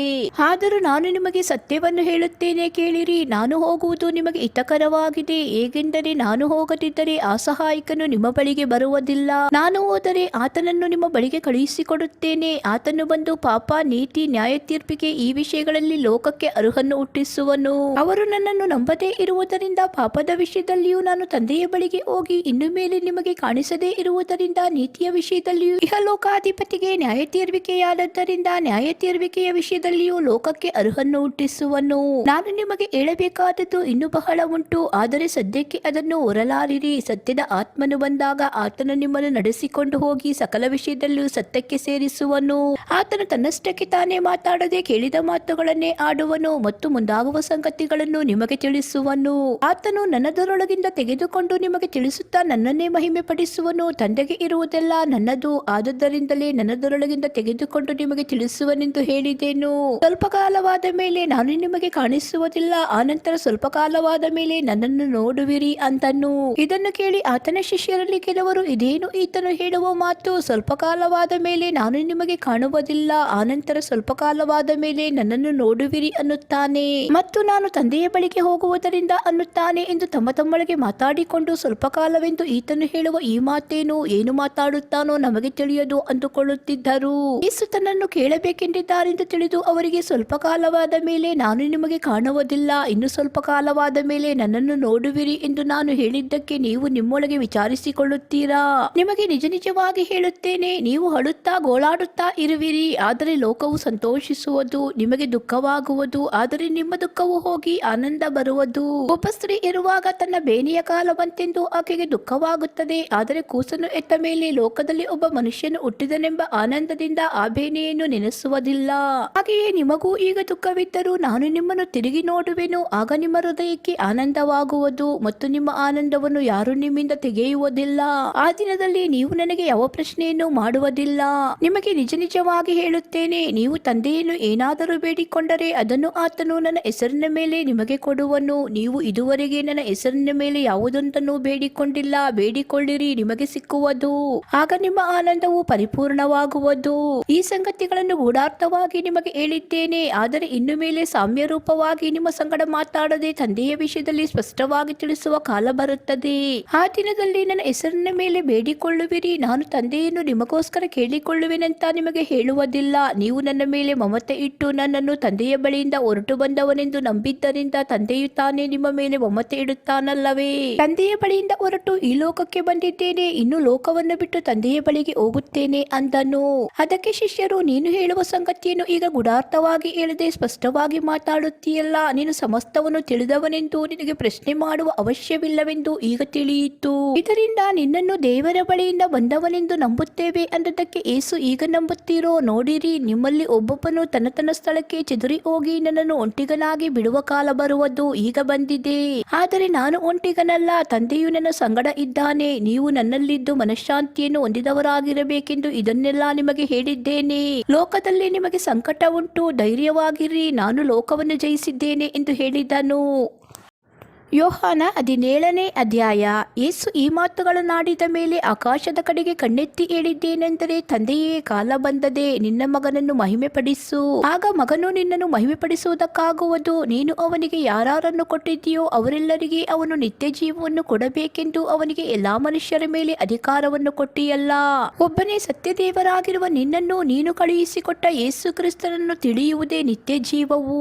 ಮಾಡಬೇಕೆಂದು ನೀನು ನನಗೆ ಕೊಟ್ಟ ಕೆಲಸವನ್ನು ನಾನು ನೆರವೇರಿಸಿ ನಿನ್ನನ್ನು ಭೂಲೋಕದಲ್ಲಿ ಮಹಿಮೆಪಡಿಸಿದೆನು. ಈಗ ತಂದೆಯೇ, ನೀನು ನಿನ್ನ ಬಳಿಯಲ್ಲಿ ನನ್ನನ್ನು ಮಹಿಮೆಪಡಿಸು. ಲೋಕ ಉಂಟಾಗುವುದಕ್ಕಿಂತ ಮುಂಚೆ ನಿನ್ನ ಬಳಿಯಲ್ಲಿ ನನಗಿದ್ದ ಮಹಿಮೆಯಿಂದಲೇ ನನ್ನನ್ನು ಮಹಿಮೆಪಡಿಸು. ಲೋಕದೊಳಗಿಂದ ನೀನು ನನಗೆ ಕೊಟ್ಟ ಮನುಷ್ಯರಿಗೆ ನಿನ್ನ ಹೆಸರನ್ನು ತಿಳಿಯಪಡಿಸಿದೆನು. ಇವರು ನಿನ್ನವರಾಗಿದ್ದರು, ನೀನು ಇವರನ್ನು ನನಗೆ ಕೊಟ್ಟಿ ಮತ್ತು ಇವರು ನಿನ್ನ ವಾಕ್ಯವನ್ನು ಕೈಕೊಂಡು ನಡೆದಿದ್ದಾರೆ. ನೀನು ನನಗೆ ಕೊಟ್ಟಿದ್ದೆಲ್ಲ ನಿನ್ನಿಂದಲೇ ಬಂದದೆ ಎಂದು ಈಗ ಇವರು ತಿಳುಕೊಂಡಿದ್ದಾರೆ. ಹೇಗೆಂದರೆ, ನೀನು ನನಗೆ ಕೊಟ್ಟ ಮಾತುಗಳನ್ನು ನಾನು ಇವರಿಗೆ ಕೊಟ್ಟಿದ್ದೇನೆ. ಇವರು ಆ ಮಾತುಗಳನ್ನು ಕೈಕೊಂಡು ನನ್ನನ್ನು ನಿನ್ನ ಬಳಿಯಿಂದ ಹೊರಟು ಬಂದವನೆಂದು ನಿಜವಾಗಿ ತಿಳಿದು ನೀನೇ ನನ್ನನ್ನು ಕಳುಹಿಸಿಕೊಟ್ಟಿರುವುದಾಗಿ ನಂಬಿದ್ದಾರೆ. ನಾನು ಇವರಿಗೋಸ್ಕರ ಕೇಳಿಕೊಳ್ಳುತ್ತೇನೆ, ಲೋಕಕ್ಕೋಸ್ಕರ ಕೇಳಿಕೊಳ್ಳದೆ ನೀನು ನನಗೆ ಕೊಟ್ಟವರಿಗೋಸ್ಕರವೇ ಕೇಳಿಕೊಳ್ಳುತ್ತೇನೆ. ನಿನ್ನವರಾಗಿದ್ದಾರೆ, ನನ್ನದೆಲ್ಲ ನಿನ್ನದೇ, ನಿನ್ನದೆಲ್ಲ ನನ್ನದೇ, ಮತ್ತು ಇವರಿಂದ ನನಗೆ ಮಹಿಮೆ ಉಂಟಾಗಿದೆ. ಇನ್ನು ನಾನು ಲೋಕದಲ್ಲಿ ಇರುವುದಿಲ್ಲ, ಇವರು ಲೋಕದಲ್ಲಿ ಇರುತ್ತಾರೆ. ನಾನು ನಿನ್ನ ಬಳಿಗೆ ಬರುತ್ತೇನೆ. ಪವಿತ್ರನಾದ ತಂದೆಯೇ, ನಾವು ಒಂದಾಗಿರುವ ಹಾಗೆ ಇವರು ಒಂದಾಗಿರಬೇಕೆಂದು ನೀನು ನನಗೆ ಕೊಟ್ಟ ನಿನ್ನ ಹೆಸರಿನಲ್ಲಿ ಇವರನ್ನು ಕಾಯಬೇಕು. ನಾನು ಇವರ ಸಂಗಡ ಇದ್ದಾಗ ನೀನು ನನಗೆ ಕೊಟ್ಟಿರುವ ನಿನ್ನ ಹೆಸರಿನಲ್ಲಿ ಇವರನ್ನು ಕಾಯುತ್ತಾ ಬಂದೆನು, ಇವರನ್ನು ಕಾಪಾಡಿದೆನು. ಶಾಸ್ತ್ರದ ಮಾತು ನೆರವೇರುವಂತೆ ನಾಶಕ್ಕೆ ಗುರಿಯಾದ ಆ ಮನುಷ್ಯನೇ ಹೊರತು ಇವರಲ್ಲಿ ಮತ್ತಾರು ನಾಶವಾಗಲಿಲ್ಲ. ಆದರೆ ಈಗ ನಿನ್ನ ಬಳಿಗೆ ಬರುವವನಾಗಿದ್ದೇನೆ. ಆದದ್ದರಿಂದ ಇವರಲ್ಲಿ ನನ್ನ ಆನಂದವು ಪರಿಪೂರ್ಣವಾಗಿರುವಂತೆ ಲೋಕದಲ್ಲಿದ್ದು ಈ ಮಾತುಗಳನ್ನು ಆಡುತ್ತೇನೆ. ನಾನು ನಿನ್ನ ವಾಕ್ಯವನ್ನು ಇವರಿಗೆ ಕೊಟ್ಟಿದ್ದೇನೆ. ನಾನು ಲೋಕದವನಲ್ಲದೆ ಇರುವ ಪ್ರಕಾರ ಇವರು ಲೋಕದವರಲ್ಲ. ಆದ ಕಾರಣ ಲೋಕವು ಇವರ ಮೇಲೆ ದ್ವೇಷ ಮಾಡಿ ಅದೇ ಇವರನ್ನು ಲೋಕದೊಳಗಿಂದ ತೆಗೆದುಕೊಂಡು ಹೋಗಬೇಕೆಂದು ನಾನು ಕೇಳಿಕೊಳ್ಳುವುದಿಲ್ಲ. ಕೆಡುಕನಿಂದ ತಪ್ಪಿಸಿ ಕಾಪಾಡಬೇಕೆಂದು ಕೇಳಿಕೊಳ್ಳುತ್ತೇನೆ. ನಾನು ಲೋಕದವನಲ್ಲದೆ ಇರುವ ಪ್ರಕಾರ ಇವರು ಲೋಕದವರಲ್ಲ. ಇವರನ್ನು ಸತ್ಯದಲ್ಲಿ ಸೇರಿಸಿ ಪ್ರತಿಷ್ಠೆಪಡಿಸು. ನಿನ್ನ ವಾಕ್ಯವೇ ಸತ್ಯವು. ನೀನು ನನ್ನನ್ನು ಲೋಕಕ್ಕೆ ಕಳುಹಿಸಿಕೊಟ್ಟಂತೆ ನಾನು ಇವರನ್ನು ಲೋಕಕ್ಕೆ ಕಳುಹಿಸಿಕೊಟ್ಟೆನು. ಇವರು ನಿಜವಾಗಿ ಪ್ರತಿಷ್ಠಿತರಾಗಬೇಕೆಂದು ಇವರಿಗೋಸ್ಕರ ನಾನು ನನ್ನನ್ನು ಪ್ರತಿಷ್ಠೆಪಡಿಸಿಕೊಳ್ಳುತ್ತೇನೆ. ಆದರೆ ಇವರಿಗೋಸ್ಕರ ಮಾತ್ರವಲ್ಲದೆ ಇವರ ವಾಕ್ಯದಿಂದ ನನ್ನನ್ನು ನಂಬುವವರಿಗೋಸ್ಕರ ಸಹ ಕೇಳಿಕೊಳ್ಳುತ್ತೇನೆ. ನೀನು ನನ್ನನ್ನು ಕಳುಹಿಸಿಕೊಟ್ಟಿದ್ದಿ ಎಂದು ಲೋಕವು ನಂಬುವುದಕ್ಕಾಗಿ ಅವರೆಲ್ಲರೂ ಒಂದಾಗಿರಬೇಕೆಂತಲೂ ತಂದೆಯೇ, ನೀನು ನನ್ನಲ್ಲಿಯೂ ನಾನು ನಿನ್ನಲ್ಲಿಯೂ ಇರುವ ಪ್ರಕಾರ ಅವರು ನಮ್ಮಲ್ಲಿ ಇರಬೇಕೆಂತಲೂ ಕೇಳಿಕೊಳ್ಳುತ್ತೇನೆ. ನಾವು ಒಂದಾಗಿರುವ ಪ್ರಕಾರ ಅವರು ಒಂದಾಗಿರಬೇಕೆಂದು ನೀನು ನನಗೆ ಕೊಟ್ಟಿರುವ ಮಹಿಮೆಯನ್ನು ನಾನು ಅವರಿಗೆ ಕೊಟ್ಟಿದ್ದೇನೆ. ನಾನು ಅವರಲ್ಲಿಯೂ ನೀನು ನನ್ನಲ್ಲಿಯೂ ಇರಲಾಗಿ ಅವರ ಐಕ್ಯವು ಪೂರ್ಣ ಸಿದ್ಧಿಗೆ ಬರ ಬರುವುದರಿಂದ ನೀನು ನನ್ನನ್ನು ಕಳಿಸಿಕೊಟ್ಟಿದ್ದಿ ಎಂದು, ನೀನು ನನ್ನನ್ನು ಪ್ರೀತಿಸಿದಂತೆ ಅವರನ್ನು ಪ್ರೀತಿಸಿದ್ದಿ ಎಂದು ಲೋಕಕ್ಕೆ ತಿಳಿದು ಬರುವುದು. ತಂದೆಯೇ, ನೀನು ಯಾರನ್ನು ನನಗೆ ಕೊಟ್ಟಿಯೋ ಅವರು ನಾನಿರುವ ಸ್ಥಳದಲ್ಲಿ ನನ್ನ ಕೂಡ ಇದ್ದುಕೊಂಡು ಲೋಕವು ಹುಟ್ಟುವುದಕ್ಕಿಂತ ಮುಂಚೆಯೇ ನೀನು ನನ್ನನ್ನು ಪ್ರೀತಿಸಿ ನನಗೆ ಕೊಟ್ಟಿರುವ ಮಹಿಮೆಯನ್ನು ನೋಡಬೇಕೆಂದು ಇಚ್ಛಿಸುತ್ತೇನೆ. ನೀತಿ ಸ್ವರೂಪನಾದ ತಂದೆಯೇ, ಲೋಕವಂತೂ ನಿನ್ನನ್ನು ತಿಳಿಯಲಿಲ್ಲ, ಆದರೆ ನಾನು ನಿನ್ನನ್ನು ತಿಳಿದಿದ್ದೇನೆ ಮತ್ತು ಇವರು ನೀನೇ ನನ್ನನ್ನು ಕಳಿಸಿಕೊಟ್ಟಿರುವುದಾಗಿ ತಿಳುಕೊಂಡಿದ್ದಾರೆ. ನಾನು ಅವರಿಗೆ ನಿನ್ನ ಹೆಸರನ್ನು ತಿಳಿಸಿದ್ದೇನೆ, ಇನ್ನೂ ತಿಳಿಸುವೆನು. ನೀನು ನನ್ನ ಮೇಲೆ ಇಟ್ಟಂತ ಪ್ರೀತಿಯು ಅವರಲ್ಲಿ ಇರಬೇಕೆಂದು ನಾನು ಅವರಲ್ಲಿ ಇರಬೇಕೆಂದು ಪ್ರಾರ್ಥಿಸುತ್ತೇನೆ ಅಂದನು. ಯೋಹಾನ 18ನೇ ಅಧ್ಯಾಯ. ಯೇಸು ಇದನ್ನು ಹೇಳಿದ ಮೇಲೆ ತನ್ನ ಶಿಷ್ಯರ ಸಂಗಡ ಕೆದ್ರೋನ್ ಹಳ್ಳದ ಆಚೆಗೆ ಹೊರಟು ಹೋದನು. ಅಲ್ಲಿ ಒಂದು ತೋಟವಿತ್ತು, ಅದರೊಳಗೆ ಯೇಸುವಿನ ಶಿಷ್ಯರು ಹೋದರು. ಯೇಸುವು ಆತನ ಶಿಷ್ಯರು ಆಗಾಗ್ಗೆ ಅಲ್ಲಿ ಕೂಡುತ್ತಾ ಇದ್ದದರಿಂದ ಯೇಸುವನ್ನು ಹಿಡುಕೊಟ್ಟ ಯೂದನಿಗೂ ಆ ಸ್ಥಳವು ಗೊತ್ತಾಗಿತ್ತು. ಹೀಗಿರಲಾಗಿ ಯೂದನು ಸಿಪಾಯಿಗಳ ಪಟಾಲಮ್ಮನ್ನು, ಮಹಾಯಾಜಕರು ಮತ್ತು ಫರಿಸಾಯರು ಕೊಟ್ಟ ಓಲೆಕಾರರನ್ನು ಕರೆಕೊಂಡು ದೀವಿಟಿಗಳನ್ನು, ಪಂಚಗಳನ್ನು, ಆಯುಧಗಳನ್ನು ಇಡಿಸಿಕೊಂಡು ಅಲ್ಲಿಗೆ ಬಂದನು. ಆಗ ಯೇಸು ತನ್ನ ಮೇಲೆ ಬರುವುದನ್ನೆಲ್ಲ ತಿಳಿದು ಹೊರಗೆ ಹೋಗಿ, ನೀವು ಯಾರನ್ನು ಹುಡುಕುತ್ತೀರಿ ಎಂದು ಅವರನ್ನು ಕೇಳಿದನು. ಅದಕ್ಕೆ ಅವರು ನಜರೇತಿನ ಯೇಸುವನ್ನು ಹುಡುಕುತ್ತೇವೆ ಅನ್ನಲು ಯೇಸು ಅವರಿಗೆ, ನಾನೇ ಅವನು ಎಂದು ಹೇಳಿದನು. ಆತನನ್ನು ಹಿಡುಕೊಡುವ ಯೂದನು ಸಹ ಅವರ ಸಂಗಡ ನಿಂತಿದ್ದನು. ಆತನು ಅವರಿಗೆ, ನಾನೇ ಅವನು ಎಂದು ಹೇಳಿದಾಗ ಅವರು ಹಿಂದಕ್ಕೆ ಸರಿದು ನೆಲದ ಮೇಲೆ ಬಿದ್ದರು. ಆತನು ಯಾರನ್ನು ಹುಡುಕುತ್ತೀರೆಂದು ತಿರುಗಿ ಅವರನ್ನು ಕೇಳಲು ಅವರು ನಜರೇತಿನ ಯೇಸುವನ್ನು ಹುಡುಕುತ್ತೇವೆ ಅಂದರು. ಅದಕ್ಕೆ ಯೇಸು, ನಾನೇ ಅವನೆಂದು ನಿಮಗೆ ಹೇಳಿದೆನಲ್ಲ, ನೀವು ನನ್ನನ್ನೇ ಹುಡುಕುವವರಾದರೆ ಇವರು ಹೋಗಬಿಡಿರಿ ಅಂದನು. ನೀನು ನನಗೆ ಕೊಟ್ಟವರಲ್ಲಿ ಒಬ್ಬನನ್ನಾದರೂ ನಾನು ಕಳಕೊಳ್ಳಲಿಲ್ಲವೆಂದು ಆತನು ಹೇಳಿದ ಮಾತು ಹೀಗೆ ನೆರವೇರಿತು. ಸೀಮೋನ ಪೇತ್ರನಲ್ಲಿ ಒಂದು ಕತ್ತಿ ಇತ್ತು, ಅದನ್ನು ಅವನು ಹಿರಿದು ಮಹಾಯಾಜಕನ ಆಳನ್ನು ಹೊಡೆದು ಅವನ ಬಲಗಿವಿಯನ್ನು ಕತ್ತರಿಸಿದನು. ಆ ಆಳಿನ ಹೆಸರು ಮಲ್ಕನು. ಆಗ ಯೇಸು ಪೇತ್ರನಿಗೆ, ಕತ್ತಿಯನ್ನು ಒರೆಯಲ್ಲಿ ಹಾಕು, ತಂದೆ ನನಗೆ ಕೊಟ್ಟಿರುವ ಪಾತ್ರೆಯಲ್ಲಿ ನಾನು ಕುಡಿಯಬಾರದೋ ಎಂದು ಹೇಳಿದನು. ಆಮೇಲೆ ಆ ಸಿಪಾಯಿಗಳು, ಸಹಸ್ರಾಧಿಪತಿಯು, ಯೆಹೂದ್ಯರ ಓಲೆಕಾರರು ಯೇಸುವನ್ನು ಹಿಡಕೊಂಡು ಕಟ್ಟಿ ಮೊದಲು ಅನ್ನನ ಬಳಿಗೆ ಕರೆಕೊಂಡು ಹೋದರು. ಇವನು ಆ ವರ್ಷದಲ್ಲಿ ಮಹಾಯಾಜಕನಾಗಿದ್ದ ಕಾಯಫನ ಮಾವನಾಗಿದ್ದನು. ಆ ಕಾಯಫನೇ ಒಬ್ಬ ಮನುಷ್ಯನು ಜನಕ್ಕೋಸ್ಕರ ಸಾಯುವುದು ಹಿತಕರವೆಂದು ಯೆಹೂದ್ಯರಿಗೆ ಆಲೋಚನೆ ಕೊಟ್ಟವನು. ಸೀಮೋನ ಪೇತ್ರನು ಮತ್ತೊಬ್ಬ ಶಿಷ್ಯನು ಯೇಸುವಿನ ಹಿಂದೆ ಹೋದರು. ಆ ಶಿಷ್ಯನಿಗೆ ಮಹಾಯಾಜಕನ ಪರಿಚಿತಿ ಇದ್ದದ್ದರಿಂದ ಯೇಸುವಿನ ಕೂಡ ಮಹಾಯಾಜಕನ ಅಂಗಳದೊಳಕ್ಕೆ ಹೋದನು. ಪೇತ್ರನು ಹೊರಗೆ ಬಾಗಿಲ ಹತ್ತಿರ ನಿಂತಿದ್ದರಿಂದ ಮಹಾಯಾಜಕನ ಪರಿಚಿತನಾದ ಆ ಶಿಷ್ಯನು ಹೊರಗೆ ಬಂದು ಬಾಗಿಲು ಕಾಯುವಳ ಸಂಗಡ ಮಾತಾಡಿ ಪೇತ್ರನನ್ನು ಒಳಗೆ ಕರೆಕೊಂಡು ಹೋದನು. ಆಗ ಬಾಗಿಲು ಕಾಯುವ ದಾಸಿಯು, ನೀನು ಸಹ ಈ ಮನುಷ್ಯನ ಶಿಷ್ಯರಲ್ಲಿ ಒಬ್ಬನೇನು ಎಂದು ಪೇತ್ರನನ್ನು ಕೇಳಲು ಅವನು ಅಲ್ಲ ಅಂದನು. ಆಗ ಚಳಿಯಾಗಿದ್ದರಿಂದ ಆಳುಗಳು, ಓಲೆಕಾರರು ಇದ್ದಲ್ಲಿನ ಬೆಂಕಿ ಮಾಡಿ ಚಳಿ ಕಾಯಿಸಿಕೊಳ್ಳುತ್ತಾ ನಿಂತಿರಲಾಗಿ ಪೇತ್ರನು ಅವರ ಸಂಗಡ ನಿಂತುಕೊಂಡು ಚಳಿ ಕಾಯಿಸಿಕೊಳ್ಳುತ್ತಿದ್ದನು. ಅಷ್ಟರೊಳಗೆ ಮಹಾಯಾಜಕನು ಯೇಸುವನ್ನು ಆತನ ಶಿಷ್ಯರ ವಿಷಯವಾಗಿಯೂ ಉಪದೇಶದ ವಿಷಯವಾಗಿಯೂ ವಿಚಾರಿಸಿದನು. ಅದಕ್ಕೆ ಯೇಸು, ನಾನು ಧಾರಾಳವಾಗಿ ಲೋಕದ ಮುಂದೆ ಮಾತಾಡಿದ್ದೇನೆ. ಯೆಹೂದ್ಯರೆಲ್ಲ ಕೂಡುವಂತ ಸಭಾಮಂದಿರಗಳಲ್ಲಿಯೂ ದೇವಾಲಯದಲ್ಲಿಯೂ ಯಾವಾಗಲೂ ಉಪದೇಶ ಮಾಡುತ್ತಾ ಬಂದೆನು. ಮರೆಯಾಗಿ ಯಾವುದನ್ನು ಮಾತಾಡಲಿಲ್ಲ. ನನ್ನನ್ನು ಯಾಕೆ ವಿಚಾರಿಸುತ್ತಿ? ನಾನು ಏನೇನು ಮಾತಾಡಿದೆನೋ ಅದನ್ನು ಕೇಳಿದವರಲ್ಲಿ ವಿಚಾರಿಸು. ನಾನು ಹೇಳಿದ್ದು ಇವರಿಗೆ ತಿಳಿದಿದೆಯಲ್ಲ ಎಂದು ಉತ್ತರ ಕೊಟ್ಟನು. ಯೇಸು ಈ ಮಾತನ್ನು ಹೇಳಿದಾಗ ಹತ್ತಿರ ನಿಂತಿದ್ದ ಓಲೆಕಾರರಲ್ಲಿ ಒಬ್ಬನು, ಮಹಾಯಾಜಕನಿಗೆ ಹೀಗೆ ಉತ್ತರ ಕೊಡುತ್ತೀಯಾ ಎಂದು ಹೇಳಿ ಆತನ ಕೆನ್ನೆಗೆ ಒಂದು ಏಟು ಹಾಕಿದನು. ಯೇಸು ಅವನಿಗೆ, ನಾನು ಮಾತಾಡಿದ್ದರಲ್ಲಿ ಏನಾದರೂ ದೋಷವಿದ್ದರೆ ಆ ದೋಷ ಇಂಥದ್ದೆಂದು ಸಾಕ್ಷಿ ಹೇಳು. ನಾನು ಮಾತಾಡಿದ್ದು ಸರಿಯಾಗಿದ್ದರೆ ನನ್ನನ್ನು ಯಾಕೆ ಹೊಡೆಯುತ್ತಿ ಎಂದು ಹೇಳಿದನು. ಆಗ ಅನ್ನನು ಆತನನ್ನು ಕಟ್ಟಿಸಿ ಮಹಾಯಾಜಕನಾದ ಕಾಯಫನ ಬಳಿಗೆ ಕಳುಹಿಸಿಕೊಟ್ಟನು. ಇತ್ತಲಾಗಿ ಸೀಮೋನ ಪೇತ್ರನು ನಿಂತುಕೊಂಡು ಚಳಿ ಕಾಯಿಸಿಕೊಳ್ಳುತ್ತಾ ಇದ್ದನು. ಆಗ ಅಲ್ಲಿದ್ದವರು ಅವನನ್ನು, ನೀನು ಅವರ ಶಿಷ್ಯರಲ್ಲಿ ಒಬ್ಬನೇನು ಎಂದು ಕೇಳಲು ಅವನು ಅಲ್ಲ ಅಂದನು. ಮಹಾಯಾಜಕನ ಆಳುಗಳಲ್ಲಿ ಪೇತ್ರನು ಕಿವಿ ಕತ್ತರಿಸಿದವನ ಬಂಧುವಾಗಿದ್ದ ಒಬ್ಬನು, ನಾನು ನಿನ್ನನ್ನು ತೋಟದಲ್ಲಿ ಅವನ ಸಂಗಡ ಕಂಡೆನಲ್ಲವೇ ಅಂದನು. ಅದಕ್ಕೆ ಪೇತ್ರನು ತಿರುಗಿ ಅಲ್ಲ ಅಂದನು. ಕೂಡಲೇ ಕೋಳಿ ಕೂಗಿತ್ತು. ಆಮೇಲೆ ಅವರು ಯೇಸುವನ್ನು ಕಾಯಫನ ಬಳಿಯಿಂದ ಅರಮನೆಗೆ ಕರೆಕೊಂಡು ಹೋದರು. ಆಗ ಮುಂಜಾನೆ ಆಗಿತ್ತು. ಅವರು ತಮಗೆ ಮೈಲಿಗೆ ತಟ್ಟಿ ಪಸ್ಕದ ಊಟವನ್ನು ಮಾಡುವುದಕ್ಕೆ ಅಡ್ಡಿಯಾದೀತೆಂದು ಅರಮನೆಯೊಳಕ್ಕೆ ಹೋಗಲಿಲ್ಲ. ಹೀಗಿರಲಾಗಿ ಪಿಲಾತನು ಹೊರಕ್ಕೆ ಅವರ ಬಳಿಗೆ ಬಂದು, ಈ ಮನುಷ್ಯನ ಮೇಲೆ ಏನು ದೂರು ತರುತ್ತೀರಿ ಎಂದು ಕೇಳಿದನು. ಅವರು ಅವನಿಗೆ, ಇವನು ದುಷ್ಕರ್ಮಿಯಲ್ಲದಿದ್ದರೆ ನಾವು ಇವನನ್ನು ನಿನಗೆ ಒಪ್ಪಿಸಿಕೊಡುತ್ತಿದ್ದಿಲ್ಲವೆಂದು ಉತ್ತರ ಕೊಟ್ಟರು. ಆಗ ಪಿಲಾತನು ಅವರಿಗೆ, ನೀವೇ ಅವನನ್ನು ತಕ್ಕೊಂಡು ಹೋಗಿ ನಿಮ್ಮ ಧರ್ಮಶಾಸ್ತ್ರದ ಪ್ರಕಾರ ಅವನಿಗೆ ಅವನಿಗೆ ತೀರ್ಪು ಮಾಡಿರಿ ಎಂದು ಹೇಳಿದನು. ಅದಕ್ಕೆ ಯೆಹೂದ್ಯರು, ಮರಣದಂಡನೆಯನ್ನು ವಿಧಿಸುವ ಅಧಿಕಾರವು ನಮಗಿಲ್ಲ ಅಂದರು. ಇದರಿಂದ ಯೇಸು ತಾನು ಎಂಥ ಸಾವು ಸಾಯುವೆನೆಂದು ಸೂಚಿಸಿ ಹೇಳಿದ ಮಾತು ನೆರವೇರಿತು. ಆಗ ಪಿಲಾತನು ತಿರುಗಿ ಅರಮನೆಯೊಳಕ್ಕೆ ಹೋಗಿ ಯೇಸುವನ್ನು ಕರೆದು ಆತನನ್ನು, ನೀನು ಯೆಹೂದ್ಯರ ಅರಸನು ಹೌದೋ ಎಂದು ಕೇಳಿದನು. ಯೇಸು, ನಿನ್ನಷ್ಟಕ್ಕೆ ನೀನೇ ಇದನ್ನು ಹೇಳುತ್ತೀಯೋ, ಮತ್ತೊಬ್ಬರು ನನ್ನ ವಿಷಯದಲ್ಲಿ ನಿನಗೆ ಹೇಳಿದ್ದಾರೋ ಎಂದು ಕೇಳಲು ಪಿಲಾತನು, ನಾನೇನು ಯೆಹೂದ್ಯನೇ? ನಿನ್ನ ಸ್ವಂತ ಜನವು ಮಹಾಯಾಜಕರು ನಿನ್ನನ್ನು ನನಗೆ ಒಪ್ಪಿಸಿದ್ದಾರೆ. ನೀನು ಏನು ಮಾಡಿದಿ ಎಂದು ಕೇಳಿದ್ದಕ್ಕೆ ಯೇಸು, ನನ್ನ ರಾಜ್ಯವು ಈ ಲೋಕದಲ್ಲ. ನನ್ನ ರಾಜ್ಯವು ಈ ಲೋಕದಾಗಿದ್ದರೆ ನಾನು ಯೆಹೂದ್ಯರ ಕೈಯಲ್ಲಿ ಬೀಳದಂತೆ ನನ್ನ ಪರಿವಾರದವರು ಕಾದಾಡುತ್ತಿದ್ದರು. ಆದರೆ ನನ್ನ ರಾಜ್ಯವು ಇಲ್ಲಿಯದಲ್ಲವೆಂದು ಉತ್ತರ ಕೊಟ್ಟನು. ಅದಕ್ಕೆ ಪಿಲಾತನು, ಹಾಗಾದರೆ ನೀನು ಅರಸನು ಹೌದಲ್ಲವೇ ಅಂದನು. ಯೇಸು ಅವನಿಗೆ, ನನ್ನನ್ನು ಅರಸನೆಂದು ನೀನೇ ಹೇಳಿದ್ದಿ. ನಾನು ಸತ್ಯದ ವಿಷಯದಲ್ಲಿ ಸಾಕ್ಷಿ ಹೇಳುವುದಕ್ಕೋಸ್ಕರ ಹುಟ್ಟಿದವನು. ಅದಕ್ಕೋಸ್ಕರವೇ ಈ ಲೋಕಕ್ಕೆ ಬಂದಿದ್ದೇನೆ. ಸತ್ಯಪರರೆಲ್ಲರೂ ನನ್ನ ಮಾತಿಗೆ ಕಿವಿಗೊಡುತ್ತಾರೆ ಎಂದು ಉತ್ತರ ಕೊಟ್ಟನು. ಪಿಲಾತನು, ಸತ್ಯವಂದರೇನು ಅಂದನು. ಇದನ್ನು ಹೇಳಿ ಪಿಲಾತನು ತಿರುಗಿ ಯೆಹೂದ್ಯರ ಬಳಿಗೆ ಹೊರಕ್ಕೆ ಬಂದು, ನನಗೆ ಅವನಲ್ಲಿ ಯಾವ ಅಪರಾಧವೂ ಕಾಣಿಸುವುದಿಲ್ಲ. ಆದರೆ ಪಸ್ಕ ಹಬ್ಬದಲ್ಲಿ ನಾನು ಒಬ್ಬನನ್ನು ನಿಮಗೆ ಬಿಟ್ಟುಕೊಡುವ ಪದ್ಧತಿ ಉಂಟಷ್ಟೇ. ನಾನು ಯೆಹೂದ್ಯರ ಅರಸನನ್ನು ಬಿಟ್ಟುಕೊಡುವುದು ನಿಮಗೆ ಇಷ್ಟವೋ ಎಂದು ಅವರನ್ನು ಕೇಳಿದನು. ಅದಕ್ಕೆ ಅವರು, ಇವನನ್ನು ಬೇಡ, ಬರಬ್ಬನನ್ನು ಬಿಟ್ಟುಕೊಡಬೇಕು ಎಂದು ತಿರುಗಿ ಕೂಗಿ ಹೇಳಿದ್ದರು. ಈ ಬರಬ್ಬನು ಕಳ್ಳನಾಗಿದ್ದನು. ಯೋಹಾನ 19ನೇ ಅಧ್ಯಾಯ.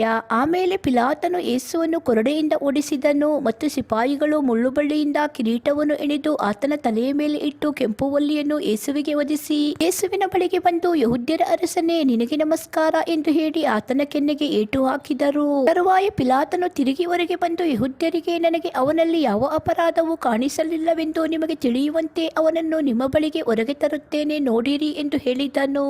ಆಗ ಯೇಸು ಮುಳ್ಳಿನ ಕಿರೀಟವನ್ನು ಕೆಂಪು ವಲ್ಲಿಯನ್ನು ಧರಿಸಿದವನಾಗಿ ಹೊರಕ್ಕೆ ಬಂದನು. ಪಿಲಾತನು ಅವರಿಗೆ, ಇಗೋ ಈ ಮನುಷ್ಯನು ಅಂದನು.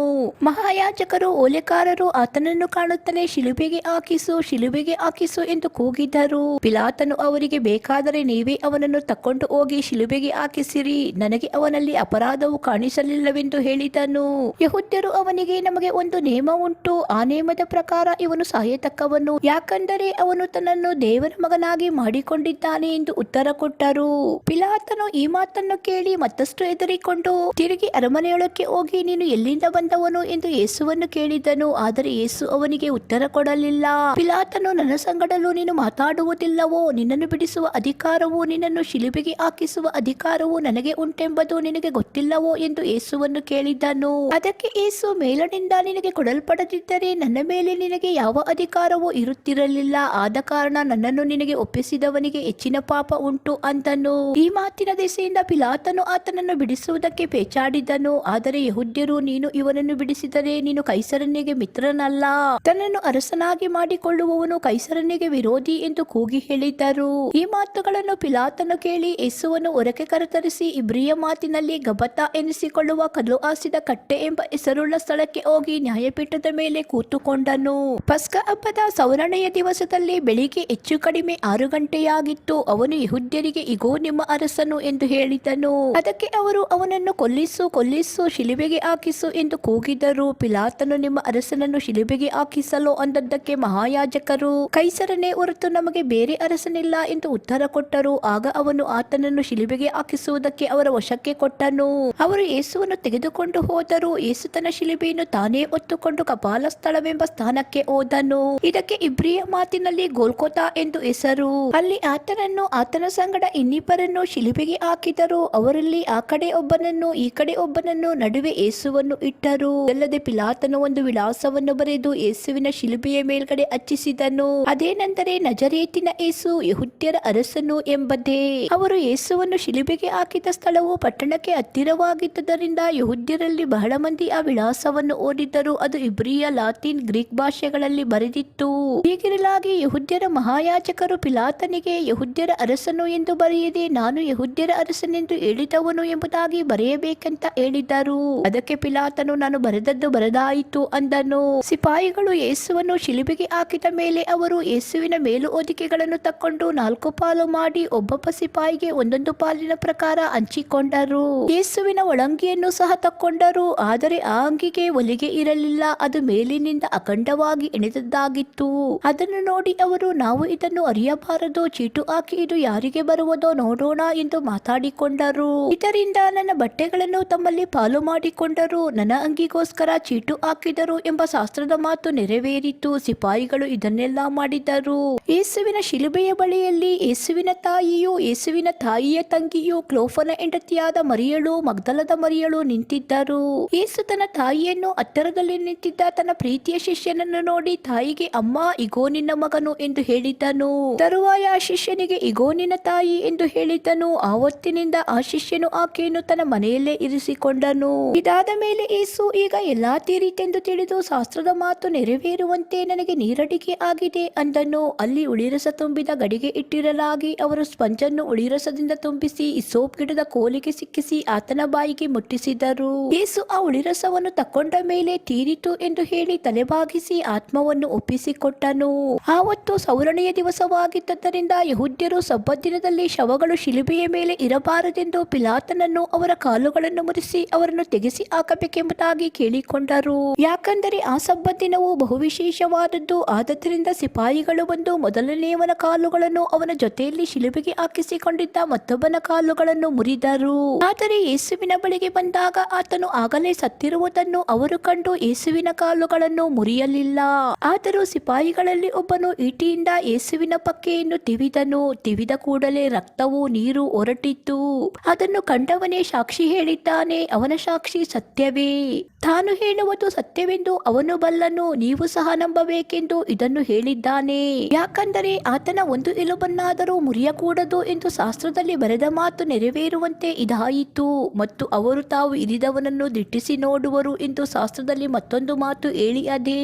ಇದಾದ ಮೇಲೆ ಯೆಹೂದ್ಯರ ಭಯದಿಂದ ಗುಪ್ತವಾಗಿ ಯೇಸುವಿನ ಶಿಷ್ಯನಾಗಿದ್ದ ಅರಿಮಾಥಾಯದ ಯೋಸೇಫನು ಯೇಸುವಿನ ದೇಹವನ್ನು ತೆಗೆದುಕೊಂಡು ಹೋಗುವುದಕ್ಕೆ ಅಪ್ಪಣೆಯಾಗಬೇಕೆಂದು ಪಿಲಾತನನ್ನು ಬೇಡಿಕೊಂಡನು. ಪಿಲಾತನು ಅಪ್ಪಣೆ ಕೊಡಲಾಗಿ ಅವನು ಬಂದು ಯೇಸುವಿನ ದೇಹವನ್ನು ತೆಗೆದುಕೊಂಡು ಹೋದನು. ಇದಲ್ಲದೆ ಮೊದಲು ಒಂದು ಸಾರಿ ರಾತ್ರಿ ವೇಳೆಯಲ್ಲಿ ಯೇಸುವಿನ ಬಳಿಗೆ ಬಂದಿದ್ದ ನಿಕೋದೇಮನು ಸಹ ರಕ್ತಬೋಳ ಅಗರುಗಳನ್ನು ಕಲಸಿದ ಚೂರ್ಣವನ್ನು 100 ಸೇರಿನಷ್ಟು ತಕ್ಕೊಂಡು ಅಲ್ಲಿಗೆ ಬಂದನು. ಅವರು ಯೇಸುವಿನ ದೇಹವನ್ನು ತಕ್ಕೊಂಡು ಯೆಹೂದ್ಯರಲ್ಲಿ ಹೂಣಿಡುವ ಪದ್ಧತಿಯ ಪ್ರಕಾರ ಅದನ್ನು ಆ ಸುಗಂಧ ದ್ರವ್ಯಗಳ ಸಹಿತವಾಗಿ ನಾರುಬಟ್ಟೆಯಲ್ಲಿ ಸುತ್ತಿದರು.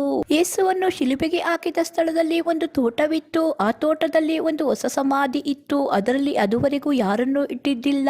ಆ ದಿನವು ಯೆಹೂದ್ಯರ ಸೌರಣೆಯ ದಿನವಾದದ್ದರಿಂದ ಆ ಸಮಾಧಿ ಹತ್ತಿರವಿರುತ್ತದೆಂದು ಯೇಸುವನ್ನು ಅಲ್ಲೇ ಇಟ್ಟರು.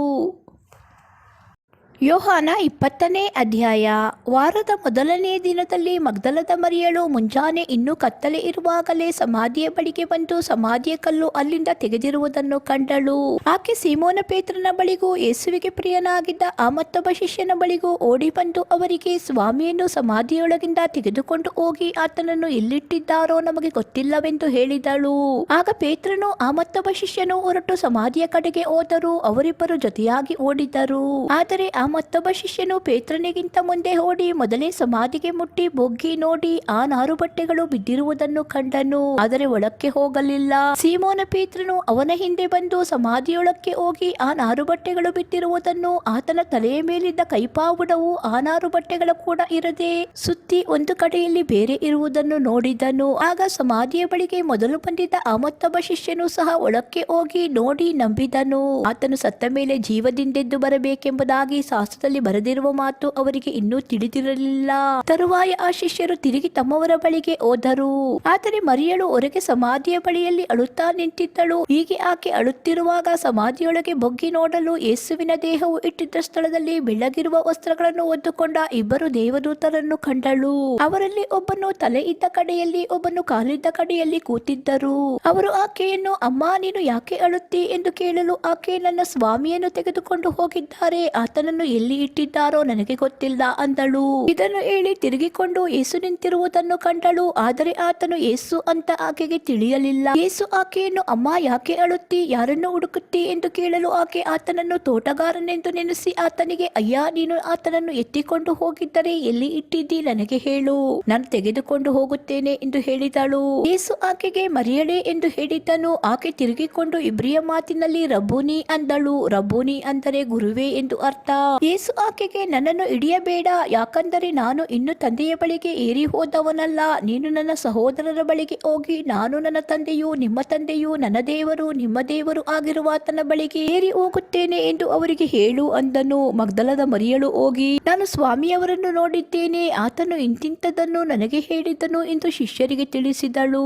ಅದೇ ದಿವಸದ ಅಂದರೆ ವಾರದ ಮೊದಲನೇ ದಿವಸದ ಸಂಜೆಯಲ್ಲಿ ಶಿಷ್ಯರು ಯೆಹೂದ್ಯರ ಭಯದಿಂದ ತಾವು ಇದ್ದ ಮನೆಯ ಬಾಗಿಲುಗಳನ್ನು ಮುಚ್ಚಿಕೊಂಡಿರಲು ಯೇಸು ಬಂದು ನಡುವೆ ನಿಂತು, ನಿಮಗೆ ಸಮಾಧಾನವಾಗಲಿ ಅಂದನು. ಇದನ್ನು ಹೇಳಿದ ಮೇಲೆ ಅವರಿಗೆ ತನ್ನ ಕೈಗಳನ್ನು ಪಕ್ಕೆಯನ್ನು ತೋರಿಸಿದನು. ಶಿಷ್ಯರು ಸ್ವಾಮಿಯನ್ನು ನೋಡಿದ್ದರಿಂದ ಸಂತೋಷಪಟ್ಟರು. ಯೇಸು ಅವರಿಗೆ, ನಿಮಗೆ ಸಮಾಧಾನವಾಗಲಿ ಎಂದು ತಿರುಗಿ ಹೇಳಿ, ತಂದೆ ನನ್ನನ್ನು ಕಳುಹಿಸಿಕೊಟ್ಟ ಹಾಗೆಯೇ ನಾನು ನಿಮ್ಮನ್ನು ಕಳುಹಿಸಿಕೊಡುತ್ತೇನೆ ಅಂದನು. ಇದನ್ನು ಹೇಳಿ ಅವರ ಮೇಲೆ ಊದಿ ಅವರಿಗೆ, ಪವಿತ್ರಾತ್ಮವರವನ್ನು ತಕ್ಕೊಳ್ಳಿರಿ. ನೀವು ಯಾರ ಪಾಪಗಳನ್ನು ಕ್ಷಮಿಸಿ ಬಿಡುತ್ತೀರೋ ಅವರಿಗೆ ಅವುಗಳ ಕ್ಷಮಾಪಣೆಯಾಗುತ್ತದೆ, ಯಾರ ಪಾಪಗಳನ್ನು ಕ್ಷಮಿಸದೆ ಉಳಿಸುತ್ತೀರೋ ಅವರಿಗೆ ಅವುಗಳು ಉಳಿಯುತ್ತವೆ ಅಂದನು. ಯೇಸು ಬಂದಾಗ 12 ಮಂದಿ ಶಿಷ್ಯರೊಳಗೆ ಒಬ್ಬನಾದ ದಿದೀಮನೆನಿಸಿಕೊಳ್ಳುವ ತೋಮನು ಅವರ ಸಂಗಡ ಇರಲಿಲ್ಲ. ಆದದ್ದರಿಂದ ಉಳಿದ ಶಿಷ್ಯರು, ನಾವು ಸ್ವಾಮಿಯನ್ನು ನೋಡಿದ್ದೇವೆ ಎಂದು ಅವನಿಗೆ ಹೇಳಿದ್ದರು. ಅದಕ್ಕೆ ಅವನು, ನಾನು ಆತನ ಕೈಗಳಲ್ಲಿ ಮೊಳೆಯಿಂದಾದ ಗಾಯವನ್ನು ನೋಡಿ, ಆ ಮೊಳೆಯ ಗಾಯದಲ್ಲಿ ನನ್ನ ಬೆರಳನ್ನು ಇಟ್ಟು ಆತನ ಪಕ್ಕೆಯಲ್ಲಿ ನನ್ನ ಕೈಯನ್ನು ಹಾಕಿದ ಹೊರತು ನಿಮ್ಮ ಮಾತನ್ನು ನಂಬುವುದೇ ಇಲ್ಲ ಅಂದನು. 8 ದಿವಸಗಳಾದ ಮೇಲೆ ಯೇಸುವಿನ ಶಿಷ್ಯರು ತಿರುಗಿ ಒಳಗಿದ್ದಾಗ ತೋಮನು ಅವರ ಸಂಗಡ ಇದ್ದನು. ಬಾಗಿಲುಗಳು ಮುಚ್ಚಿದ್ದವು. ಆಗ ಯೇಸು ಬಂದು ನಡುವೆ ನಿಂತು, ನಿಮಗೆ ಸಮಾಧಾನವಾಗಲಿ ಅಂದನು. ಆಮೇಲೆ ತೋಮನಿಗೆ, ನಿನ್ನ ಬೆರಳನ್ನು ಈ ಕಡೆ ಚಾಚಿ ನನ್ನ ಕೈಗಳನ್ನು ಮುಟ್ಟಿ ನೋಡು, ನಿನ್ನ ಕೈ ಚಾಚಿ ನನ್ನ ಪಕ್ಕೆಯಲ್ಲಿ ಹಾಕು, ನಂಬದವನಾಗಿರಬೇಡ, ನಂಬುವವನಾಗು ಎಂದು ಹೇಳಿದ್ದನು. ತೋಮನು ಆತನಿಗೆ, ನನ್ನ ಸ್ವಾಮಿ ನನ್ನ ದೇವರು ಎಂದು ಹೇಳಿದನು. ಯೇಸು ಅವನಿಗೆ, ನೀನು ನನ್ನನ್ನು ನೋಡಿದ್ದರಿಂದ ನಂಬಿದಿ, ನೋಡದೆ ನಂಬಿದವರು ಧನ್ಯರು ಎಂದು ಹೇಳಿದನು. ಯೇಸು ಇನ್ನೂ ಬೇರೆ ಎಷ್ಟೋ ಸೂಚಕ ಕಾರ್ಯಗಳನ್ನು ತನ್ನ ಶಿಷ್ಯರ ಮುಂದೆ ಮಾಡಿದನು. ಅವುಗಳು ಈ ಗ್ರಂಥದಲ್ಲಿ ಬರೆದಿರುವುದಿಲ್ಲ. ಆದರೆ ಯೇಸು ದೇವಕುಮಾರನಾದ ಕ್ರಿಸ್ತನೆಂದು ನೀವು ನಂಬುವಂತೆಯೂ ನಂಬಿ ಆತನ ಹೆಸರಿನ ಮೂಲಕವಾಗಿ ಜೀವವನ್ನು ಪಡೆಕೊಳ್ಳುವಂತೆಯೂ ಇಷ್ಟೆಲ್ಲ ಬರೆದದೆ. ಯೋಹಾನ 21ನೇ ಅಧ್ಯಾಯ. ತರುವಾಯ ಯೇಸು ತಿಬೇರಿಯ ಸಮುದ್ರದ ಬಳಿಯಲ್ಲಿ ಶಿಷ್ಯರಿಗೆ ತಿರುಗಿ ತನ್ನನ್ನು ತೋರಿಸಿಕೊಂಡನು. ತನ್ನನ್ನು ತೋರಿಸಿಕೊಂಡ ರೀತಿ ಯಾವುದೆಂದರೆ, ಸೀಮೋನ ಪೇತ್ರನು, ದಿದೀಮನೆಂಬ ತೋಮನು, ಗಲಿಲಾಯದ ಕಾನಾ ಊರಿನ ನತಾನಯೇಲನು, ಜೆಬೆದಾಯನ ಕುಮಾರರು, ಆತನ ಶಿಷ್ಯರಲ್ಲಿ ಇನ್ನಿಬ್ಬರು ಕೂಡಿದ್ದರು. ಅವರಿಗೆ ಸೀಮೋನ ಪೇತ್ರನು, ನಾನು ಮೀನು ಹಿಡಿಯುವುದಕ್ಕೆ ಹೋಗುತ್ತೇನೆಂದು ಹೇಳಲು ಅವರು, ನಾವು ನಿನ್ನ ಸಂಗಡ ಬರುತ್ತೇವೆ ಅಂದರು. ಅವರು ಹೊರಟು ದೋಣಿಯನ್ನು ಹತ್ತಿದರು. ಆದರೆ ಆ ರಾತ್ರಿಯಲ್ಲಿ ಒಂದೂ ಮೀನು ಸಿಕ್ಕಲಿಲ್ಲ. ಬೆಳಗಾಗುವಾಗ ಯೇಸು ದಡದಲ್ಲಿ ನಿಂತಿದ್ದನು. ಆದಾಗ್ಯೂ ಶಿಷ್ಯರು ಆತನನ್ನು ಯೇಸುವೆಂದು ತಿಳಿಯಲಿಲ್ಲ. ಆಗ ಯೇಸು ಅವರನ್ನು, ಮಕ್ಕಳಿರ, ಊಟಕ್ಕೆ ನಿಮಗೆ ಏನೂ ಇಲ್ಲವೇ ಎಂದು ಕೇಳಲು ಅವರು ಇಲ್ಲವೆಂದು ಉತ್ತರ ಕೊಟ್ಟರು. ಯೇಸು ಅವರಿಗೆ, ನೀವು ದೋಣಿಯ ಬಲಗಡೆಯಲ್ಲಿ ಬಲೆ ಬೀಸಿದರೆ ಸಿಕ್ಕುವುದು ಎಂದು ಹೇಳಿದ್ದನು. ಅವರು ಹಾಗೆ ಬೀಸಿದಾಗ ಮೀನುಗಳು ಬಹಳ ಹೆಚ್ಚಾಗಿ ಸಿಕ್ಕಿದ್ದರಿಂದ ಬಲೆಯನ್ನು ಎಳೆಯುವುದಕ್ಕೆ ಆಗದೆ ಹೋಯಿತು. ಆಗ ಯೇಸುವಿಗೆ ಪ್ರಿಯನಾಗಿದ್ದ ಶಿಷ್ಯನು ಪೇತ್ರನಿಗೆ, ಅವರು ಸ್ವಾಮಿಯವರು ಎಂದು ಹೇಳಿದನು. ಸ್ವಾಮಿಯವರೆಂದು ಸೀಮೋನ ಪೇತ್ರನು ಕೇಳಿ ಮೈಮೇಲೆ ಬಟ್ಟೆ ಇಲ್ಲದವನಾಗಿದ್ದರಿಂದ ಒಲ್ಲಿಯನ್ನು ಸುತ್ತಿಕೊಂಡು ಸಮುದ್ರದಲ್ಲಿ ಧುಮುಕಿದನು. ದಡವು ದೂರವಾಗಿರದೆ ಹೆಚ್ಚು ಕಡಿಮೆ 200 ಮೊಳದಲ್ಲಿದ್ದರಿಂದ ಉಳಿದ ಶಿಷ್ಯರು ಮೀನು ತುಂಬಿದ ಆ ಬಲೆಯನ್ನು ಎಳೆಯುತ್ತಾ ದೋಣಿಯಲ್ಲಿಯೇ ಬಂದರು. ಅವರು ಭೂಮಿಗೆ ಇಳಿದಾಗ ಕೆಂಡಗಳನ್ನು, ಅವುಗಳ ಮೇಲೆ ಇಟ್ಟಿದ್ದ ಮೀನುಗಳನ್ನು ರೊಟ್ಟಿ ಸಹಿತವಾಗಿ ಕಂಡರು. ಯೇಸು ಅವರಿಗೆ, ನೀವು ಈಗ ಹಿಡಿದ ಮೀನುಗಳಲ್ಲಿ ಕೆಲವನ್ನು ತನ್ನಿರಿ ಎಂದು ಹೇಳಲು ಸೀಮೋನ ಪೇತ್ರನು ದೋಣಿಯನ್ನು ಹತ್ತಿ ಬಲೆಯನ್ನು ಭೂಮಿಗೆ ಎಳಕೊಂಡು ಬಂದನು. ಅದು 153 ದೊಡ್ಡ ಮೀನುಗಳಿಂದ ತುಂಬಿತ್ತು. ಅಷ್ಟು ಮೀನುಗಳು ಇದ್ದರೂ ಬಲೆ ಅರಿಯಲಿಲ್ಲ. ಯೇಸು ಅವರಿಗೆ, ಬಂದು ಊಟ ಮಾಡಿರಿ ಎಂದು ಹೇಳಿದನು. ಶಿಷ್ಯರು ಆತನನ್ನು ಸ್ವಾಮಿಯವರೆಂದು ತಿಳಿದಿದ್ದರಿಂದ ನೀನಾರೆಂದು ವಿಚಾರಿಸುವುದಕ್ಕೆ ಅವರಲ್ಲಿ ಒಬ್ಬರು ಧೈರ್ಯ ಪಡಲಿಲ್ಲ. ಯೇಸು ಬಂದು ರೊಟ್ಟಿಯನ್ನು ತೆಗೆದುಕೊಂಡು ಅವರಿಗೆ ಕೊಟ್ಟನು. ಹಾಗೆಯೇ ಮೀನನ್ನು ಕೊಟ್ಟನು. ಯೇಸು ಸತ್ತು ಜೀವದಿಂದಿದ್ದ ಮೇಲೆ ಶಿಷ್ಯರಿಗೆ ಕಾಣಿಸಿಕೊಂಡದ್ದು ಇದು 3ನೆಯ ಸಾರಿ. ಅವರು ಊಟ ಮಾಡಿದ ಮೇಲೆ ಯೇಸು ಸೀಮೋನ ಪೇತ್ರನನ್ನು, ಯೋಹಾನನ ಮಗನಾದ ಸೀಮೋನನೇ, ನೀನು ಇವರಿಗಿಂತ ಹೆಚ್ಚಾಗಿ ನನ್ನ ಮೇಲೆ ಪ್ರೀತಿ ಇಟ್ಟಿದ್ದೀಯೋ ಎಂದು ಕೇಳಲು ಅವನು, ಹೌದು ಸ್ವಾಮಿ, ನಿನ್ನ ಮೇಲೆ ಮಮತೆ ಇಟ್ಟಿದ್ದೇನೆಂಬುದನ್ನು ನೀನೇ ಬಲ್ಲೆ ಅಂದನು. ಯೇಸು ಅವನಿಗೆ, ನನ್ನ ಕುರಿಗಳನ್ನು ಮೇಯಿಸು ಎಂದು ಹೇಳಿದ್ದನು. ಯೇಸು ತಿರುಗಿ 2ನೇ ಸಾರಿ ಅವನನ್ನು, ಯೋಹಾನನ ಮಗನಾದ ಸೀಮೋನನೇ, ನನ್ನ ಮೇಲೆ ಪ್ರೀತಿ ಇಟ್ಟಿದ್ದೀಯೋ ಎಂದು ಕೇಳಲು ಅವನು, ಹೌದು ಸ್ವಾಮಿ, ನಿನ್ನ ಮೇಲೆ ಮಮತೆ ಇಟ್ಟಿದ್ದೇನೆಂಬುದನ್ನು ನೀನೇ ಬಲ್ಲೆ ಅಂದನು. ಯೇಸು ಅವನಿಗೆ, ನನ್ನ ಕುರಿಗಳನ್ನು ಕಾಯಿ ಎಂದು ಹೇಳಿದ್ದನು. ಯೇಸು 3ನೆಯ ಸಾರಿ, ಯೋಹಾನನ ಮಗನಾದ ಸೀಮೋನನೇ, ನನ್ನ ಮೇಲೆ ಮಮತೆ ಇಟ್ಟಿದ್ದೀಯೋ ಎಂದು ಕೇಳಿದ್ದನು. 3ನೆಯ ಸಾರಿ, ಯೇಸು ನನ್ನ ಮೇಲೆ ಮಮತೆ ಇಟ್ಟಿದ್ಯೋ ಎಂದು ತನ್ನನ್ನು ಕೇಳಿದ್ದಕ್ಕೆ ಪೇತ್ರನು ದುಃಖಪಟ್ಟು, ಸ್ವಾಮಿ, ನೀನು ಎಲ್ಲಾ ಬಲ್ಲೆ, ನಿನ್ನ ಮೇಲೆ ನಾನು ಮಮತೆ ಇಟ್ಟಿದ್ದೇನೆಂಬುದು ನಿನಗೆ ತಿಳಿದದೆ ಅಂತನು.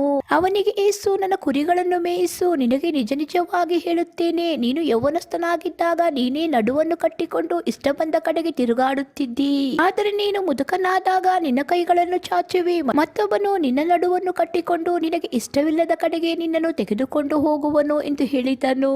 ಅವನು ಎಂಥ ಸಾವಿನಿಂದ ದೇವರನ್ನು ಮಹಿಮೆ ಪಡಿಸುವನು ಎಂಬುದನ್ನು ಯೇಸು ಈ ಮಾತಿನಿಂದ ಸೂಚಿಸಿದನು. ಇದನ್ನು ಹೇಳಿ ಯೇಸು ಅವನಿಗೆ, ನನ್ನನ್ನು ಹಿಂಬಾಲಿಸು ಎಂದು ಹೇಳಿದನು. ಪೇತ್ರನು ತಿರುಗಿಕೊಂಡು ಯೇಸುವಿಗೆ ಪ್ರಿಯನಾಗಿದ್ದ ಶಿಷ್ಯನು ಹಿಂದೆ ಬರುವುದನ್ನು ಕಂಡನು. ಆ ಶಿಷ್ಯನು ಊಟದಲ್ಲಿ ಯೇಸುವಿನ ಎದೆಯ ಕಡೆಗೆ ಬಾಗಿ, ಸ್ವಾಮಿ, ನಿನ್ನನ್ನು ಹಿಡುಕೊಡುವವನು ಯಾರು ಎಂದು ಕೇಳಿದವನೇ. ಇವನನ್ನು ಪೇತ್ರನು ಕಂಡು ಯೇಸುವನ್ನು, ಸ್ವಾಮಿ, ಇವನ ವಿಷಯವೇನು ಎಂದು ಕೇಳಲು ಯೇಸು ಅವನಿಗೆ, ನಾನು ಬರುವ ತನಕ ಇವನು ಇರಬೇಕೆಂದು ನನಗೆ ಮನಸ್ಸಿದ್ದರೆ ಅದು ನಿನಗೇನು, ನೀನು ನನ್ನನ್ನು ಹಿಂಬಾಲಿಸು ಎಂದು ಹೇಳಿದನು. ಇದರ ದೆಸೆಯಿಂದ ಆ ಶಿಷ್ಯನು ಸಾಯುವುದಿಲ್ಲವೆಂಬ ಮಾತು ಸಹೋದರರಲ್ಲಿ ಹಬ್ಬಿತು. ಆದರೆ ಅವನು ಸಾಯುವುದಿಲ್ಲವೆಂದು ಯೇಸು ಅವನಿಗೆ ಹೇಳಲಿಲ್ಲ. ನಾನು ಬರುವ ತನಕ ಆತನು ಇರಬೇಕೆಂದು ನನಗೆ ಮನಸ್ಸಿದ್ದರೆ ಅದು ನಿನಗೇನು ಎಂತಲೇ ಆತನು ಹೇಳಿದನು. ಈ ಸಂಗತಿಗಳನ್ನು ಬರೆದು ಇವುಗಳ ವಿಷಯವಾಗಿ ಸಾಕ್ಷಿ ಹೇಳುವ ಶಿಷ್ಯನು ಇವನೇ. ಇವನ ಸಾಕ್ಷಿ ಸತ್ಯವೆಂದು ನಾವು ಬಲ್ಲೆವು. ಇದಲ್ಲದೆ ಯೇಸು ಮಾಡಿದ್ದು ಇನ್ನೂ ಬಹಳವಿದೆ. ಅದನ್ನೆಲ್ಲ ಒಂದೊಂದಾಗಿ ಬರೆಯುವುದಾದರೆ ಬರೆಯಬೇಕಾದ ಪುಸ್ತಕಗಳನ್ನು ಲೋಕವೇ ಇಡಿಸದೆ ಓದಿತೆಂದು ನಾನು ನೆನೆಸುತ್ತೇನೆ. ಇದಿಷ್ಟು ದೇವರ ವಚನಗಳು. ಸತ್ಯವೇದದ ಯೋಹಾನನು ಬರೆದ ಸುವಾರ್ತೆಯ ಪುಸ್ತಕದ ಎಲ್ಲಾ ದೇವರ ವಚನಗಳು. ಎಲ್ಲ ಸ್ತುತಿಗನ ಮಾನ ಮಹಿಮೆ ಸ್ತೋತ್ರಗಳು ನನ್ನ ಕರ್ತನಾದ ಯೇಸು ಕ್ರಿಸ್ತುವಿಗೆ ಉಂಟಾಗಲಿ. ಆಮೇನ್.